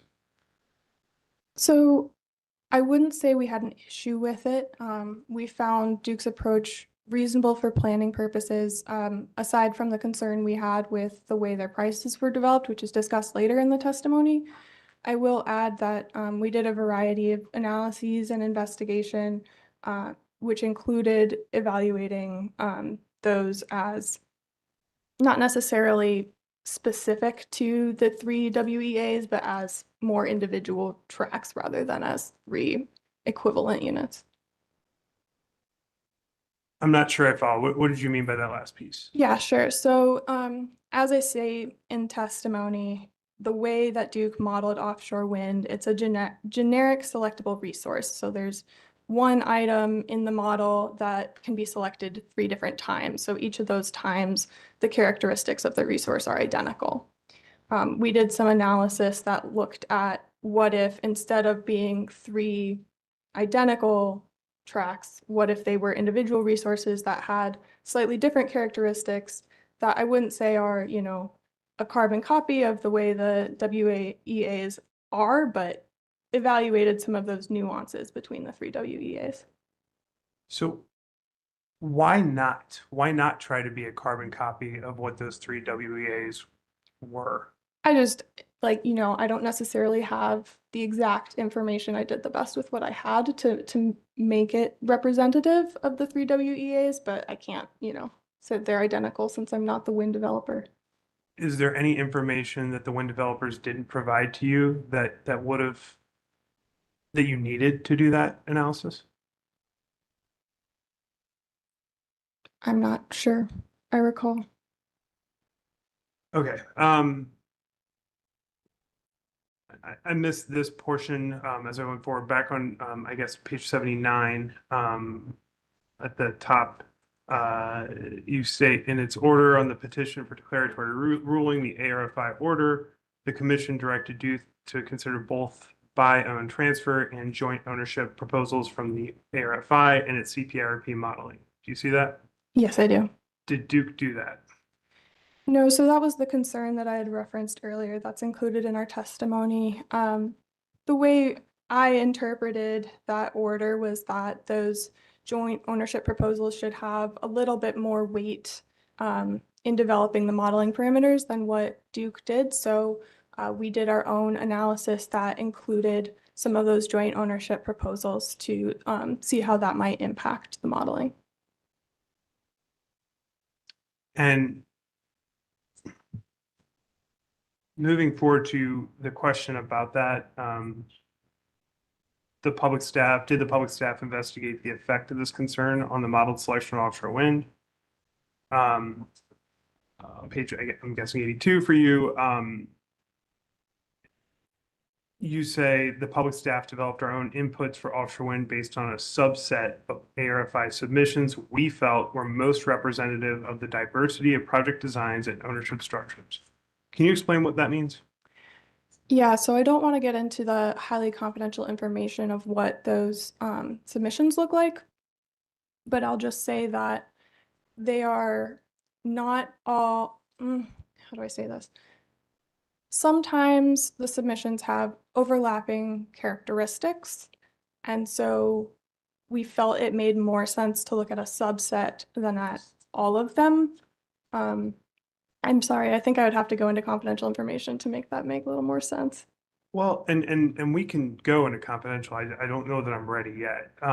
But I guess I'm more asking, what does it mean you developed your own inputs? Because that sounds different than we use the inputs given by the wind developers, but I could be wrong.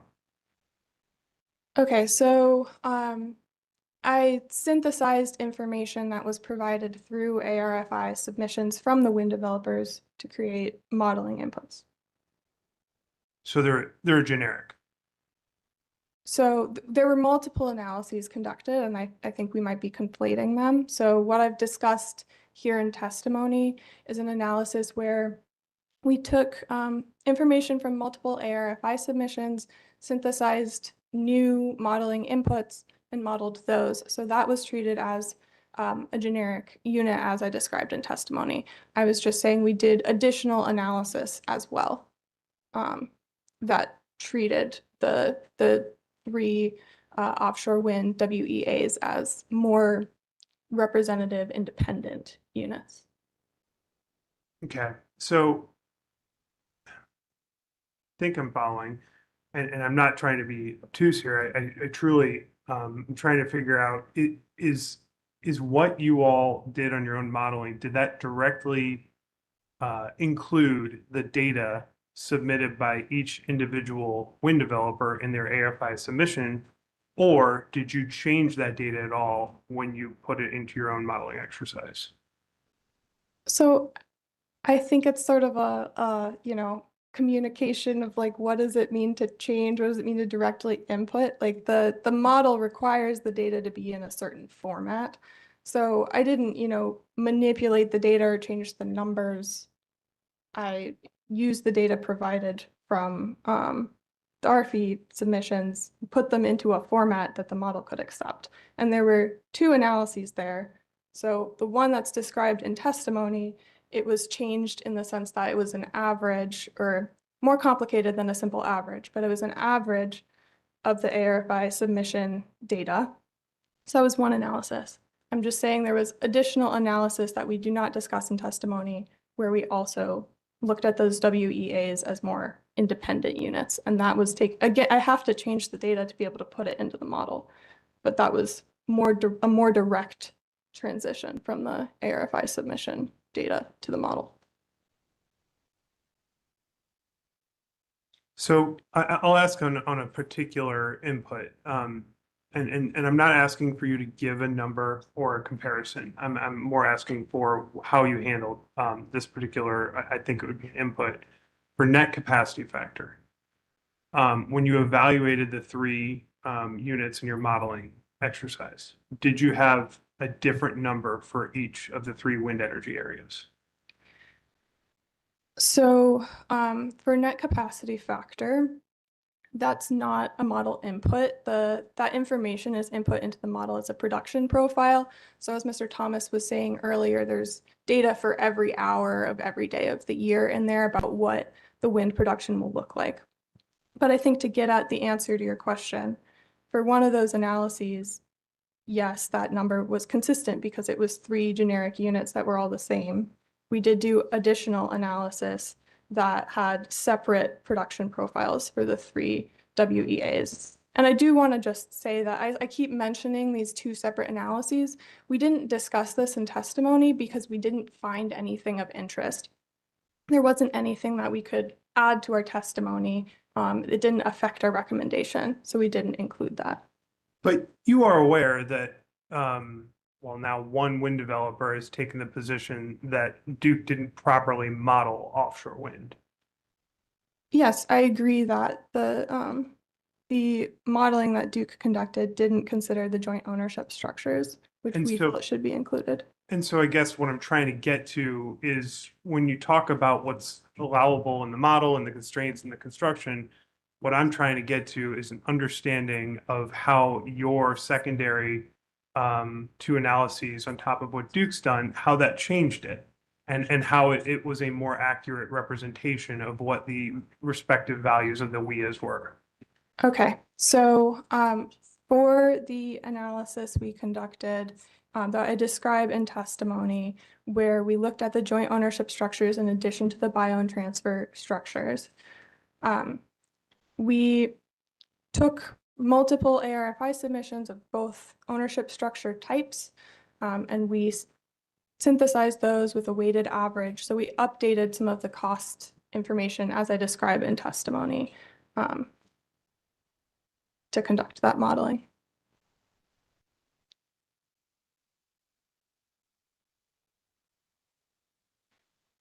Okay.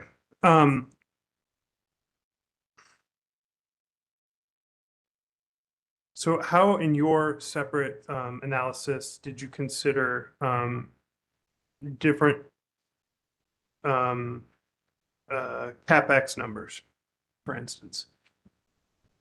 So give me just a moment to make sure that the actual method for calculating these things is not confidential information. Okay.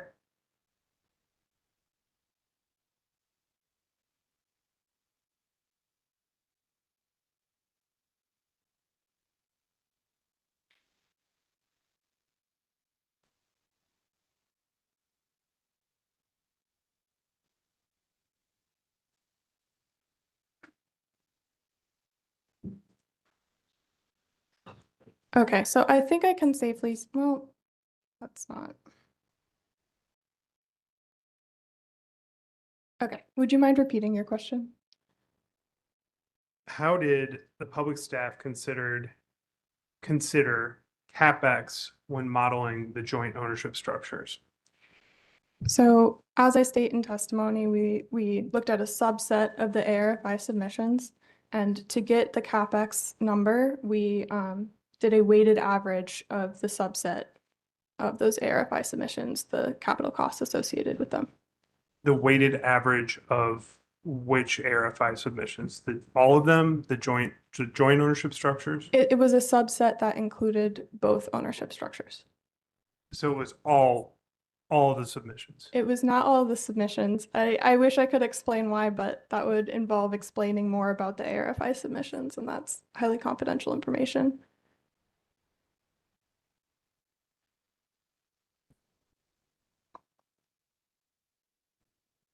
I'm truly not trying to get to confidential information or work around it. I'm trying to talk about the way that you all handled it.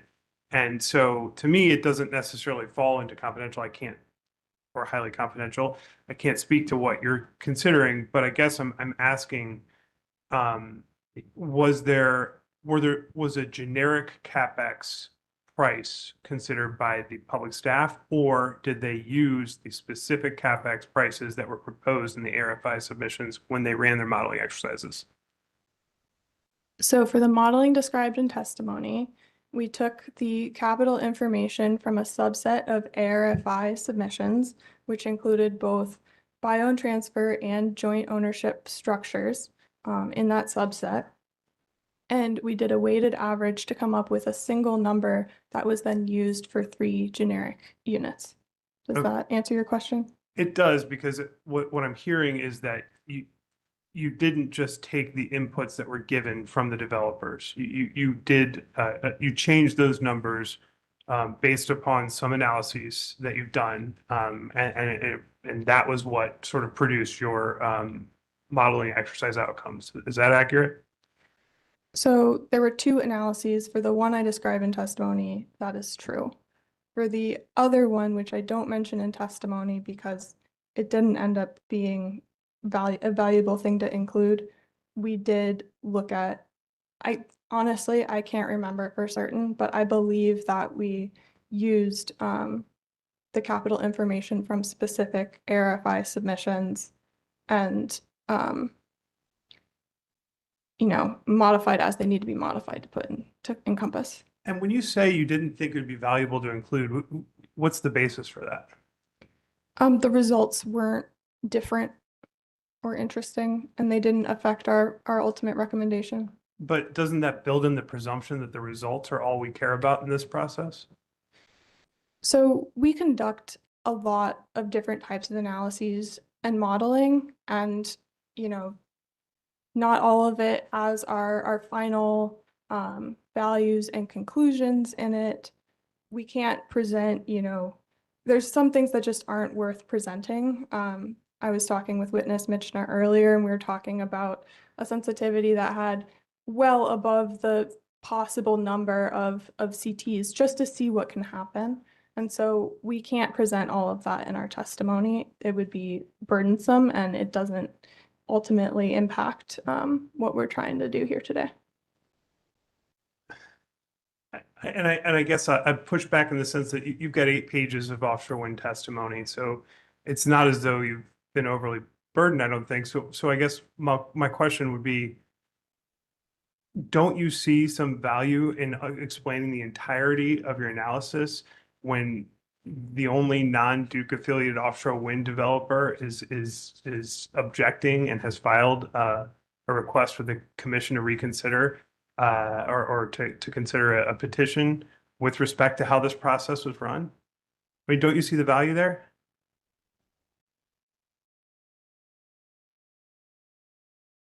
We're prioritizing our time as best we can. I made the decision to focus on what I did in my testimony, and I believe that reflects the recommendations that Mr. Hill and I are making before the commission today.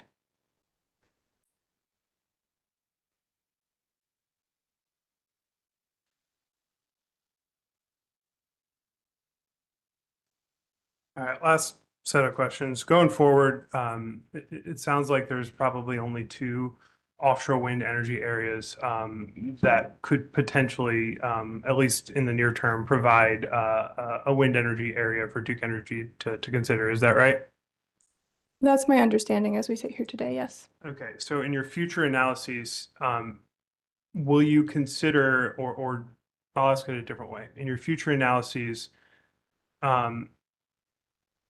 will you consider how building any sort of generic combination of the two potential wind energy areas won't necessarily bring the true value of them individually going forward for modeling purposes? So I can't commit to what our investigation will look like in the future, but I can see your point that in modeling, we want to represent the system as accurately as possible. And when you have a limited number of options for something, it's not like CTs where it's just sort of this vague unknown. These are specific WEAs, that it can be valuable to look at the details for what those specific projects look like.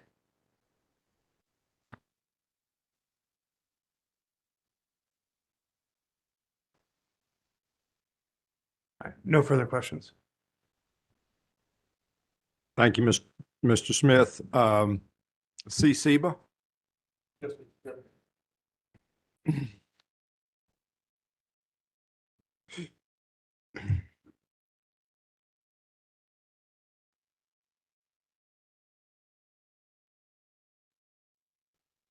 Misplaced my name tag, but I'm John Burns for CCD.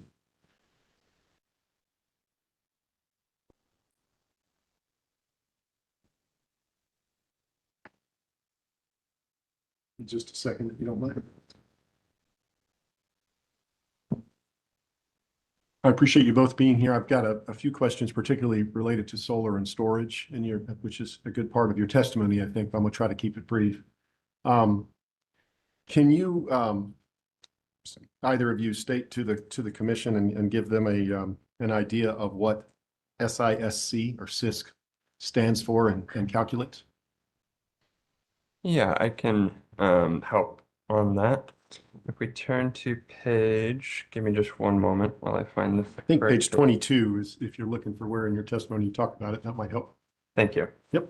The SISC stands for Solar Integration Service Charge, which is a adder for solar facilities to help account for the cost of intermittency. It is one of the model inputs that Duke adds when they model Encompass, and it offsets it helps to give a more full picture of what the cost to build and run a solar facility is for the model. And what are the elements, if you can, obviously it's a complicated thing because there was an entire study on it, but what are some of the costs that are incorporated into the CISC in Duke's system? I can't speak to the specific details of what is included in that CISC. I do know, like you mentioned, there are fairly detailed studies that were done on this. There's one potential cross exhibit that we submitted. It's redirect exhibit number 75. And that's the Brattle report from on Duke Energy solar integration and service charge, and that's from forget which one of the avoided cost proceedings. Okay. Knowing what you know, if you're able to answer this question, are there any costs of solar or its impact on the system that are not accounted for in Duke's modeling or the public staff's modeling of solar on the system? I am not aware of any costs for solar that are not accounted for, Dr. Weaver. Yeah, likewise, to the best of our understanding, the modeling is comprehensive in considering the various costs associated with solar resources. Thank you. Now, if we could look at your modeling, and I believe, Doctor, is that your area or was that both of you? We both worked on this review together. Okay. On page 28 of your testimony, you state that your panel modeled 3 sensitivities in which near-term solar was freely selectable. Is that right? And I'll let you get there. Yes. And in your large load curtailment sensitivity, which is that your highest load case that you analyzed? No, sir. So we only use the advancing economic development load, at least in the sensitivities I discuss in testimony. So that refers to the sensitivity that is the public staff's base economic portfolio, and then with the addition of the large load curtailment provision that we discussed at length previously. Okay, but in that sensitivity and that sensitivity of adopted or selected all available incremental solar. In fact, let me strike my question. Let me start over. In your public staff large load curtailment sensitivity, you testify that all available incremental solar was economically selected in 2030 to 2031, resulting in 2,175 megawatts procured by 2034. That's correct. Yes, sir. That's correct. In your non-thermal update sensitivity, it selected 1,125 megawatts, correct? Yes. And that's economic selection. So it's judged against other resources and it selects those. Yes, sir. And in your economic portfolio, it selected 1,650 megawatts. Yes. And the sensitivity that accepted or addressed the Clean Air Act rule, it economically selected 3,525 megawatts in that same time period. Is that right? Yes. And then you testify on page 29 that, quote, all public staff sensitivities continued the economic selection of this resource in the immediate time period, right? Yes. So where there was no model run by you in any of your sensitivities that failed to select solar as an economic resource in the near term. Not that I recall. I believe witness Michna refers to many sensitivities. So the ones that I describe in testimony, that's correct. Okay. And is it fair to say that the more demand the cases placed on the system, the more solar the model tended to select? As the load grew, solar selection also grew? I would have to review the results of the other load sensitivities. Okay. So sitting here today, you can't confirm that. I mean, generally, as load increases, you need more generation to meet that demand. Okay. And if I may, I would just add that I believe Mr. Michna testified that under the high load sensitivity, it did select more solar. Okay. Your recommendation, though, set no 2028 RFP target. Is that right? That's correct. And can you explain why? I can start, and if you have anything to add, Dr. Weaver, I'd appreciate the input. The reasoning that we came to for not setting a specific target for the 2028 RFP is those, when we were looking at the modeling, those are resources that are coming online in the years 2034, which typically we would have our check and adjust process that we've talked about at length here, where we're able to come back, reevaluate what resources would be needed, and set a more specific target at that time when we get closer to that date. Since filing our testimony and in discussions that we've had since filing our testimony, we believe it's appropriate to set a goal, something that we're working towards, but not necessarily a specific target for that 2028 period. And if I could just add, part of that reasoning was, as we've all seen, things are changing so rapidly. We didn't feel like we could set an accurate target at this time, and that we had time to check and adjust. I want to make sure the record is clear that we weren't thinking that there would be a 0 megawatt target for the 2028 RFP. We believe there likely will be a need for solar. We just weren't sure what that amount should be, and we felt we had time to adjust it in the future as needed. So you were preserving flexibility to adjust to what the load might look like in 2028. Is that fair? I'd say that's a fair representation. Oh, sorry, go ahead. I just said I agree. Okay. Since your testimony, though, Duke's rebuttal load forecast has come in approximately 4 gigawatts above the advancing development forecast. Isn't that right? I believe that's right. I have not dived into the load forecast as much as some of my other colleagues that have been discussing that at length. Sure. And the load panel probably were the right folks to direct more specific questions about the load itself. But the fact is, it has come in a lot higher in April than was anticipated back when your testimony was prepared. Is that right? Yes, I agree with that. And the flexibility that you were preserving to adjust for a uncertain load growth, it's been made pretty clear that that load growth is actually coming, according to all the estimates we've heard from testimony this week and last, right? Yes, I would agree with that. And as I understand Mr. Mishna's testimony, the public staff's proposed NTAP adjusted its gas recommendations, but made no adjustments to its solar. Excuse me. That's my understanding. Do you still stand by the recommended levels of solar procurement in your proposed NTAP, even understanding the additional load that Duke has reported in April of 2026? So Mr. Hill and I have not had time to do a deep dive into the modeling that was provided. As Mr. Michna stated, I believe that modeling was provided on May 29th.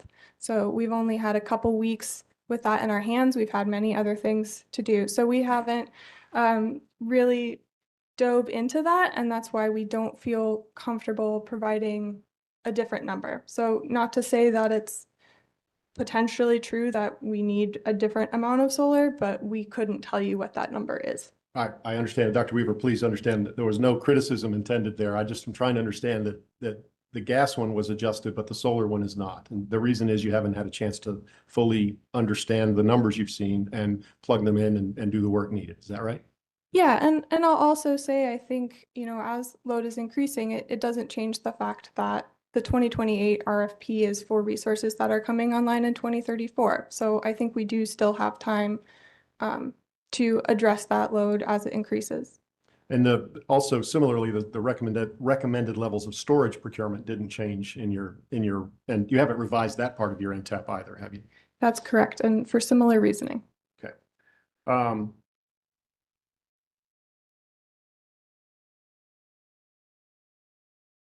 Give me just a second.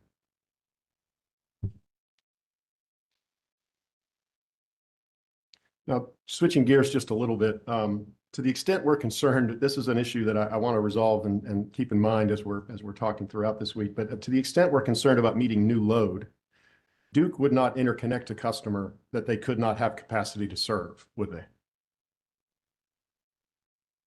I suppose that's a question for Duke. Would you, as part of the public staff, would you expect Duke to interconnect a customer that it did not have the capacity to meet its energy needs?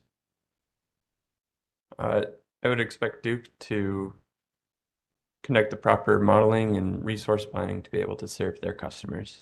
And the new load question is a little different from, for example, the concern about replacing capacity lost from the retirement of current generation. That's a reliability issue, whereas new load is more of an economic development issue, right? Would you agree with that? I would say that wasn't really what we were addressing in our testimony. That would be more the load panel and the modeling panel. I'm going to try to tie it into your capacity discussion, but that's fine. I was trying to make a point and I probably failed, but that's okay.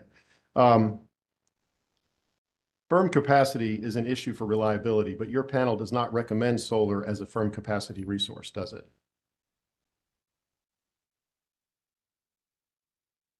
I'm not sure I follow your question. We're recommending a specific capacity amount of solar. That solar has an associated firm capacity value through its ELCC. And that measured on a winter peaking system, that's relatively or extremely low compared to other resources that are on the system for a winter peaking system, correct? Like gas or nuclear. The solar firm capacity value is lower in the winter and much lower than other resources, but it's not non-zero. And it's substantially higher in summer when the summer load is occurring. Let me just amend what I just said. It's not zero. Yes, it is higher in the summer. Okay. you're modeling those selected solar on as the economically selected resource in every sensitivity, independent of its capacity contribution. Isn't that correct?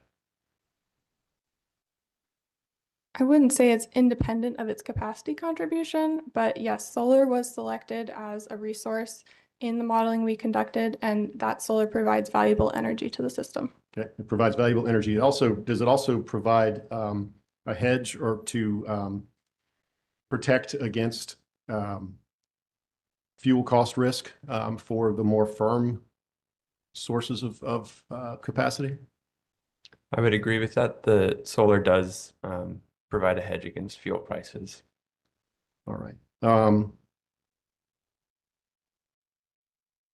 You testify a bit in your, I think it's around page 19, that your interconnection levels that you propose in your NTAP is more in line with historic interconnection levels for the Duke system. And did I think it's on page 19, sorry.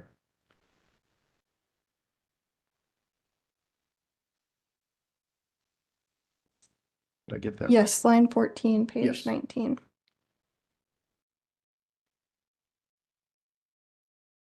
Could you repeat the question? It's you kept in mind historic interconnection levels on the Duke system when you were weighing how much of a proposed procurement you could do in the first few years of the NTAP. Is that right? Yes, I would say that's correct. Give me just 1 second. I misplaced my notes.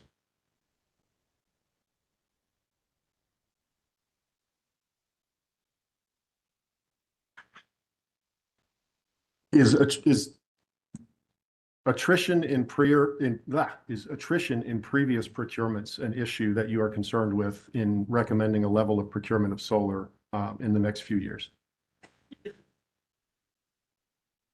I would say yes, that it's kind of two separate concerns and trains of thought. So we are concerned about attrition in the RFP process.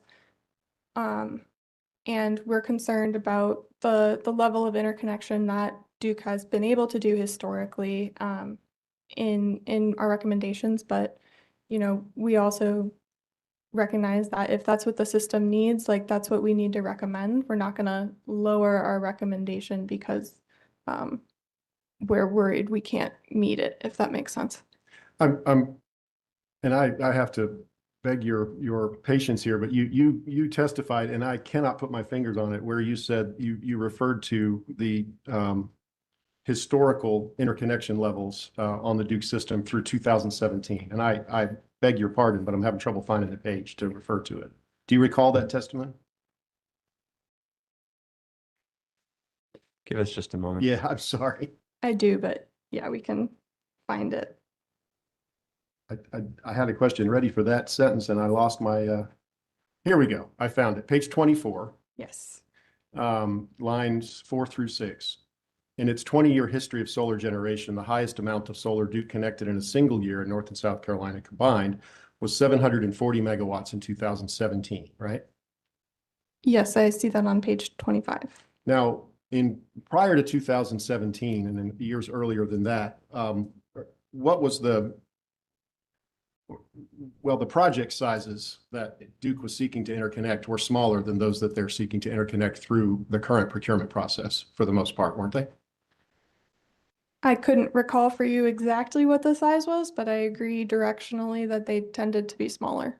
And since 2017, we've adopted the competitive procurement process for the procurement of each year's procurement of solar energy that Duke needs, correct?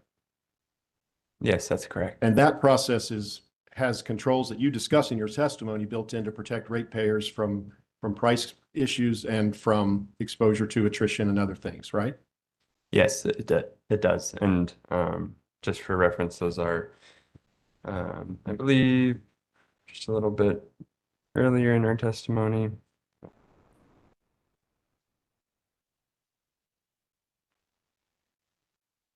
Yeah, page 15 is where we talk about those customer guardrails and protections. Duke believes, because they put it in their NTAP, that they can interconnect 1,200 and then 1,500, and then in out years, up to 1,800 megawatts a year of solar. Is that right?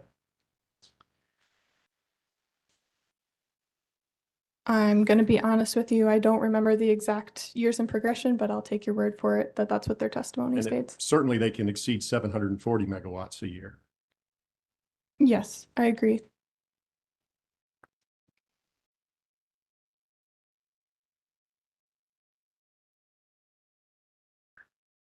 Now, if we have concerns that Duke would have difficulty interconnecting those larger amounts in the out years of its plan, wouldn't it make sense to accelerate procurement in the near term so that we're not caught off guard when that energy is desperately needed in the 2040 timeframe? You would construct it earlier so that it's there, right? Yeah, so I believe we addressed this in our testimony that in the modeling, there's this artifact where later in the 2030s, all of a sudden the model starts building as much solar as it possibly can. But earlier in the 2030s, it builds a lot less. And so we agree with Duke that spreading out some of that build leads to a lower execution risk and a more risk-adjusted plan. And that's on page 30 of your testimony? There's a chart there and a paragraph that I'm going to refer you to right after it. Yes, that's correct. And that's figure 6. Figure 6. You state in lines 4 through 8 that building solar in the near term reduces the need to consistently build the maximum amount of solar possible in the mid and long term, right? I have it as lines 8 and 9, but yes, it states that. Okay. Wow. I have 4 through 8 on that, so I'm not sure. That's what you have too, Commissioner Tucker? Okay. In figure 6, you've got a blue dashed line there that shows Duke's NTAP portfolio. Yes. Given that we've got load that is higher than when that was provided, wouldn't it also make sense to increase the procurement in the near term above the 770 megawatts in the first 2 years? As I said before, we don't necessarily disagree that the amounts we recommended could change based on the higher load forecast, but we can't tell you what those numbers should be, so we don't feel comfortable increasing them. Okay. And I would add that these are based off of Duke's modeling, and they did not update these numbers when they presented the new high load forecast to us. All right. My last area of very few questions is on page 41 of your testimony. You start to talk about the measurement and modeling of storage and solar paired with storage. You state that you've got a third concern that it underestimates the energy produced, or modeling does. Could you explain what you mean by that and in a little bit more detail? Sure. Let me just find it in my testimony real quick. I have it on page 41. It's on page 42 on our corrected testimony. Okay. Yeah, so in this iteration of modeling in the 2025 CPIRP, Duke modeled solar plus storage, existing solar plus storage resources in a way such that the production value, the energy generated from those resources was pre-prescribed. It was predetermined. It was one of the inputs into the model. And so, with standalone storage resources in the production cost modeling, when the model is deciding which resources it should rely on, it can dispatch those energy storage resources the most optimally. And in the capacity expansion modeling as well, it has some insight into that. And so that plays a part in the value of those resources. But for the solar paired with storage resources, because that is an input into the model, the Encompass modeling is not making those decisions. And so it has a little bit less flexibility. And we found that when we compared Encompass has the capability to do that dispatch. And so when we compared Encompass dispatched solar plus storage battery to the pre-prescribed values, that it didn't quite align, and we felt that it was undervaluing the benefit of some of those solar paired with storage resources during the winter peaks. And so it's that particular time of the year that we plan towards, that winter, early morning peak, that you believe their modeling undervalues the contribution of solar plus storage resources. Yes, that's correct, and that's why we were concerned. Okay, thank you very much. No further questions. Thank you, sir. I think we'll take a 10-minute break. And then that'll put us on the downhill slide to 5:30.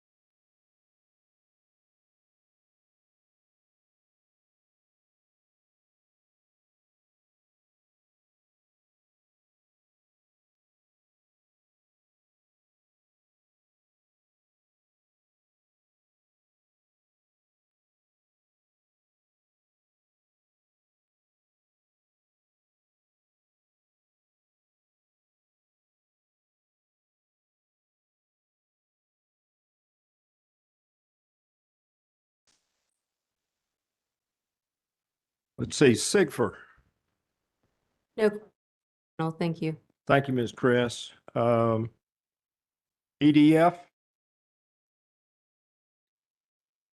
Yes, just a few.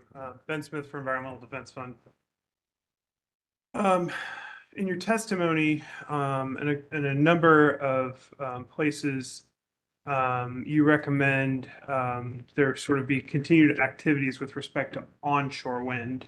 Can you describe, just for us all to hear, I realize it's already in your testimony, but I want to hear you describe it a little bit as to what you envision that looks like? Yeah, just give me 1 second.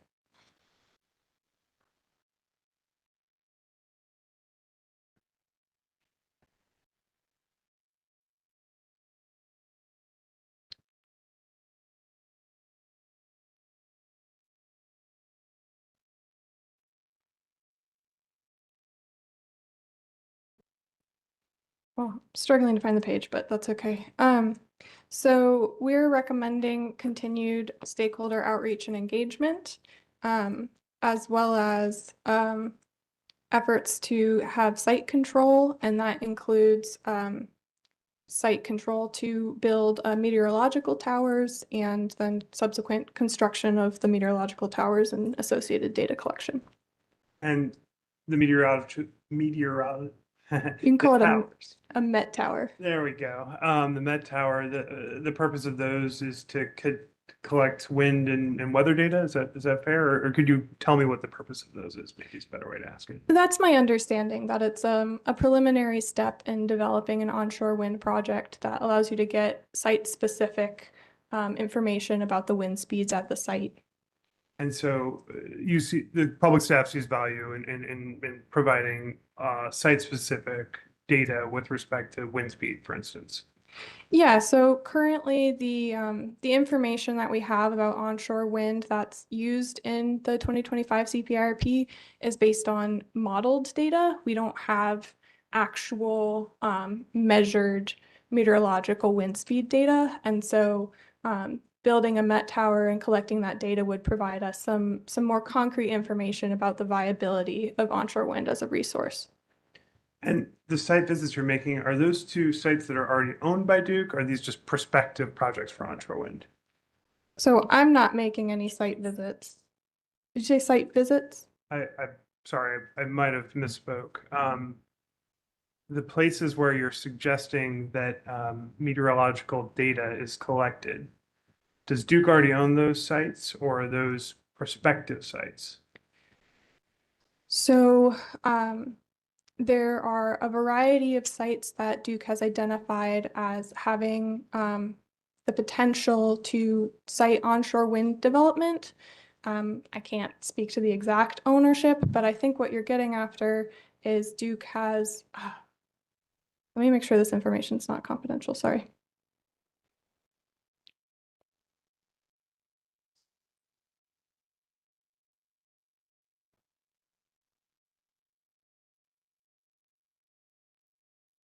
Yes, so as we state on page 70, Duke has one lease agreement for a site that would allow it to construct a Met tower. So Duke doesn't own that land, but it does have leasing rights to construct a meteorological tower to collect data. Okay, and is this the only site that that you are sort of encouraging this continued data collection at? No, so that's just one example where the efforts are farther along, and it wouldn't be as burdensome for Duke to, continue development. But there are many other sites that Duke has identified as having that potential, and we would like to see Duke continue outreach for the subset of sites that have the most potential. So I believe on page 75, I give confidentially the exact number. Oh, is that in that footnote? Okay. I have it as page 75, line 18. Gotcha. I see it. Thank you. And you say additionally, Duke's modeling suggests that onshore wind development can provide a hedge against higher fuel costs should natural gas prices increase. And that's on page 74, line 11, beginning line 11, I think. Sorry, I'm still working off of an older. I tried to download the current version and it wouldn't let me on the Wi-Fi. But is that accurate? Additionally, Duke's modeling suggests that onshore wind development can provide a hedge against higher fuel costs should natural gas prices increase. Yes, that's what our testimony states. And without getting into the confidential information, this potential hedge is valuable enough that the public staff believes we should continue to evaluate onshore wind and move forward as necessary going forward. Is that right? Yeah, so this is an example of one benefit, but the main driver behind our recommendation to continue onshore wind development is that when we reviewed the modeling Duke submitted as well as public staff's modeling, we found that many of those scenarios built onshore wind, a majority of them built onshore wind before 2040, so within that planning horizon. I believe public staff has a cross exhibit. I want to say it's number 35. Yeah, public staff potential cross exhibit number 35 is a list of all of the modeling that Duke submitted and the onshore wind selection over time. And so you can, if you're able to view that exhibit, you can see clearly how frequently onshore wind is selected. And if you'll give me just a second so I can find the exhibit. On the right-hand side of this table, you can see that every single modeling sensitivity that was submitted selects the maximum amount of onshore wind by 2050. And so even though there's variability in the near term, the public staff sees this as a modeling resource or as a resource that the model continues to select time and time again. And if we want it to continue to be an available resource, we need to take these steps to make sure that it's still available in the 2030s. Thank you. I think my next set of questions will take us into confidential session.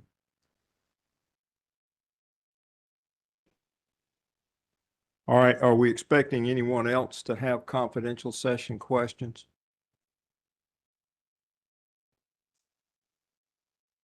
All right, it sounds like it's just you.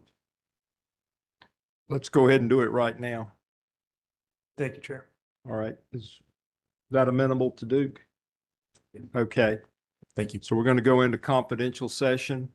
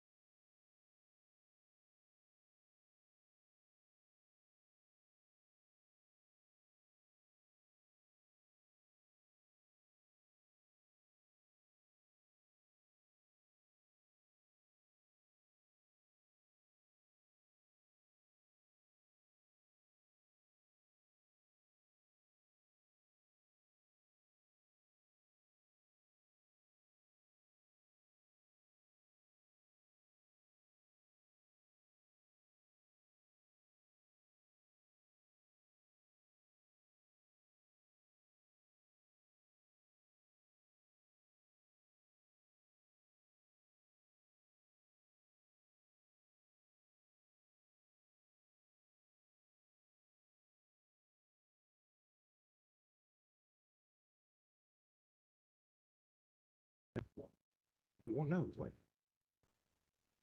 He's got a question. That's correct. I don't mean to interrupt. Wait, yeah, wait a minute.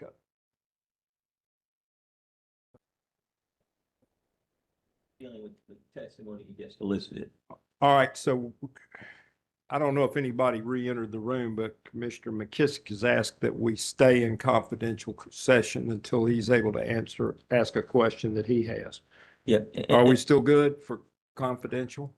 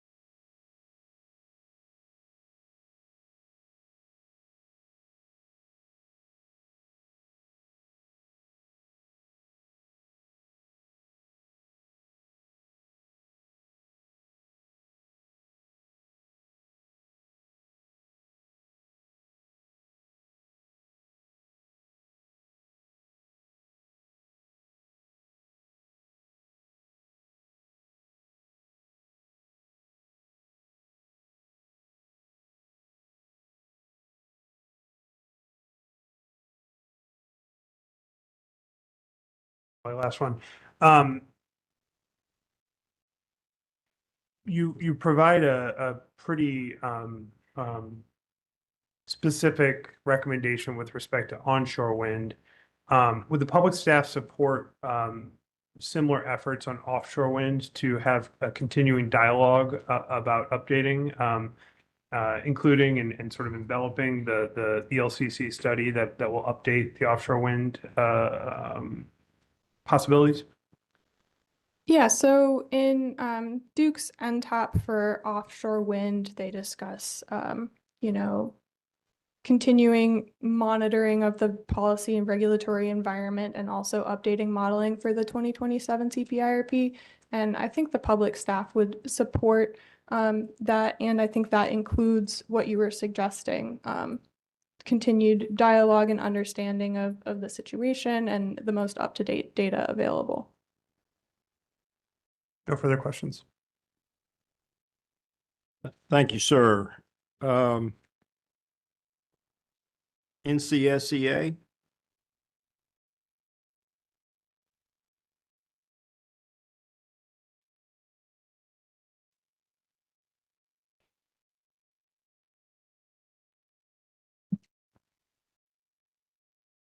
Thank you, Chair Brawley. Justin Simulowski on behalf of the North Carolina Sustainable Energy Association.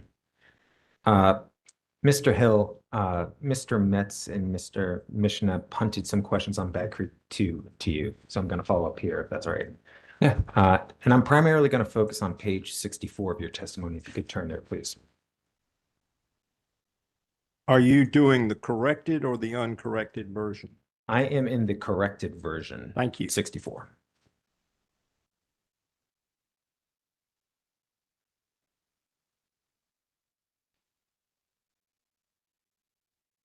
I'm there when you're ready. Great, thank you. And you see the question, why do you find the development of Bad Creek 2 to no longer be in the public interest, correct? Yes, I do. Can we just walk through your response on pages 12 through 16? It starts off by saying because of the minimal PVRR impacts. Can you expand on what you mean by that? Yes, and just to clarify, you meant lines 12 through 16? Yes, lines 12 through 16 are your response to that question. Yes. I can go through this line by line. We find the development of Bad Creek 2 to no longer be in the public interest because of minimal PVRR impacts.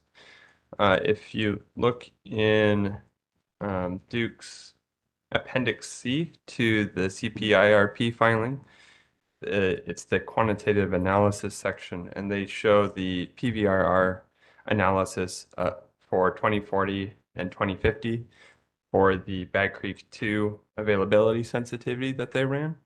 It's table C45. You can see that for through 2040, Bad Creek 2 increased the PVRR for DEC by 0.2 billion and increased the PVRR for DEP by 0.8 billion. And then through 2050, Bad Creek 2 availability increased the PVRR for DEC by 1.9 billion and decreased the PVRR for DEP by 2.1 billion. But you characterize those impacts as minimal, correct? Yes, especially now that we are in a combined utility planning situation. If we look at it on a total Carolinas basis through 2050, that is a total of 100 million decrease to the PVRR, which in the grand scheme of the PVRR is subject to check less than 1% of the total PVRR. If I could just add, I believe that $1 billion is less than 1% of the total PVRR, so 0.1 would be very small. So why would something that has minimal impacts to the PVRR not be in the public interest?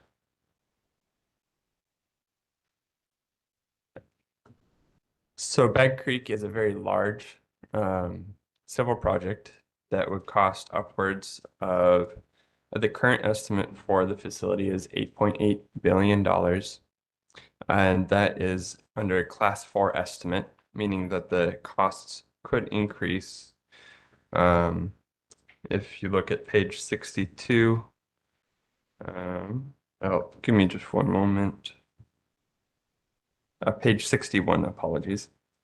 That class 4 estimate gives a range of 6.2 billion to 13.2 billion, which includes a 30% federal investment tax credit reduction. However, I will add that estimate is currently 14 years out from completion. We've seen several cost increases with Bad Creek since it was first introduced to us in the 2022 carbon plan. And the hydro projects that I've reviewed with my time here at the public staff have typically increased in costs. And so based on the 8.8 billion, it does have minimal PVRR impacts. However, that could increase, which would then could lead to less economically favorable situation with Bad Creek 2. Okay, thank you. Moving on to the next clause of that response on page 64, lines 13 through 14, it says declining Encompass modeling usage. Can you explain that? Yes. If you look at page 65, figure 4, I have a figure that displays the utilization factor of Bad Creek 2 across separate CPIRP proceedings. In green is the 2022 carbon plan, which is when Bad Creek 2 was first introduced. And then blue is the 2023 CPIRP, and orange is the 2025 CPIRP. And just to explain a little bit more, the utilization factor tries to take into account both charging and discharging, since Bag Creek 2 is essentially a battery. You have to take it into account both those components to show how much it's being used. And as you can see from the 2022 carbon plan to the 2025 CPIRP, the utilization factor has decreased from a maximum of 55% utilization factor in 2022 carbon plan to a 23.2 utilization factor in the 2025 CPIRP. Thank you. But Mr. Hill, public staff's other testimony in this proceeding has characterized the current circumstances following Duke's rebuttal testimony as uncharted waters. How confident are you that these numbers will not be different and the utilization factor will increase in the next carbon plan IRP now that there's significant more load? I can't speak to what the modeling will show in the future. I was able to analyze what Duke has presented to us now. I will say that Bag Creek 2 requires energy to be able to work. If you don't have energy available on the system, you won't be able to charge Bag Creek 2. If we're in a high load factor situation where most of the energy on the system is being used up by high load factor customers, then there will be less energy available to charge Bag Creek 2 and increase its utilization factor. Mr. Hill, would you say it would be in the public interest to continue this analysis until we have a better understanding of this new load forecast from the 2026 load update to make this determination on Bag Creek 2 in the next CPIRP? Yes, I agree with that. And I will add that this is Duke's modeling. This is Duke's plan. They have absolutely every right to continue to develop Bag Creek 2. Yep. However, we don't see the benefits at this time. Okay. And just to quickly ask upon your previous response talking about it needs energy to charge. You have heard testimony throughout this evidentiary hearing discussing excess energy from renewables that can help charge those resources, correct?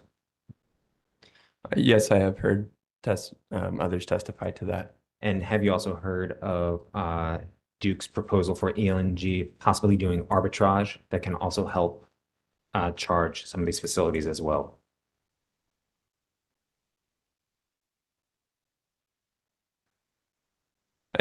My understanding of ELNG and the thermal panel is better to address those questions, and I know they've already went, so can't really defer to them.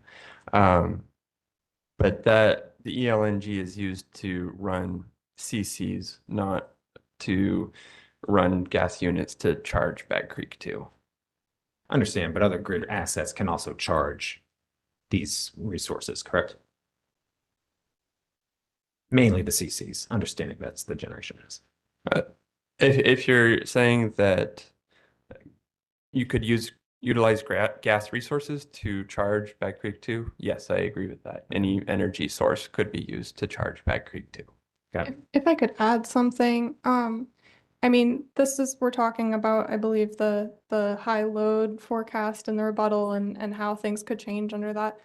We haven't reviewed that. I don't know that anyone has done any modeling on how Bad Creek 2 will be impacted by that. So it's hard for Mr. Hill and I to speculate on what that scenario might look like. Yes, understood. So that's why I'm suggesting would it be in the public interest to continue this analysis in a subsequent CPRP when that modeling is produced by the companies and interveners have a chance to review and scrutinize.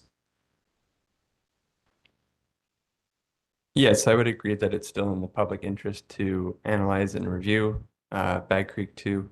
The request that Duke made in their case was an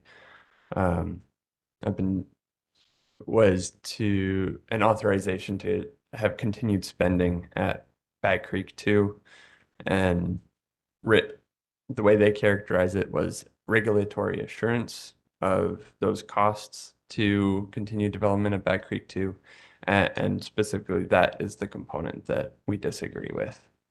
No, understood. I'm just trying to clarify your statements on the public interest of it all. So thank you.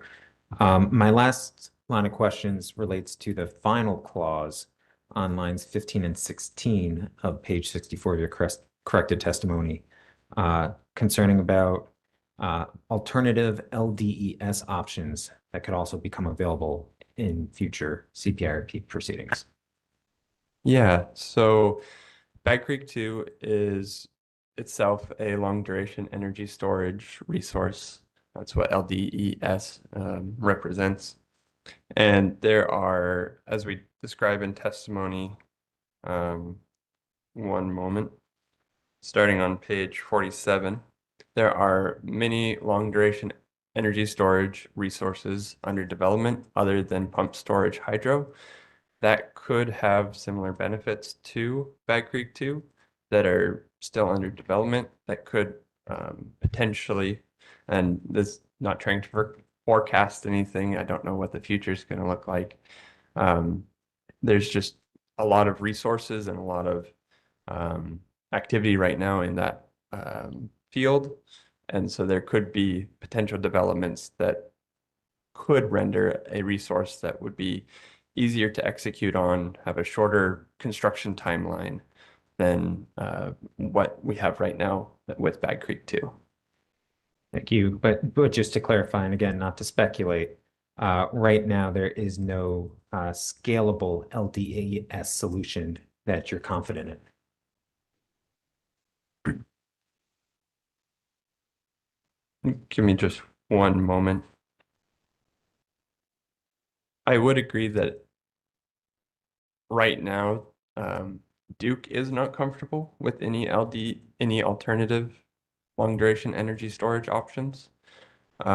There on page 50 of our testimony, there's several footnotes, footnote 42, 44, and 45, where we give specific examples of large scale long duration energy storage resources that are moving forward and could be examples of technologies that Duke could analyze in future CPIRPs.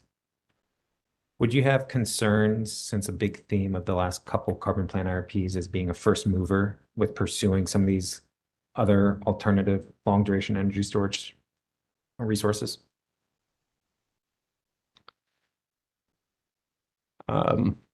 That's more of a question for Duke and their witnesses. I am aware that Duke has been hesitant to be a first mover on nuclear energy.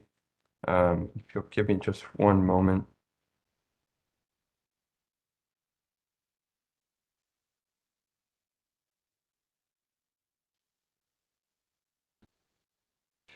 We did ask in discovery their opinion on Duke's opinion on whether long duration energy storage, if they were considering being a second mover on that, that is included as potential staff cross exhibit or public staff potential cross exhibit number 30, which is a response to public staff data request 63-38. That's a confidential exhibit. Thank you. With that said, though, you would agree that there's an established record in this case that pumped hydro storage has been successfully operated in the Carolinas for several decades at this point. Yes, I agree with that. And that operational expertise is something that we could have higher confidence in being duplicated should Bag Creek 2 be developed, correct? Yes, I agree that the Duke's system has very seasoned operators for pump storage hydro. Okay.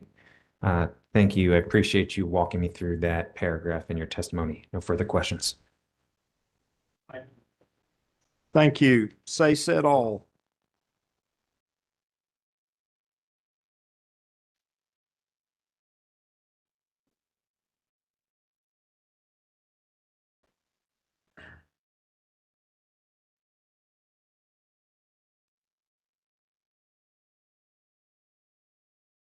Thank you, Chairman Brawley. Hannah Klaus for SACE et al. Good afternoon. Good afternoon. Unless otherwise indicated, my questions will be directed to the panel as a whole. The public staff is a party to the settlement the commission approved in the 2024 CPIRP order, correct? I don't know that either of us were employed at that time, but that is my understanding. Okay, so subject to check, the public staff is a party to that settlement approved in the order. Yes. Yes. And the commission's order approving the settlement requires Duke to pursue all reasonable development activities of Bad Creek 2 to be placed in service by 2034, correct? Yes, that is what I recall the order stating. And Mr. Hill and Dr. Weaver, at this time, I'll ask about your comments on the increased costs regarding Bad Creek 2. Are you aware that the commission also ordered in the 2024 CPIRP order that Duke provide an update if the estimated cost of Bad Creek 2 increased by 15% or more from the 2023 costs in this CPIRP? Yes, I am aware of that. Now, I'd like to direct your attention, please, to SACE et al. Potential cross exhibit number 45. Our potential cross exhibits are in the binder, third down from the top, if you don't mind. I'll give you a moment. And while he's grabbing that, Mr. Chairman, I would like to indicate that I conferred with Duke and confirmed that while SACE et al. Potential cross exhibit number 45 is marked as confidential, that the information contained therein is in fact not confidential and need not be treated as such. Could you just remind us which number you were referring to? Yes, of course. Number 45 of the potential cross-examination exhibits.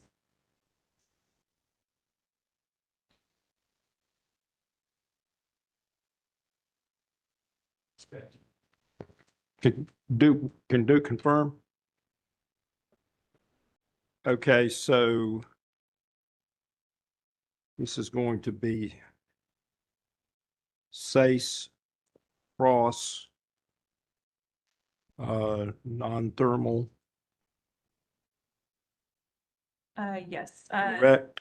Mr. Chairman, before I move it into the record, may I ask the panel to identify this exhibit? Yes, all I'm doing is identifying it now. It's not being admitted to the record. Thank you. And that's your potential exhibit 45. Correct. Thank you. Okay.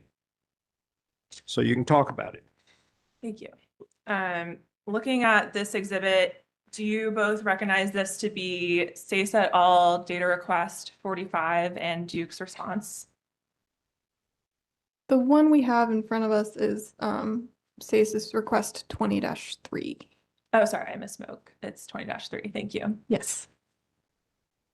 Mr. Chairman, at this time, I would like to move SACE et al. Potential cross-examination exhibit number 45 into the record as SACE et al. Cross public staff non-thermal resource panel direct exhibit number 1.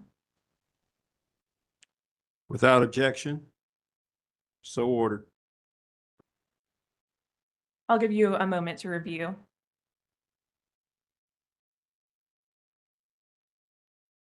Does the public staff agree that Duke responded in this data request that the cost of Bad Creek 2 has not deviated by 15% or more from the 2023 cost estimate?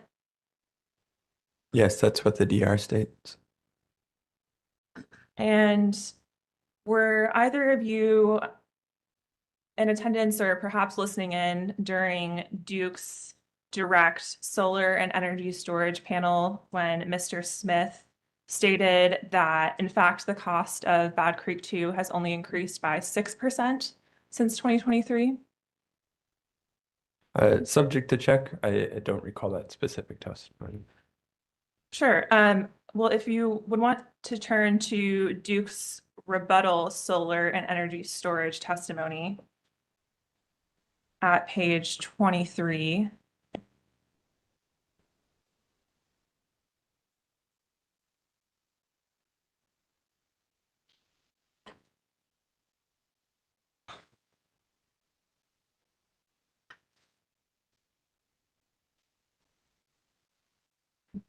We're there. Okay, at lines 11 through 13, can you confirm that Duke there states that the cost has only increased for Bad Creek 2 by 6% since 2023? Yes, I see that in their rebuttal testimony. Now, I know Mr. Somolowski asked you a few questions about the public staff's recommendation and finding that Bad Creek 2 is not in the public interest based off of your PVRR analysis. And I won't retread on any of the questions previously asked by council. However, when he asked about that PVRR analysis that informs the recommendation that Bad Creek 2 is not in the public interest, Mr. Hill, you referred to Appendix C of Duke's CPIRP application. Is that correct? Yes, I did. However, the public staff also provided its own PVRR analysis within your panel's testimony, and that is I believe that's on page 62. 62. And there is a table at lines 11 through 12, table 7, which actually states an analysis provided by the public staff with PVRR impacts that are the product of just the public staff and not Duke's analysis. Is that correct? These are based on Duke's numbers. We used, so their comparison for the PVRR was the difference between the Bag Creek 2 availability sensitivity and the base portfolio. I performed the same analysis, but instead of the base portfolio, I compared the cost to the NTAP portfolio. Okay. And so do you agree, though, that the PVRR analysis that the public staff references in your direct testimony, this table 7 is just focused on Duke Energy Carolinas? Yes, I agree with that. And the reason behind that is at the time of filing, the business combination had not been approved by all of the appropriate parties. And since Bag Creek 2 would be built in Duke Energy Carolinas, I focused my analysis on Duke Energy Carolinas. Okay. And you acknowledge, again, not to retread on questions previously answered, but acknowledging that the business combination has been approved, you acknowledge that there are $100 million of savings for ratepayers found by Duke in its PVRR analysis in table C45 of Appendix C. Yes, I agree with that, and I will just note that that analysis is probably a little bit stale at this point, as we've heard in this proceeding. That analysis was done under a two utility scenario and was also under the advancing development load. And it also doesn't include the various resources that Duke is requesting in this. It doesn't have the NTAP in it. Okay.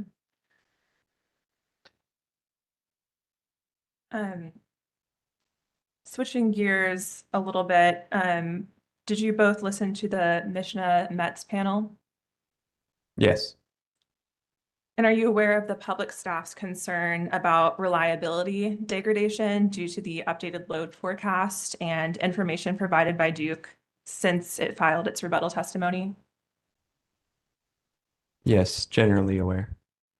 And you're aware of Mr. Metz's recommendation that Duke should maintain an inclusive approach to future resource selection, considering all available options, given the recent rapid signing of large loads and their impact on reliability. Are you aware of that recommendation? Subject to check, I do recall him making a recommendation along those lines. Would you agree that Bad Creek 2 is a capacity resource?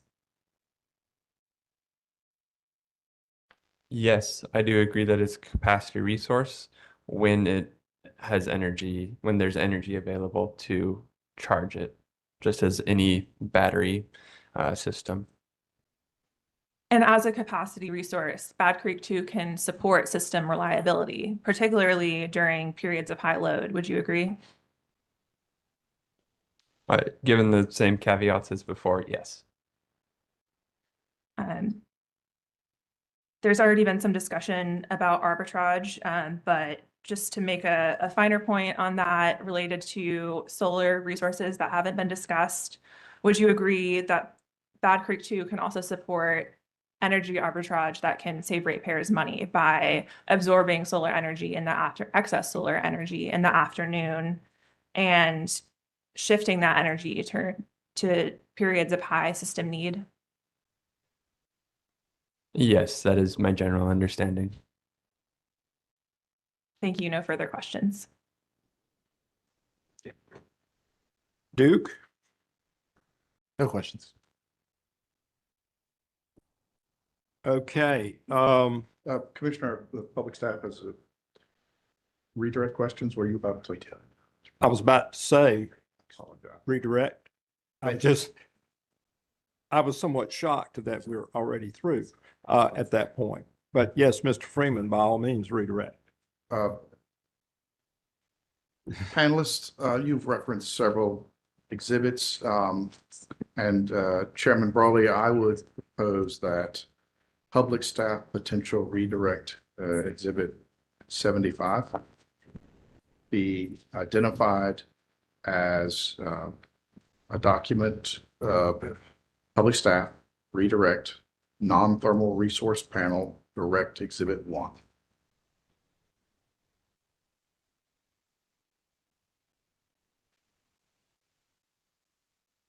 Okay, so public staff redirect, or excuse me, Public staff redirect 75. Yeah, public staff redirect 75 is identified as public staff redirect non-thermal direct exhibit 1.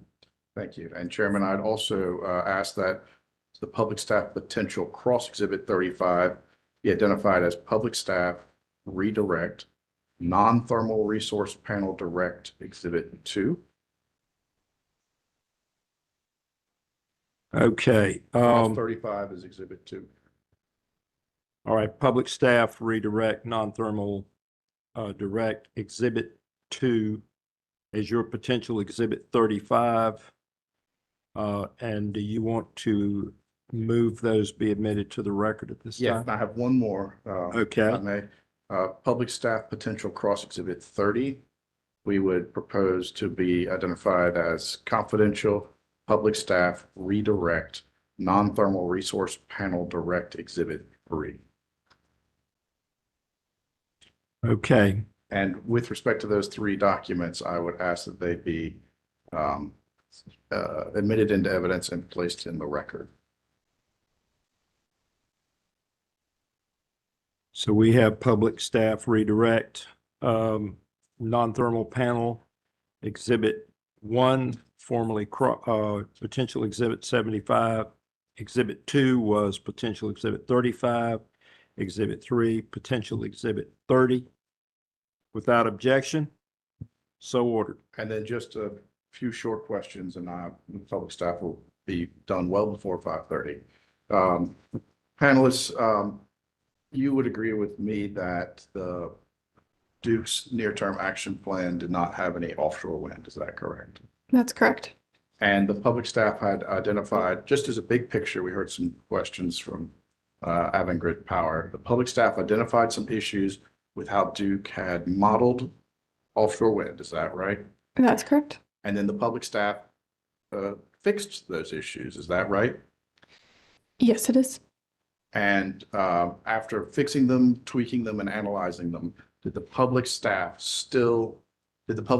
have offshore wind in its near-term action plan? No, it did not. So after we adjusted those inputs, our modeling still did not select offshore wind. So we still feel it is reasonable to not recommend procurement of offshore wind at this time. Thank you, Chairman. I appreciate that. The public staff has no further redirect questions. All right, thank you. I think if we try to get into commissioner questions, we will blow past the 5:30. So let me do this. Are there any issues that we need to address? I was given an indication that some people had some motions, so let's go ahead and use our remaining time. And just before those motions start, Duke and the interveners are going to go, and Mr. Marco maybe can speak a little bit more to it. Yeah, I can address very briefly. So it does not require a motion, I don't believe this time, but as we indicated previously, commissioners, we are working with all parties to accommodate schedule conflicts and constraints, both for intervener witnesses as well as Duke Energy witnesses.